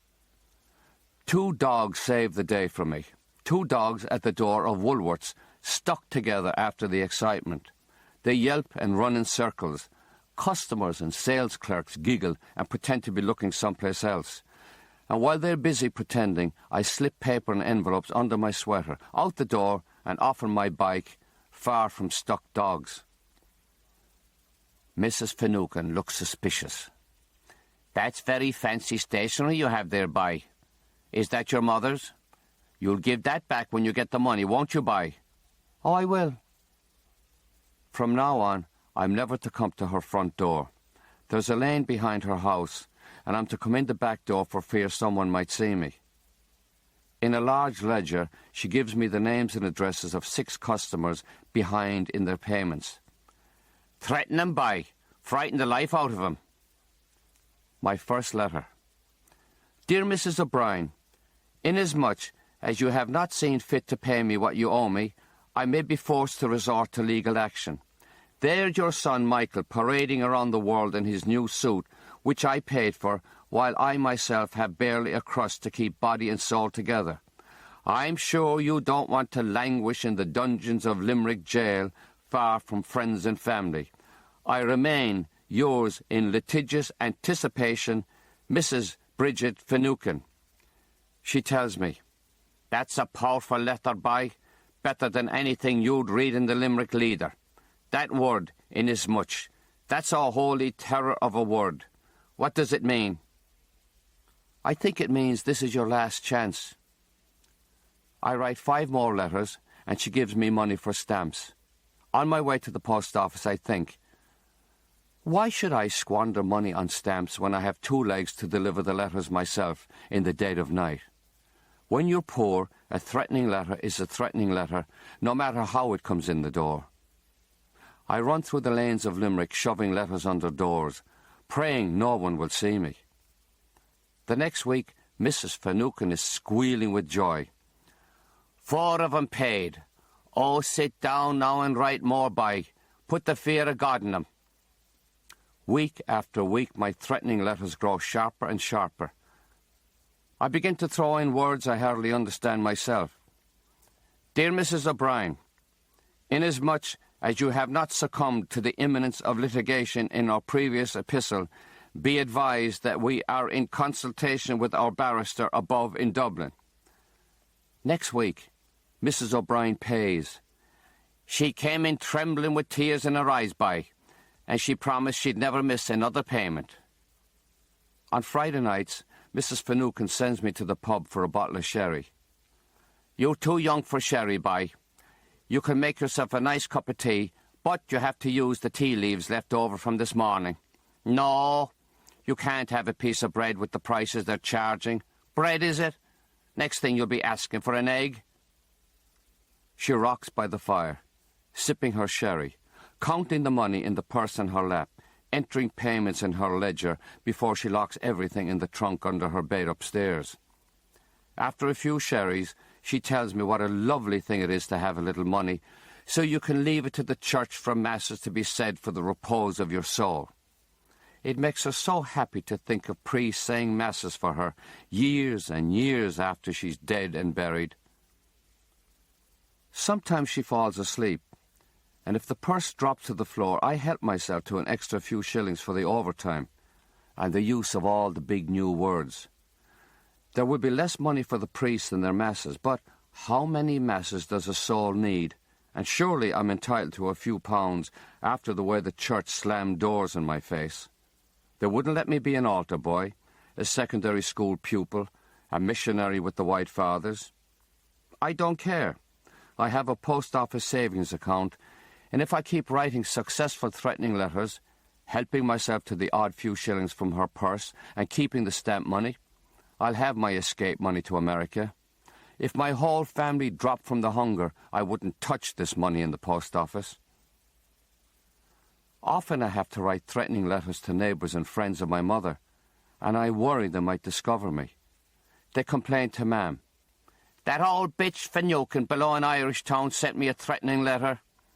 What kind of demon out of hell would torment her own kind with a class of a letter that I can't make head nor tail of anyway, with words never heard on land or sea? The person that would write that letter is worse than Judas or any informer for the English." My mother says anyone that writes such letters should be boiled in oil and have his fingernails pulled out by blind people. I'm sorry for their troubles, but there's no other way for me to save the money for America. I know that someday I'll be a rich Yank and send home hundreds of dollars, and my family will never have to worry about threatening letters again. Some of the temporary telegram boys are taking the permanent exam in August. Mrs. O'Connell says, "You should take that exam, Frank McCourt. You have a bit of a brain in your head, and you'll pass it no bother. You'd be a postman in no time and a great help to your poor mother." Mam says I should take it too, become a postman, save up, go to America and be a postman over there, and wouldn't that be a lovely life? I'm delivering a telegram to South's pub on a Saturday, and Uncle Pa Keating is sitting there, all black as usual. He says, "Have a lemonade there, Frankie, or is it a pint you want now that you're near 16? "Lemonade, Uncle Pa, thanks." "You'll want your first pint the day you're 16, won't you?" "I will, But my father won't be here to get it for me. Don't worry about that. I know 'tis not the same without your father, but I'll get you the first pint. 'Tis what I'd do if I had a son. Come here the night before you're 16.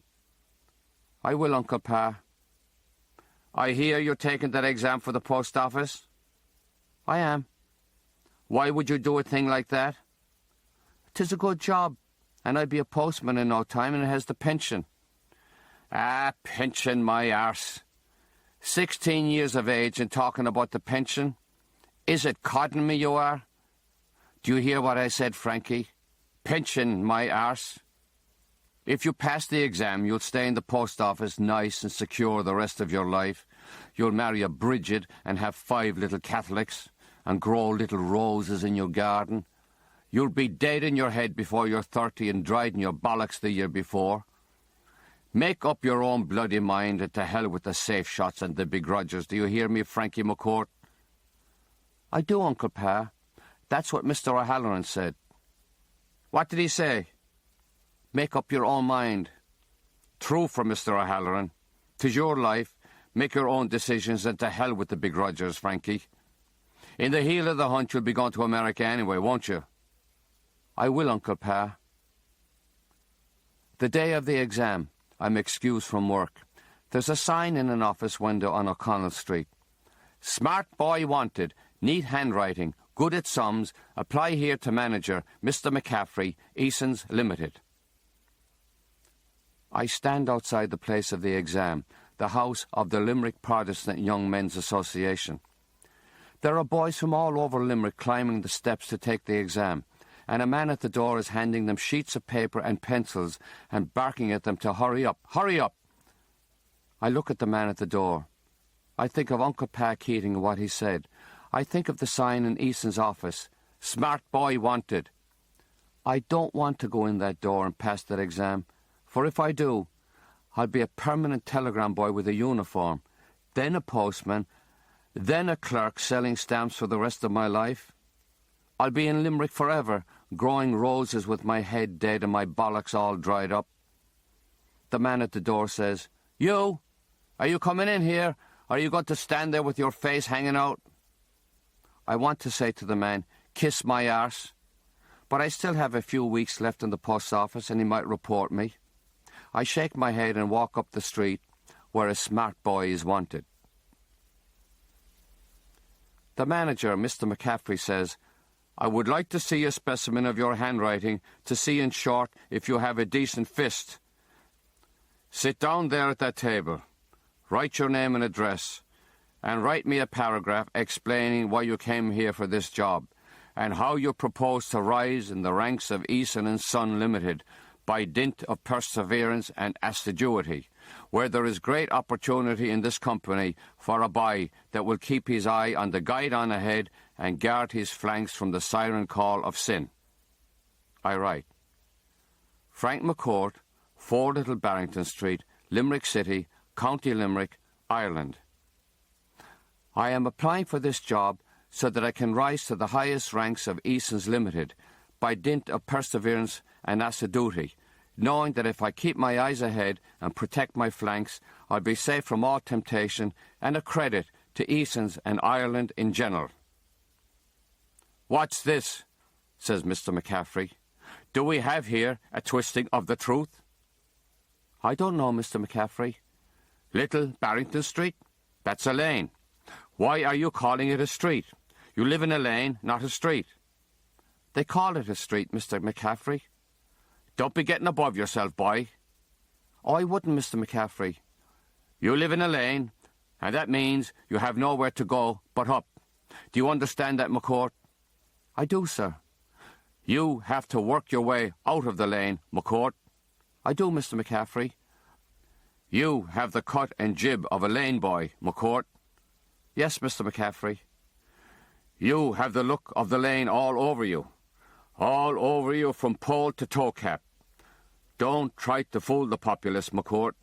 You'd have to rise early in the morning to fool the likes of me. Oh, I wouldn't, Mr. McCaffrey. Then there's the eyes. Very sore eyes you have there. Can you see? I can, Mr. McCaffrey. You can read and write, but can you do addition and subtraction? I can, Mr. McCaffrey. Well, I don't know what the policy is on sore eyes. I would have to ring Dublin and see where they stand on sore eyes. But your writing is clear, McCourt, a good fist. We'll take you on pending the decision on the sore eyes. Monday morning, 6:30 at the railway station. In the morning? In the morning. We don't give out the bloody morning papers at night, do we? No, Mr. McCaffrey. Another thing. We distribute the Irish Times, a Protestant paper run by the Freemasons in Dublin. We pick it up at the railway station, we count it, we take it to the newsagents, but we don't read it. I don't want to see you reading it. You could lose the faith, and by the look of those eyes, you could lose your sight. Do you hear me, McCourt? I do, Mr. McCaffrey. No Irish Times. And when you come in next week, I'll tell you about all the English filth you're not to read in this office. Do you hear me? I do, Mr. McCaffrey. Mrs. O'Connell has the tight mouth, and she won't look at me. She says to Miss Barry, I hear a certain upstart from the lanes walked away from the post office exam. Too good for it, I suppose. True for you, says Miss Barry. Too good for us, I suppose. True for you. Do you think he'd ever tell us why he didn't take the exam? Oh, he might, says Miss Barry, if we went down on our 2 knees. I tell her, I want to go to America, Mrs. O'Connell. Did you hear that, Miss Barry? I did indeed, Mrs. O'Connell. He spoke. He did indeed. He will rue the day, Miss Barry. Rue he will, Mrs. O'Connell. Mrs. O'Connell talks past me to the boys waiting on the bench for their telegrams. This is Frankie McCourt. He thinks he's too good for the post office. I don't think that, Mrs. O'Connell. And who asked you to open your gob, Mr. High and Mighty? $2,000 for us, isn't he, boys? He is, Mrs. O'Connell. And after all we did for him, giving him the telegrams with the good tips, sending him to the country on fine days, taking him back after his disgraceful behaviour with Mr. Harrington, the Englishman, disrespecting the body of poor Mrs. Harrington, stuffing himself with ham sandwiches, getting fluther drunk on sherry, jumping out the window and destroying every rose bush in sight, coming in here 3 sheets to the wind, and who knows what else he did, delivering telegrams for 2 years. Who knows, indeed, though we have a good idea. Don't we, Miss Barry? We do, Mrs. O'Connell, though 'twouldn't be a fit subject to be talking about.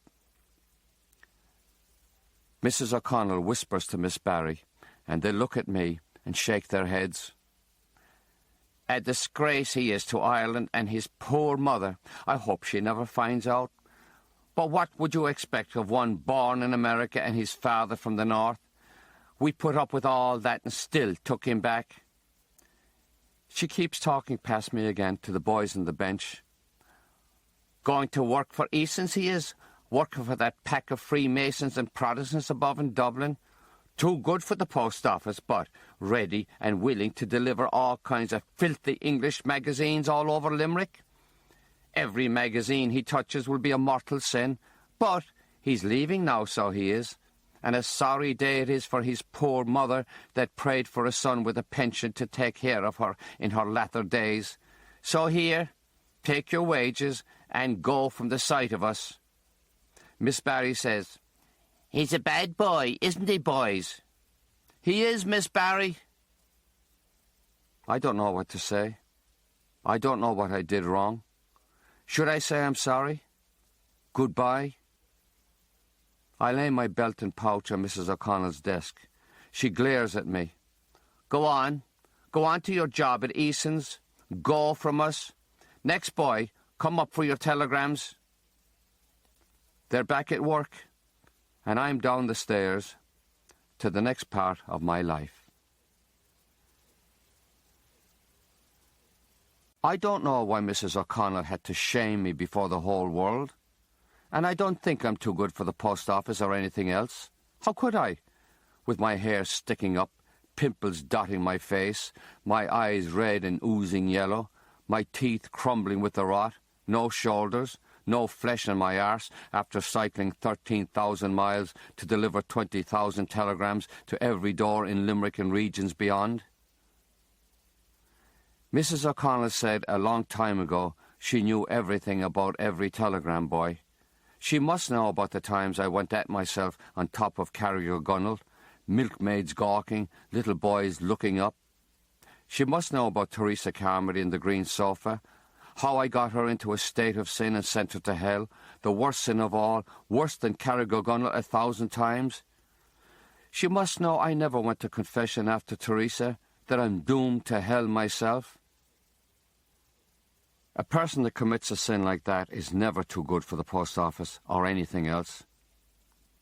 The barman at South's remembers me from the time I sat with Mr. Hannon, Bill Galvin, Uncle Pa Keating, black, white, black. He remembers my father, how he spent his wages and his dole while singing patriotic songs and making speeches from the dock like a condemned rebel. "And what is it you'd like?" says the barman. "I'm here to meet Uncle Pa Keating and have my first pint." "Oh, begod, is that a fact?" "He'll be here in a minute. And sure there's no reason why I shouldn't draw his pint, and maybe draw your first pint, is there now?" "There isn't, sir." Uncle Pa comes in and tells me sit next to him against the wall. The barman brings the pints. Uncle Pa pays, lifts his glass, tells the men in the pub, "This is my nephew Frankie McCourt, son of Angela Sheehan, the sister of my wife, having his first pint. Here's to your health and long life, Frankie. May you live to enjoy the pint, but not too much." The men lift their pints, nod, drink, and there are creamy lines on their lips and moustaches. I take a great gulp of my pint and Uncle Pa tells me, "Slow down, for the love of Jesus. Don't drink it all. There's more where that came from as long as the Guinness family stays strong and healthy." I tell him I want to stand him a pint with my last wages from the post office, but he says, "No, take the money home to your mother, and you can stand me a pint when you come home from America, flush with success and the heat from a blonde hanging on your arm." The men in the pub are talking about the terrible state of the world and how in God's name Hermann Göring escaped the hangman an hour before the hanging. The Yanks are over there in Nuremberg declaring they don't know how the Nazi bastard hid that pill. Was it in his ear? Up his nostril? Up his arse? Surely the Yanks looked in every hole and cranny of every Nazi they captured, and still Hermann wiped their eye. There you are. It shows you can sail across the Atlantic, land in Normandy, bomb Germany off the face of the earth, but when all's said and done, they can't find a little pill planted in the far reaches of Göring's fat arse. Uncle Pa buys me another pint. It's harder to drink because it fills me and makes my belly bulge. The men are talking about concentration camps and the poor Jews that never harmed a soul, men, women, children, crammed into ovens. Children, mind you. What harm could they do? Little shoes scattered everywhere, crammed in, and the pub is misty and the voices fading in and out. Uncle Pa says, "Are you all right? You're as white as a sheet." He takes me to the lavatory, and the two of us have a good long piss against the wall, which keeps moving back and forth. I can't go into the pub again. Cigarette smoke, stale Guinness, Göring's fat arse, small shoes scattered. Can't go in again. Good night, Uncle Pa. Thanks. And he tells me go straight home to my mother, straight home. Oh, he doesn't know about the excitement in the loft, or the excitement on the green sofa, or me in such a state of doom that if I died now, I'd be in hell in a wink. Uncle Pa goes back to his pint. I'm out on O'Connell Street, and why shouldn't I take the few steps to the Jesuits and tell all my sins this last night I'll be 15? I ring the bell at the priest's house, and a big man answers. "Yes?" I tell him I want to go to confession, Father. He says, "I'm not a priest. Don't call me Father. I'm a brother." "All right, brother. I want to go to confession before I'm 16 tomorrow. State of grace on my birthday." He says, Go away, you're drunk. Child like you, drunk as a lord, ringing for a priest at this hour. Go away or I'd call the guards. I don't. I only want to go to confession. I'm doomed. You're drunk, and you're not in a proper spirit of repentance. He closes the door in my face. Another door closed in the face, but I'm 16 tomorrow, and I ring again. The brother opens the door, swings me around, kicks my arse, and sends me tripping down the steps.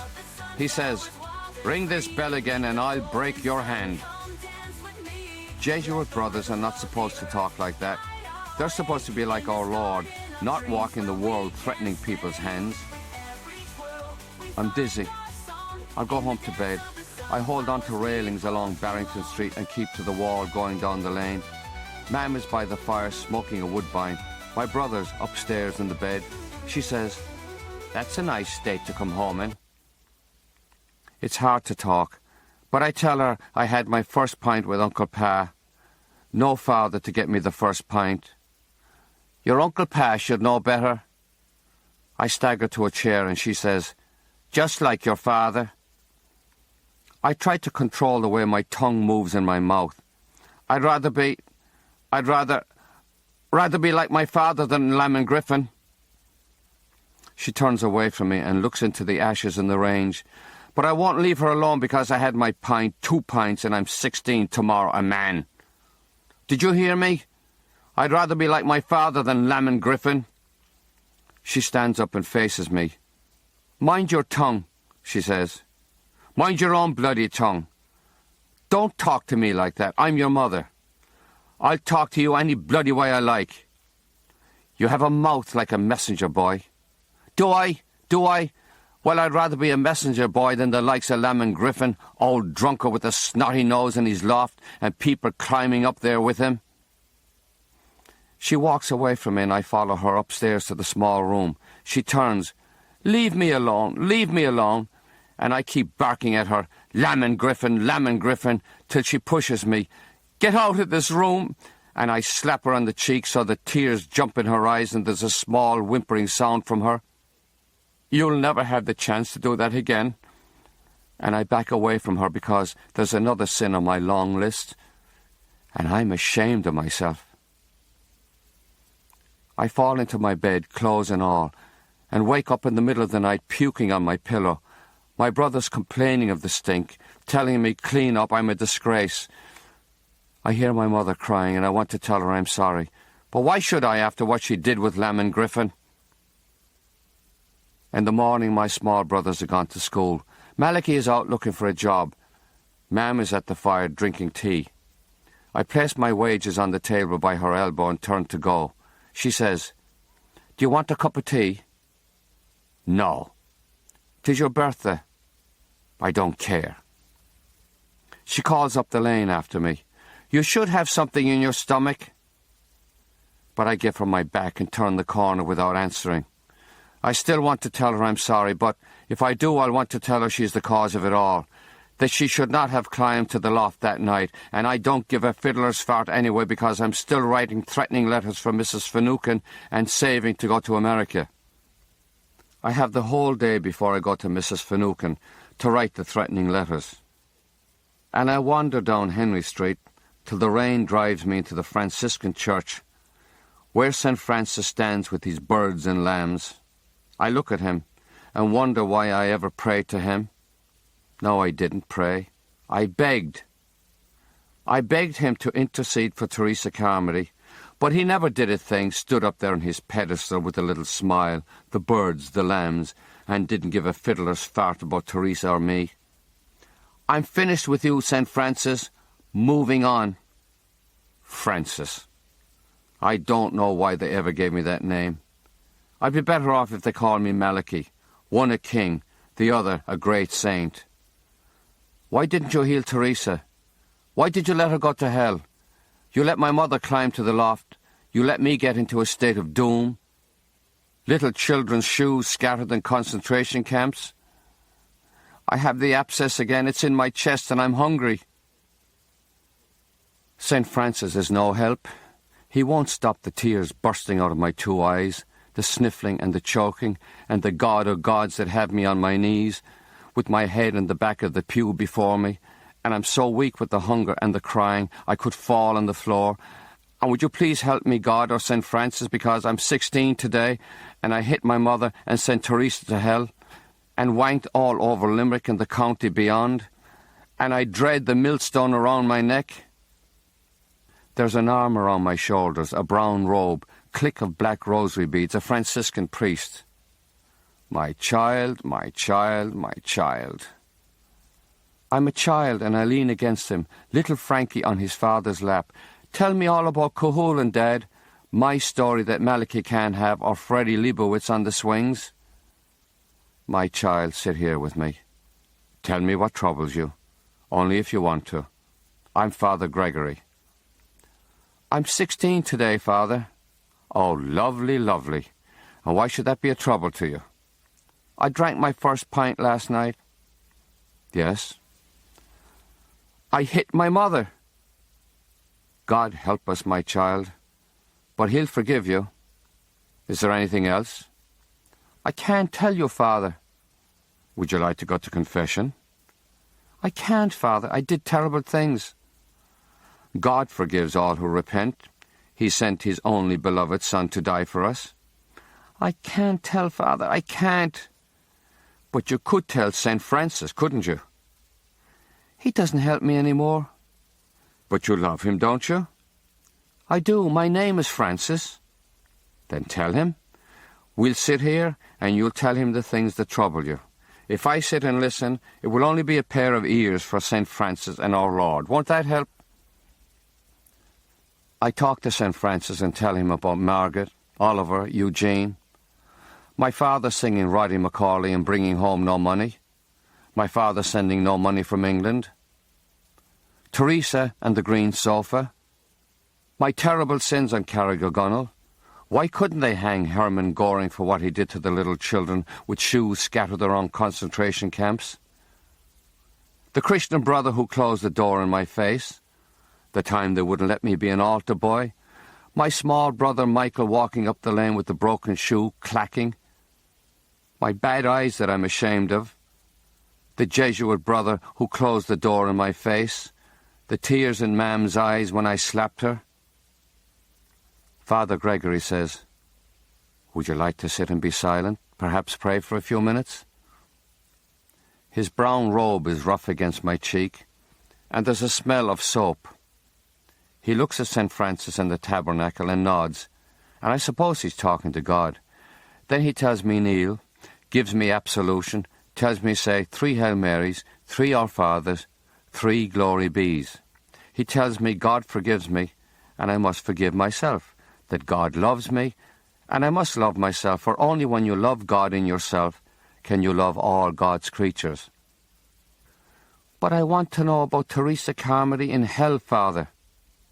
No, my child. She is surely in heaven. She suffered like the martyrs in olden times, and God knows that's penance enough. You can be sure the sisters in the hospital didn't let her die without a priest.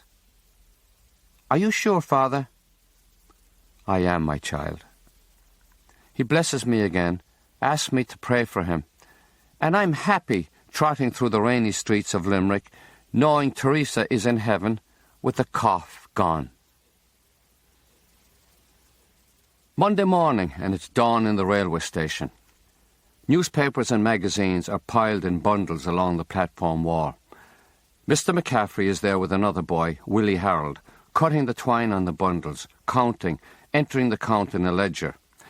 English newspapers and the Irish Times have to be delivered early, magazines later in the morning. We count out the papers and label them for delivery to shops around the city. Mr. McCaffrey drives the van and stays at the wheel while Willie and I run into shops with bundles and take orders for the next day, add or drop in the ledger. After the papers are delivered, we unload the magazines at the office and go home to breakfast for 50 minutes. When I return to the office, there are 2 other boys, Eamon and Peter, already sorting magazines, counting and stuffing them into newsagents' boxes along the wall. Small orders are delivered by Jerry Halvey on his messenger bicycle, big orders in the van. Mr. McCaffrey tells me stay in the office so that I can learn to count magazines and enter them in the ledger.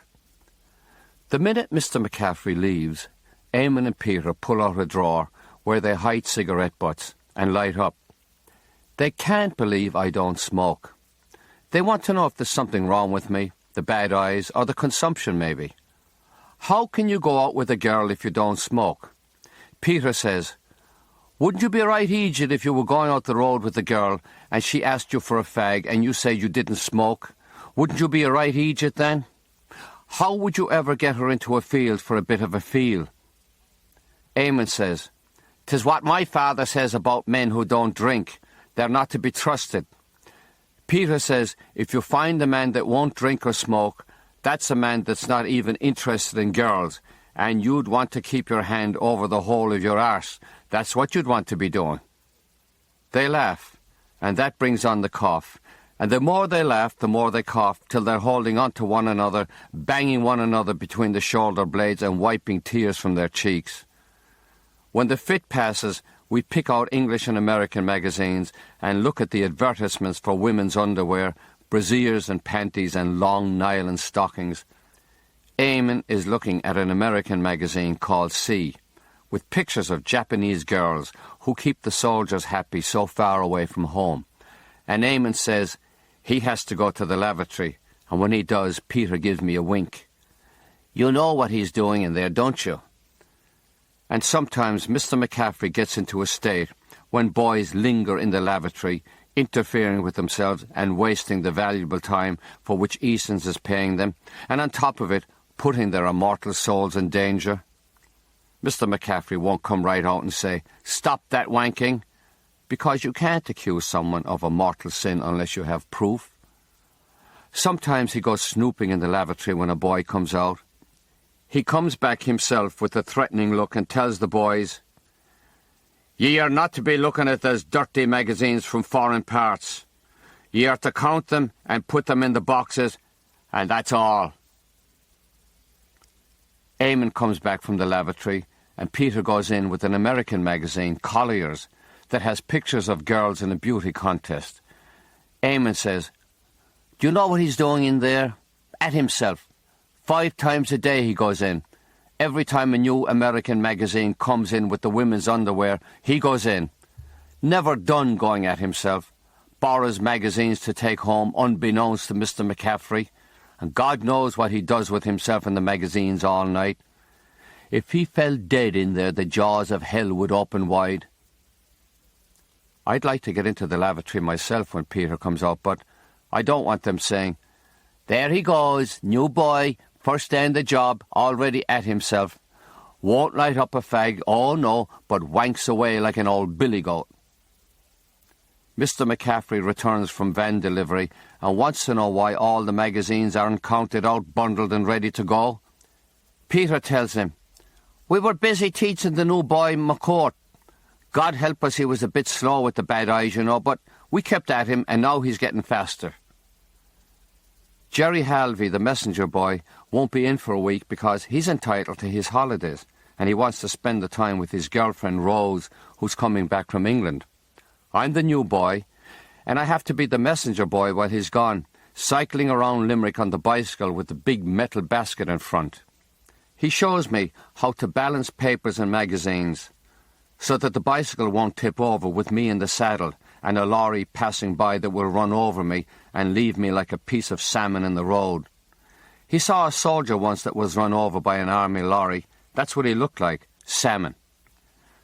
Jerry is making a last delivery at Eason's kiosk at the railway station at noon on Saturday, and that's handy, because I can meet him there to get the bicycle, and he can meet Rose off the train.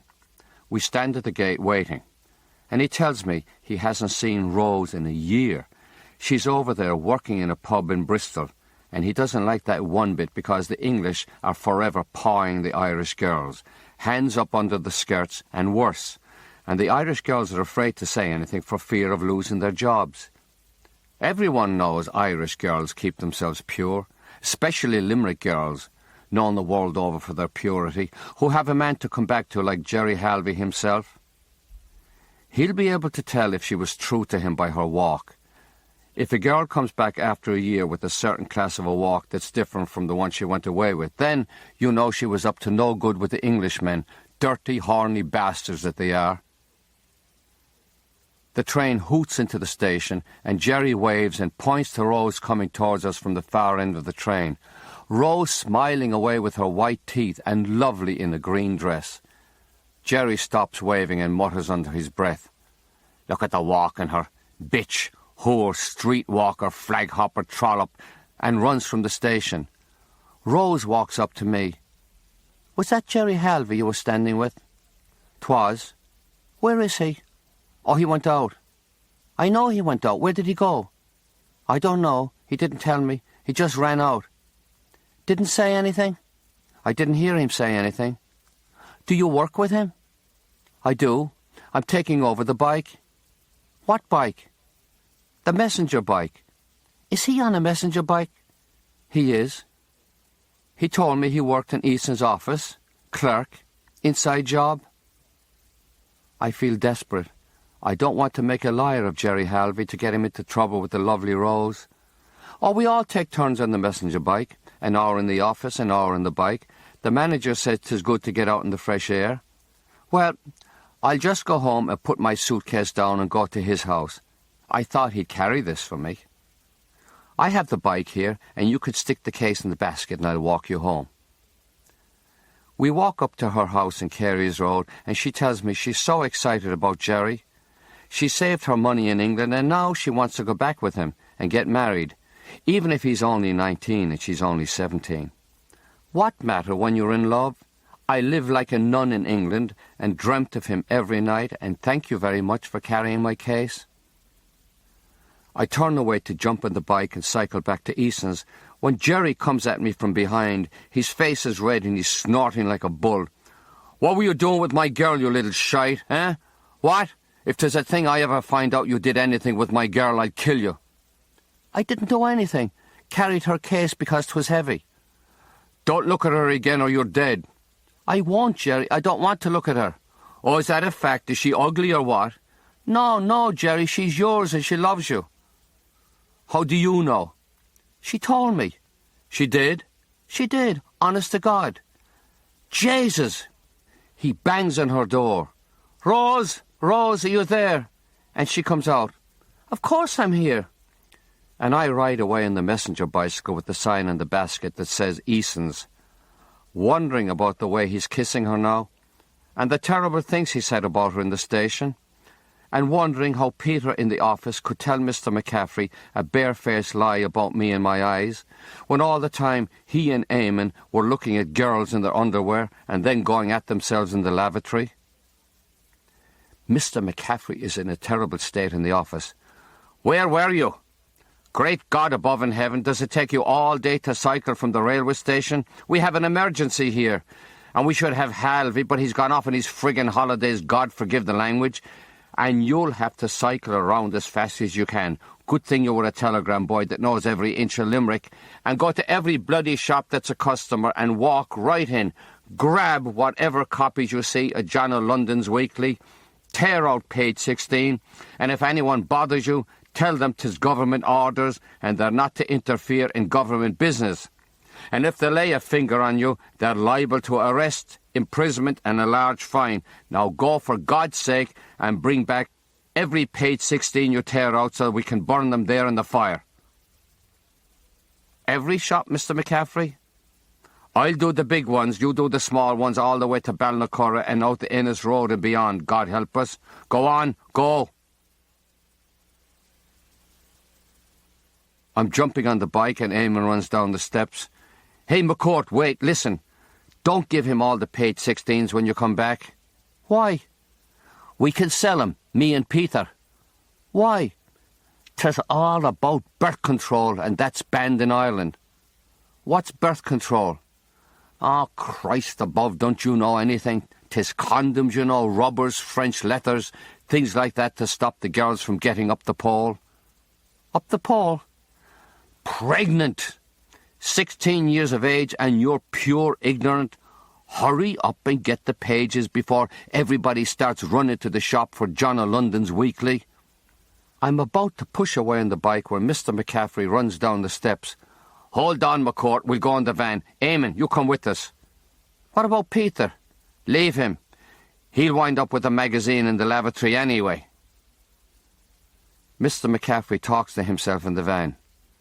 Nice bloody how do you do, ringing down here from Dublin on a fine Saturday to send us tearing around Limerick, ripping pages out of an English magazine, when I could be at home with a cup of tea and a nice bun and a read of the Irish press, with my feet up on a box under the picture of the Sacred Heart. Nice bloody how do you do entirely. Mr. McCaffrey runs into every shop with us behind him. He grabs the magazines, hands each of us a pile and tells us start tearing. Shop owners scream at him. What are you doing? Jesus, Mary and Holy St. Joseph, is it pure magia? Put back the magazines or I'll call the guards. Mr. McCaffrey tells them, Government orders, ma'am. There is filth in John o' London this week that's not fit for any Irish eyes, and we are here to do God's work. What filth? What filth? Show me the filth before you go mutilating the magazines. I won't pay Eason's for these magazines, so I won't. Ma'am, we don't care at Eason's. We'd rather lose large amounts than have the people of Limerick and Ireland corrupted by this filth. What filth? Can't tell you. Come on, boys. We throw the pages on the floor of the van, and when Mr. McCaffrey is in a shop arguing, we stuff some into our shirts. There are old magazines in the van, and we tear and scatter them so that Mr. McCaffrey would think they're all page 16 from John o' London. The biggest customer for the magazine, Mr. Hutchinson, tells Mr. McCaffrey, get the hell out of his shop or he'll brain him. Get away from them magazines. And when Mr. McCaffrey keeps on tearing out pages, Mr. Hutchinson throws him into the street, Mr. McCaffrey yelling that this is a Catholic country, and just because Hutchinson is a Protestant, that doesn't give him the right to sell filth in the holiest city of Ireland. Mr. Hutchinson says, kiss my arse. And Mr. McCaffrey says, see, boys? See what happens when you're not a member of the true church? Some shops say they've already sold their copies of John o' London, and Mr. McCaffrey says, oh, Mother of God, what's going to become of us all? Who did you sell them to? He demands the names and address of the customers who are in danger of losing their immortal souls from reading articles on birth control.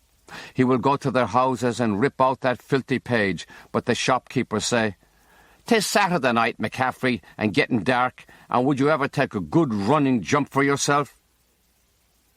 On the way back to the office, Eamon whispers to me in the back of the van. I have 21 pages. How many do you have? I tell him 14, but I have over 40, and I'm not telling him because you never have to tell the truth to people who lie about your bad eyes. Mr. McCaffrey tells us, bring in the pages from the van. We scoop up everything on the floor, and he's happy sitting at his desk at the other end of the office, ringing Dublin to tell them how he stormed through shops like God's Avenger and saved Limerick from the horrors of birth control while he watches a dancing fire of pages that have nothing to do with John o' London's Weekly. Monday morning I cycle through the streets delivering magazines, and people see the Easton sign on the bike and stop me to see if there's any chance they could get their hands on a copy of John o' London's Weekly. They're all rich-looking people, some in motor cars, men with hats, collars and ties, and 2 fountain pens in their pockets, women with hats and little bits of fur dangling from their shoulders, people who have tea at the Savoy or the Stella and stick out their little fingers to show how well-bred they are, and now want to read this page about birth control. Eamon told me early in the day, don't sell the bloody page for less than 5 shillings. I asked him if he was joking. No, he wasn't. Everyone in Limerick is talking about this page and they're dying to get their hands in it. 5 shillings are nothing, Frankie. If they're rich, charge more. But that's what I'm charging, so don't be going around on your bicycle and putting me out of business with low prices.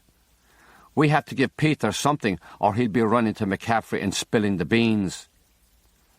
Some people are willing to pay 7 shillings a sixpence, and I'm rich in 2 days, with over £10 in my pocket, -1 for Peter the Snake, who would betray us to McCaffrey.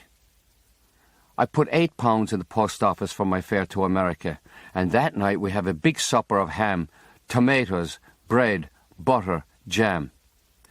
Mam wants to know if I won the sweepstakes, and I tell her people give me tips. She's not happy I'm a messenger boy because that's the lowest you can drop in Limerick, but if it brings in ham like this, we should light a candle in gratitude. She doesn't know the money for my fare is growing in the post office, and she'd die if she knew what I was earning from writing threatening letters. Malachy has a new job in the stockroom of a garage, handing out parts to mechanics. And Mam herself is taking care of an old man, Mr. Sliney, out in the South Circular Road, while his 2 daughters go off to work every day. She tells me, if I'm delivering papers out there, to come to the house for tea and a sandwich. The daughters will never know, and the old man won't mind because he's only half-conscious most of the time, worn out from all his years in the English army in India. She looks peaceful in the kitchen of this house in her spotless apron, everything clean and polished around her, flowers bobbing in the garden beyond, birds chirping away, music from radio airing on the wireless. She sits at the table with a pot of tea, cups and saucers, plenty of bread, butter, cold meats of all kinds. I can have any class of a sandwich, but all I know is ham and brawn. She doesn't have any brawn, because that's the kind of thing you'd find people eating in lanes, not in a house in the South Circular Road. She says the rich won't eat brawn because it's what they scoop off floors and counters in bacon factories, and you never know what you're getting. The rich are very particular about what they stick between 2 slices of bread. Over in America, brawn is called head cheese, and she doesn't know why. She gives me a ham sandwich with juicy slices of tomato, and tea in a cup with little pink angels flying around shooting arrows at other little flying angels who are blue. And I wonder why they can't make teacups and chamber pots without all kinds of angels and maidens cavorting in the glen. Mam says that's the way the rich are. They love the bit of decoration. And wouldn't we if we had the money? She'd give her 2 eyes to have a house like this, with flowers and birds abroad in the garden, and the wireless playing that lovely Warsaw concerto or the Dream of Alwyn, and no end of cups and saucers with angels shooting arrows. She says she has to look in on Mr. Sliney. He's so old and feeble he forgets to call for the chamber pot. Chamber pot? You have to empty his chamber pot? Of course I do. There's a silence here because I think we're remembering the cause of all our troubles, Lamon Griffin's chamber pot. But that was a long time ago. And now it's Mr. Sliney's chamber pot, which is no harm, because she's paid for this and he's harmless. When she comes back, she tells me Mr. Sliney would like to see me, so come in while he's awake. He's lying in a bed in the front parlour, the window blocked with a black sheet, no sign of light. He tells my mother, "Lift me up a bit, missus, and pull back that bloody thing off the window so I can see the boy." He has long white hair down to his shoulders. Mam whispers he won't let anyone cut it. He says, "I have me own teeth, son. Would you credit that? Do you have your own teeth, son?" "I do, Mr. Sliney." "Ah, I was in India, you know. Me and Timony up the road. Bunch of Limerick men in India. Do you know Timony, son?" "I did, Mr. Sliney." "He's dead, you know. Poor bugger went blind. I have me sight. I have me teeth. Keep your teeth, son." "I will, Mr. Sliney." "I'm getting tired, son. But there's one thing I want to tell you. Are you listening to me?" "I am, Mr. Sliney." "Is he listening to me, missus?" "Oh, he is, Mr. Sliney." "Good. Now here's what I want to tell you. Lean over here so I can whisper in your ear. What I want to tell you is, never smoke another man's pipe."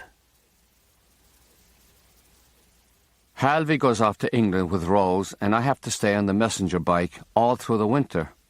It's a bitter winter, ice everywhere, and I never know when the bike will go out from under me and send me flying into the street or onto the pavement, magazines and papers scattered. Shops complain to Mr. McCaffrey that the Irish Times is coming in decorated with bits of ice and dog shit, and he mutters to us, that's the way that paper should be delivered, Protestant rag that it is. Every day after my deliveries, I take the Irish Times home and read it to see where the danger is. Mam says it's a good thing Dad isn't here. He'd say, is this what the men of Ireland fought and died for, that my own son is sitting there at the kitchen table reading the Freemason paper?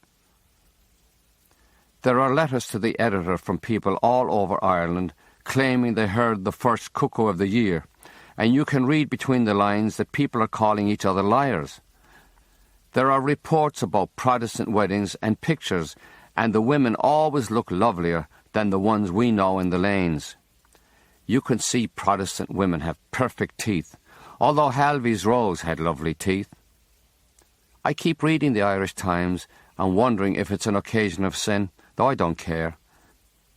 As long as Teresa Carmody is in heaven not coughing, I don't go to confession anymore. I read the Irish Times and the Times of London because that tells me what the King is up to every day and what Elizabeth and Margaret are doing. I read English women's magazines for all the food articles and the answers to women's questions. Peter and Eamon put on English accents and pretend they're reading from English women's magazines.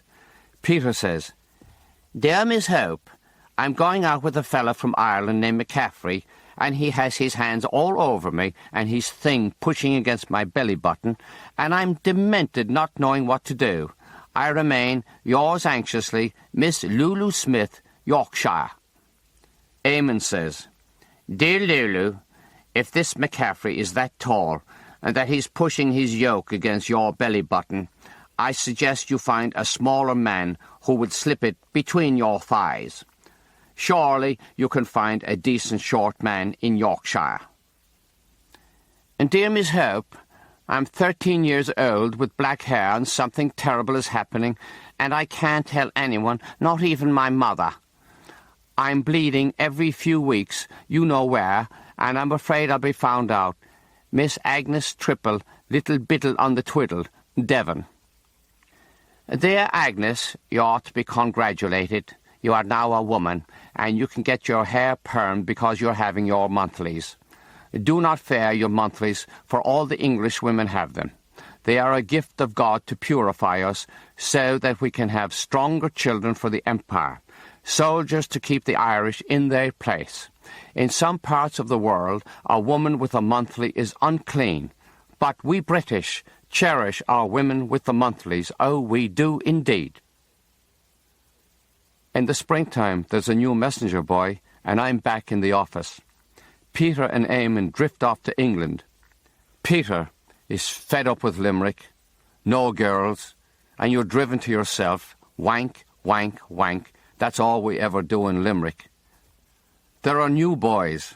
I'm senior boy, and the job is easier because I'm fast.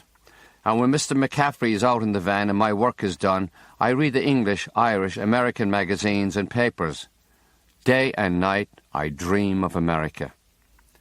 Malachy goes to England to work in a rich Catholic boys' boarding school, and he walks around cheerful and smiling, as if he's the equal of any boy in the school. And everyone knows when you work in an English boarding school, you're supposed to hang your head and shuffle like a proper Irish servant. They fired him for his ways, and Malachy tells them they can kiss his Royal Irish arse, and they say that's the kind of foul language and behaviour you'd expect. He gets a job in the gasworks in Coventry, shovelling coal into the furnaces like Uncle Pa Keating, shovelling coal, and waiting for the day he can go to America after me. I'm 17, 18, going on 19, working away at Eason's, writing threatening letters for Mrs. Finucane, who says she's not long for this world, and the more Mass is said for her soul, the better she'll feel. She puts money in envelopes and sends me to churches around the city to knock on priests' doors, hand in the envelopes with the request for Masses. She wants prayers from all the priests but the Jesuits. She says, they're useless, all head and no heart. That's what they should have over their door in Latin, and I won't give them a penny, because every penny you give a Jesuit goes to a fancy book or a bottle of wine. She sends the money. She hopes the masses are said, but she's never sure.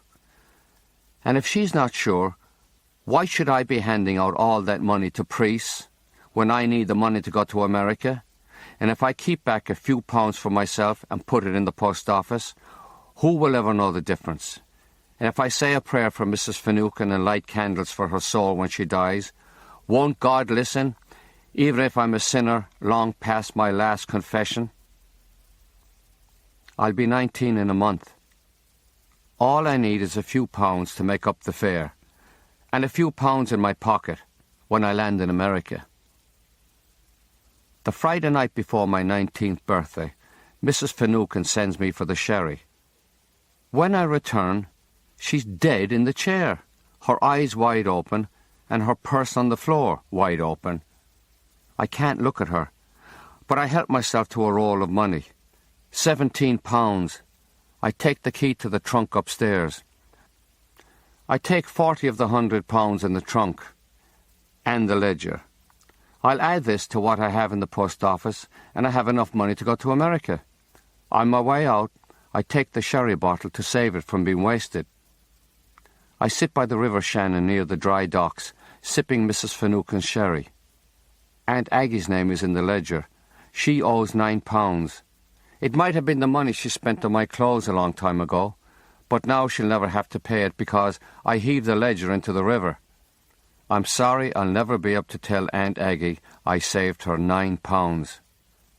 I'm sorry I wrote threatening letters to the poor people in the lanes of Limerick, my own people, but the ledger is gone. No one will ever know what they owe, and they won't have to pay their balances. I wish I could tell them, I'm your Robin Hood. Another sip of the sherry. I'll spare £1 or two for a mass for Mrs. Finucane's soul. Her ledger is well on its way down the Shannon and out to the Atlantic, and I know I'll follow it someday soon. The man at O'Riordan's travel agency says he can't get me to America by air unless I travel to London first, which would cost a fortune. He can put me on a ship called the Irish Oak, which will be leaving Cork in a few weeks. He says, 9 days at sea, September, October, best time of the year, your own cabin, 13 passengers, best of food, bit of a holiday for yourself. And that will cost £55. Do you have it? I do. I tell Mam I'm going in a few weeks, and she cries. Michael says, will we all go someday? We will. Alfie says, will you send me a cowboy hat and a thing you throw that comes back to you?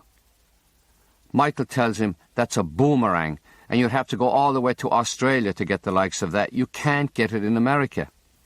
Alfie says, you can get it in America. Yes, you can. And they argue about America and Australia and boomerangs till Mam says, for the love of Jesus, your brother is leaving us, and the two of ye are there squabbling over boomerangs. Will you give over? Mam says we'll have to have a bit of a party the night before I go. They used to have parties in the old days when anyone would go to America, which was so far away the parties were called American Wakes, because the family never expected to see the departing one again in this life. She says 'tis a great pity Malachy can't come back from England, but we'll be together in America someday with the help of God and His blessed Mother. On my days off from work, I walk around Limerick and look at all the places we lived, the Windmill Street, Hartstone Street, Roden Lane, Ross Bryan Road, Little Barrington Street, which is really a lane. I stand looking at Teresa Carmody's house till her mother comes out and says, what do you want? I sit at the graves of Oliver and Eugene in the old St. Patrick's burying ground and cross the road to St. Lawrence's Cemetery, where Teresa is buried. Wherever I go, I hear voices of the dead, and I wonder if they can follow you across the Atlantic Ocean. I want to get pictures of Limerick stuck in my head in case I never come back. I sit in St. Joseph's Church and the Redemptorist Church and tell myself, take a good look, because I might never see this again. I walk down Henry Street to say goodbye to St. Francis, though I'm sure I'll be up to talk to him in America. Now there are days I don't want to go to America. I'd like to go to O'Riordan's travel agency and get back my £55. I could wait till I'm 21, and Malachy can go with me so that I'll know at least one person in New York. I have strange feelings, and sometimes when I'm sitting by the fire with Mam and my brothers, I feel tears coming, and I'm ashamed of myself for being weak. At first Mam laughs and tells me, your bladder must be near your eye. But then Michael says, we'll all go to America. Dad will be there, Malachy will be there, and we'll all be together. And she gets the tears herself, and we sit there, the four of us, like weeping agents. Mam says this is the first time we ever had a party. And isn't it a sad thing altogether that you have it when your children are slipping away one by one? Malachy to England, Frank to America. She saves a few shillings from her wages taking care of Mr. Sliney to buy bread, ham, brawn, cheese, lemonade, and a few bottles of stout. Uncle Pa Keating brings stout, whiskey, and a little sherry for Aunt Aggie's delicate stomach, and she brings a cake loaded with currants and raisins she baked herself. The abbot brings 6 bottles of stout and says, that's all right, Frankie. You can all drink it as long as I have a bottle or two for myself to help me sing me song. He sings the Road to Rasheen. He holds his stout, closes his eyes, and the song comes out in a high whine. The words make no sense, and everyone wonders why tears are seeping from his shut eyes. Alfie whispers to me, why is he crying over a song that makes no sense? I don't know. The abbot ends his song, opens his eyes, wipes his cheeks and tells us that was a sad song about an Irish boy that went to America and got shot by gangsters and died before a priest could reach his side. And he tells me, don't be getting shot if you're not near a priest. Uncle Pa says that's the saddest song he ever heard, and is there any chance we could have something lively? He calls on Mam and she says, no, Pa, sure I don't have the wind. Come on, Angela, come on.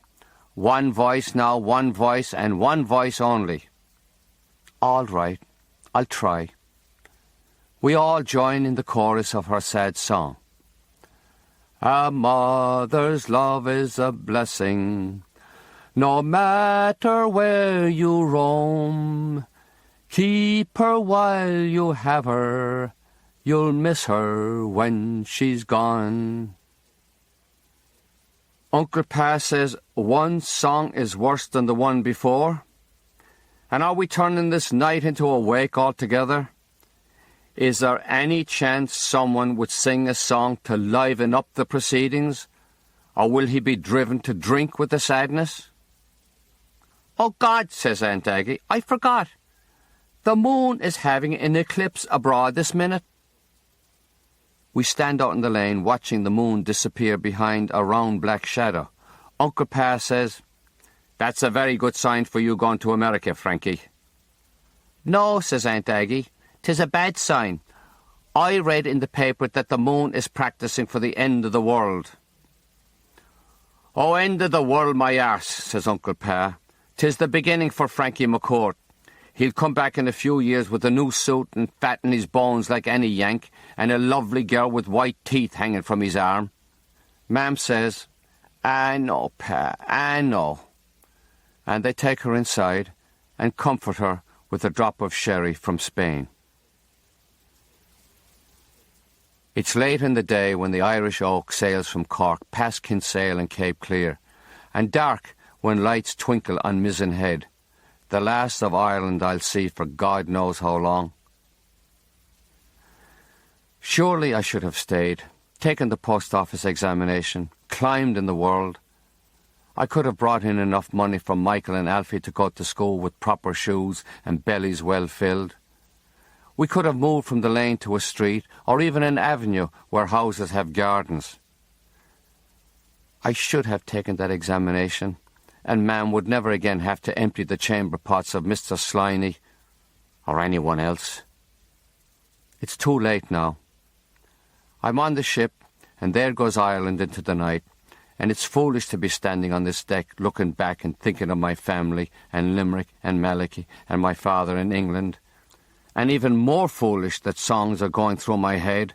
Roddy Macaulay goes to die, and Mam gasping, all the days of the Kerry dancing, with poor Mr. Clossie hacking away in the bed.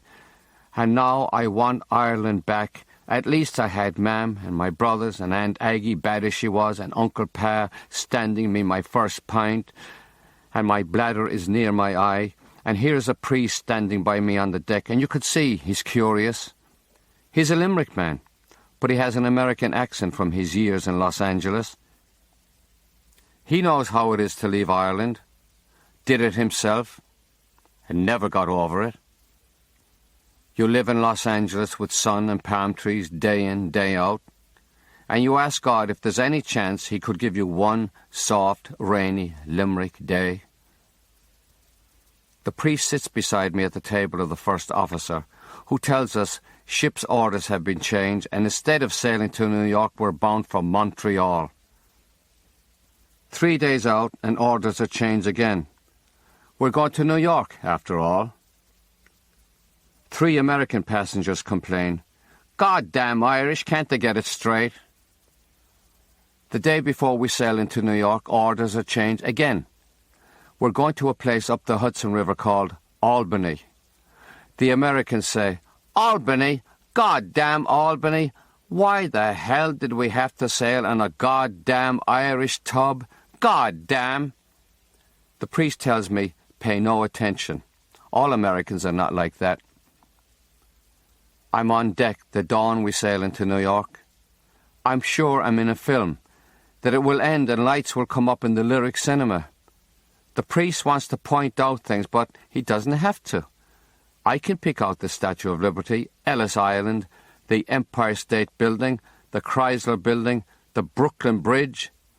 There are thousands of cars speeding along the roads, and the sun turns everything to gold. Rich Americans in top hats, white ties and tails must be going home to bed with the gorgeous women with white teeth. The rest are going to work in warm, comfortable offices, and no one has a care in the world. The Americans are arguing with the captain and a man who climbed aboard from a tugboat. Why can't we get off here? Why do we have to sail all the goddamn way to goddamn Albany? The man says, because you're passengers on the vessel and the captain is the captain, and we have no procedures for taking you ashore. Oh, yeah? Well, this is a free country and we're American citizens. Oh, is that a fact? While you're on an Irish ship with an Irish captain, you'll do what he goddamn tells you or swim ashore. He climbs down the ladder, tugboat chugs away, and we sail up the Hudson past Manhattan, under the George Washington Bridge, past hundreds of Liberty ships that did their bit in the war, moored now and ready to rot.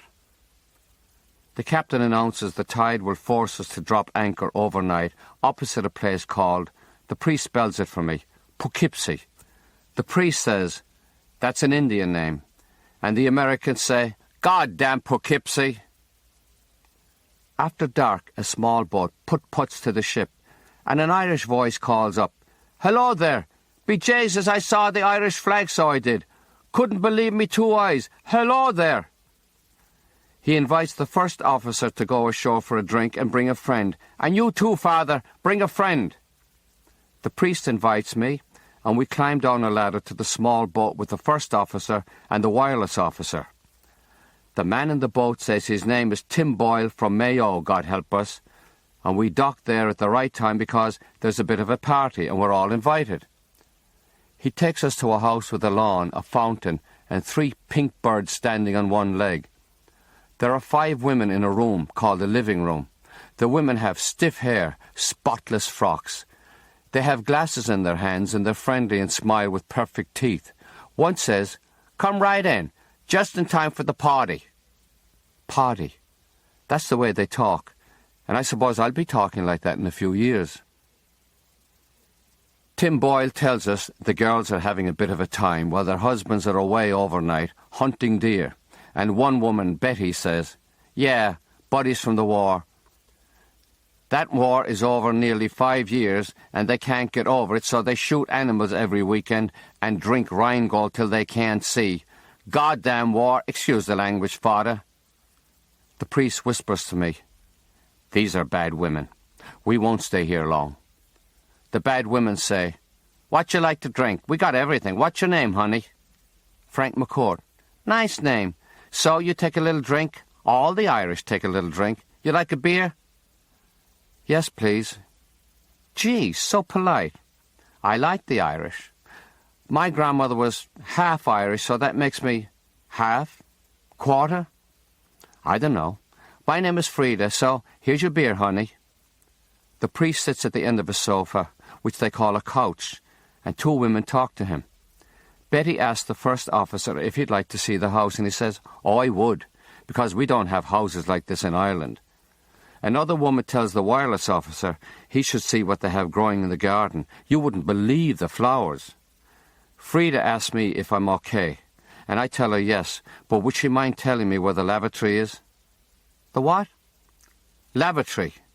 Oh, you mean the bathroom. Right this way, honey, down the hall. Thanks. She pushes in the door, turns on the light, kisses my cheek and whispers she'll be right outside if I need anything. I stand at the toilet bowl, firing away, and wonder what I'd need at a time like this, and if this is a common thing in America, women waiting outside while you take a splash.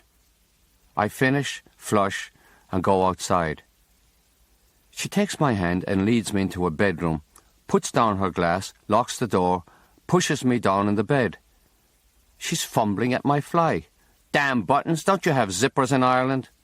She pulls out my excitement, climbs up on me, slides up and down, up and down. Jesus, I'm in heaven, and there's a knock on the door. The priest. "Frank, are you in there?" Frida putting her finger to her lips and her eyes rolling to heaven. "Frank, are you in there?"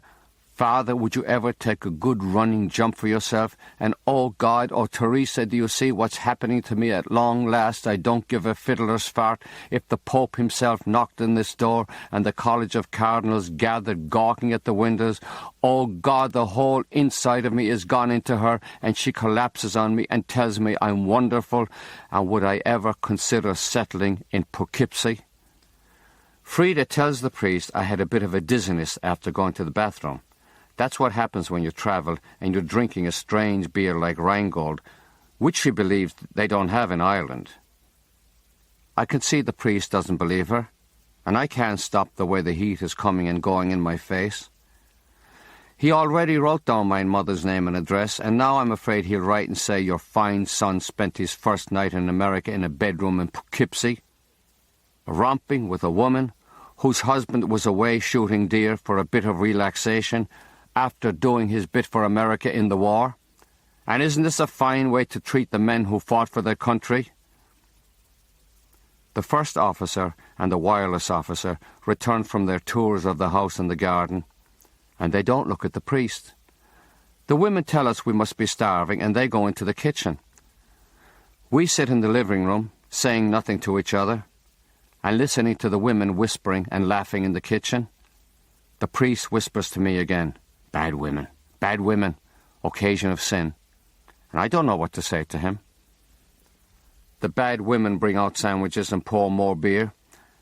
And when we finish eating, they put on Frank Sinatra records and ask if anyone would like to dance.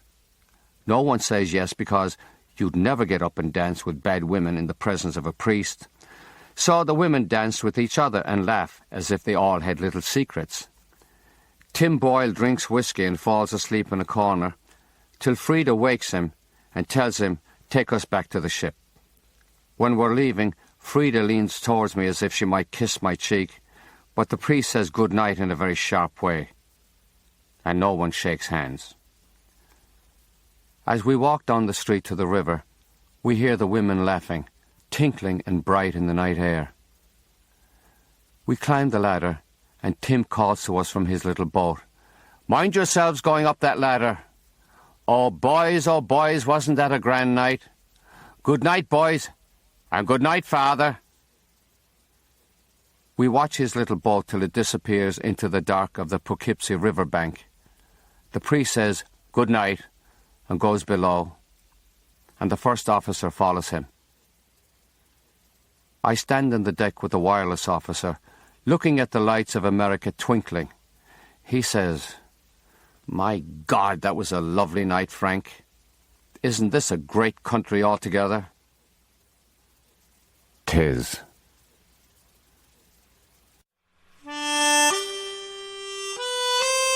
Angela's Ashes was written and read by Frank McCourt. The introduction was written and read by Jeanette Walls and recorded by Chris Dorman at Virginia Arts Recording Studio in Charlottesville, Virginia. Directed by Michael Noble. Terry Hogan was the mix engineer. This has been a presentation of Simon & Schuster Audio.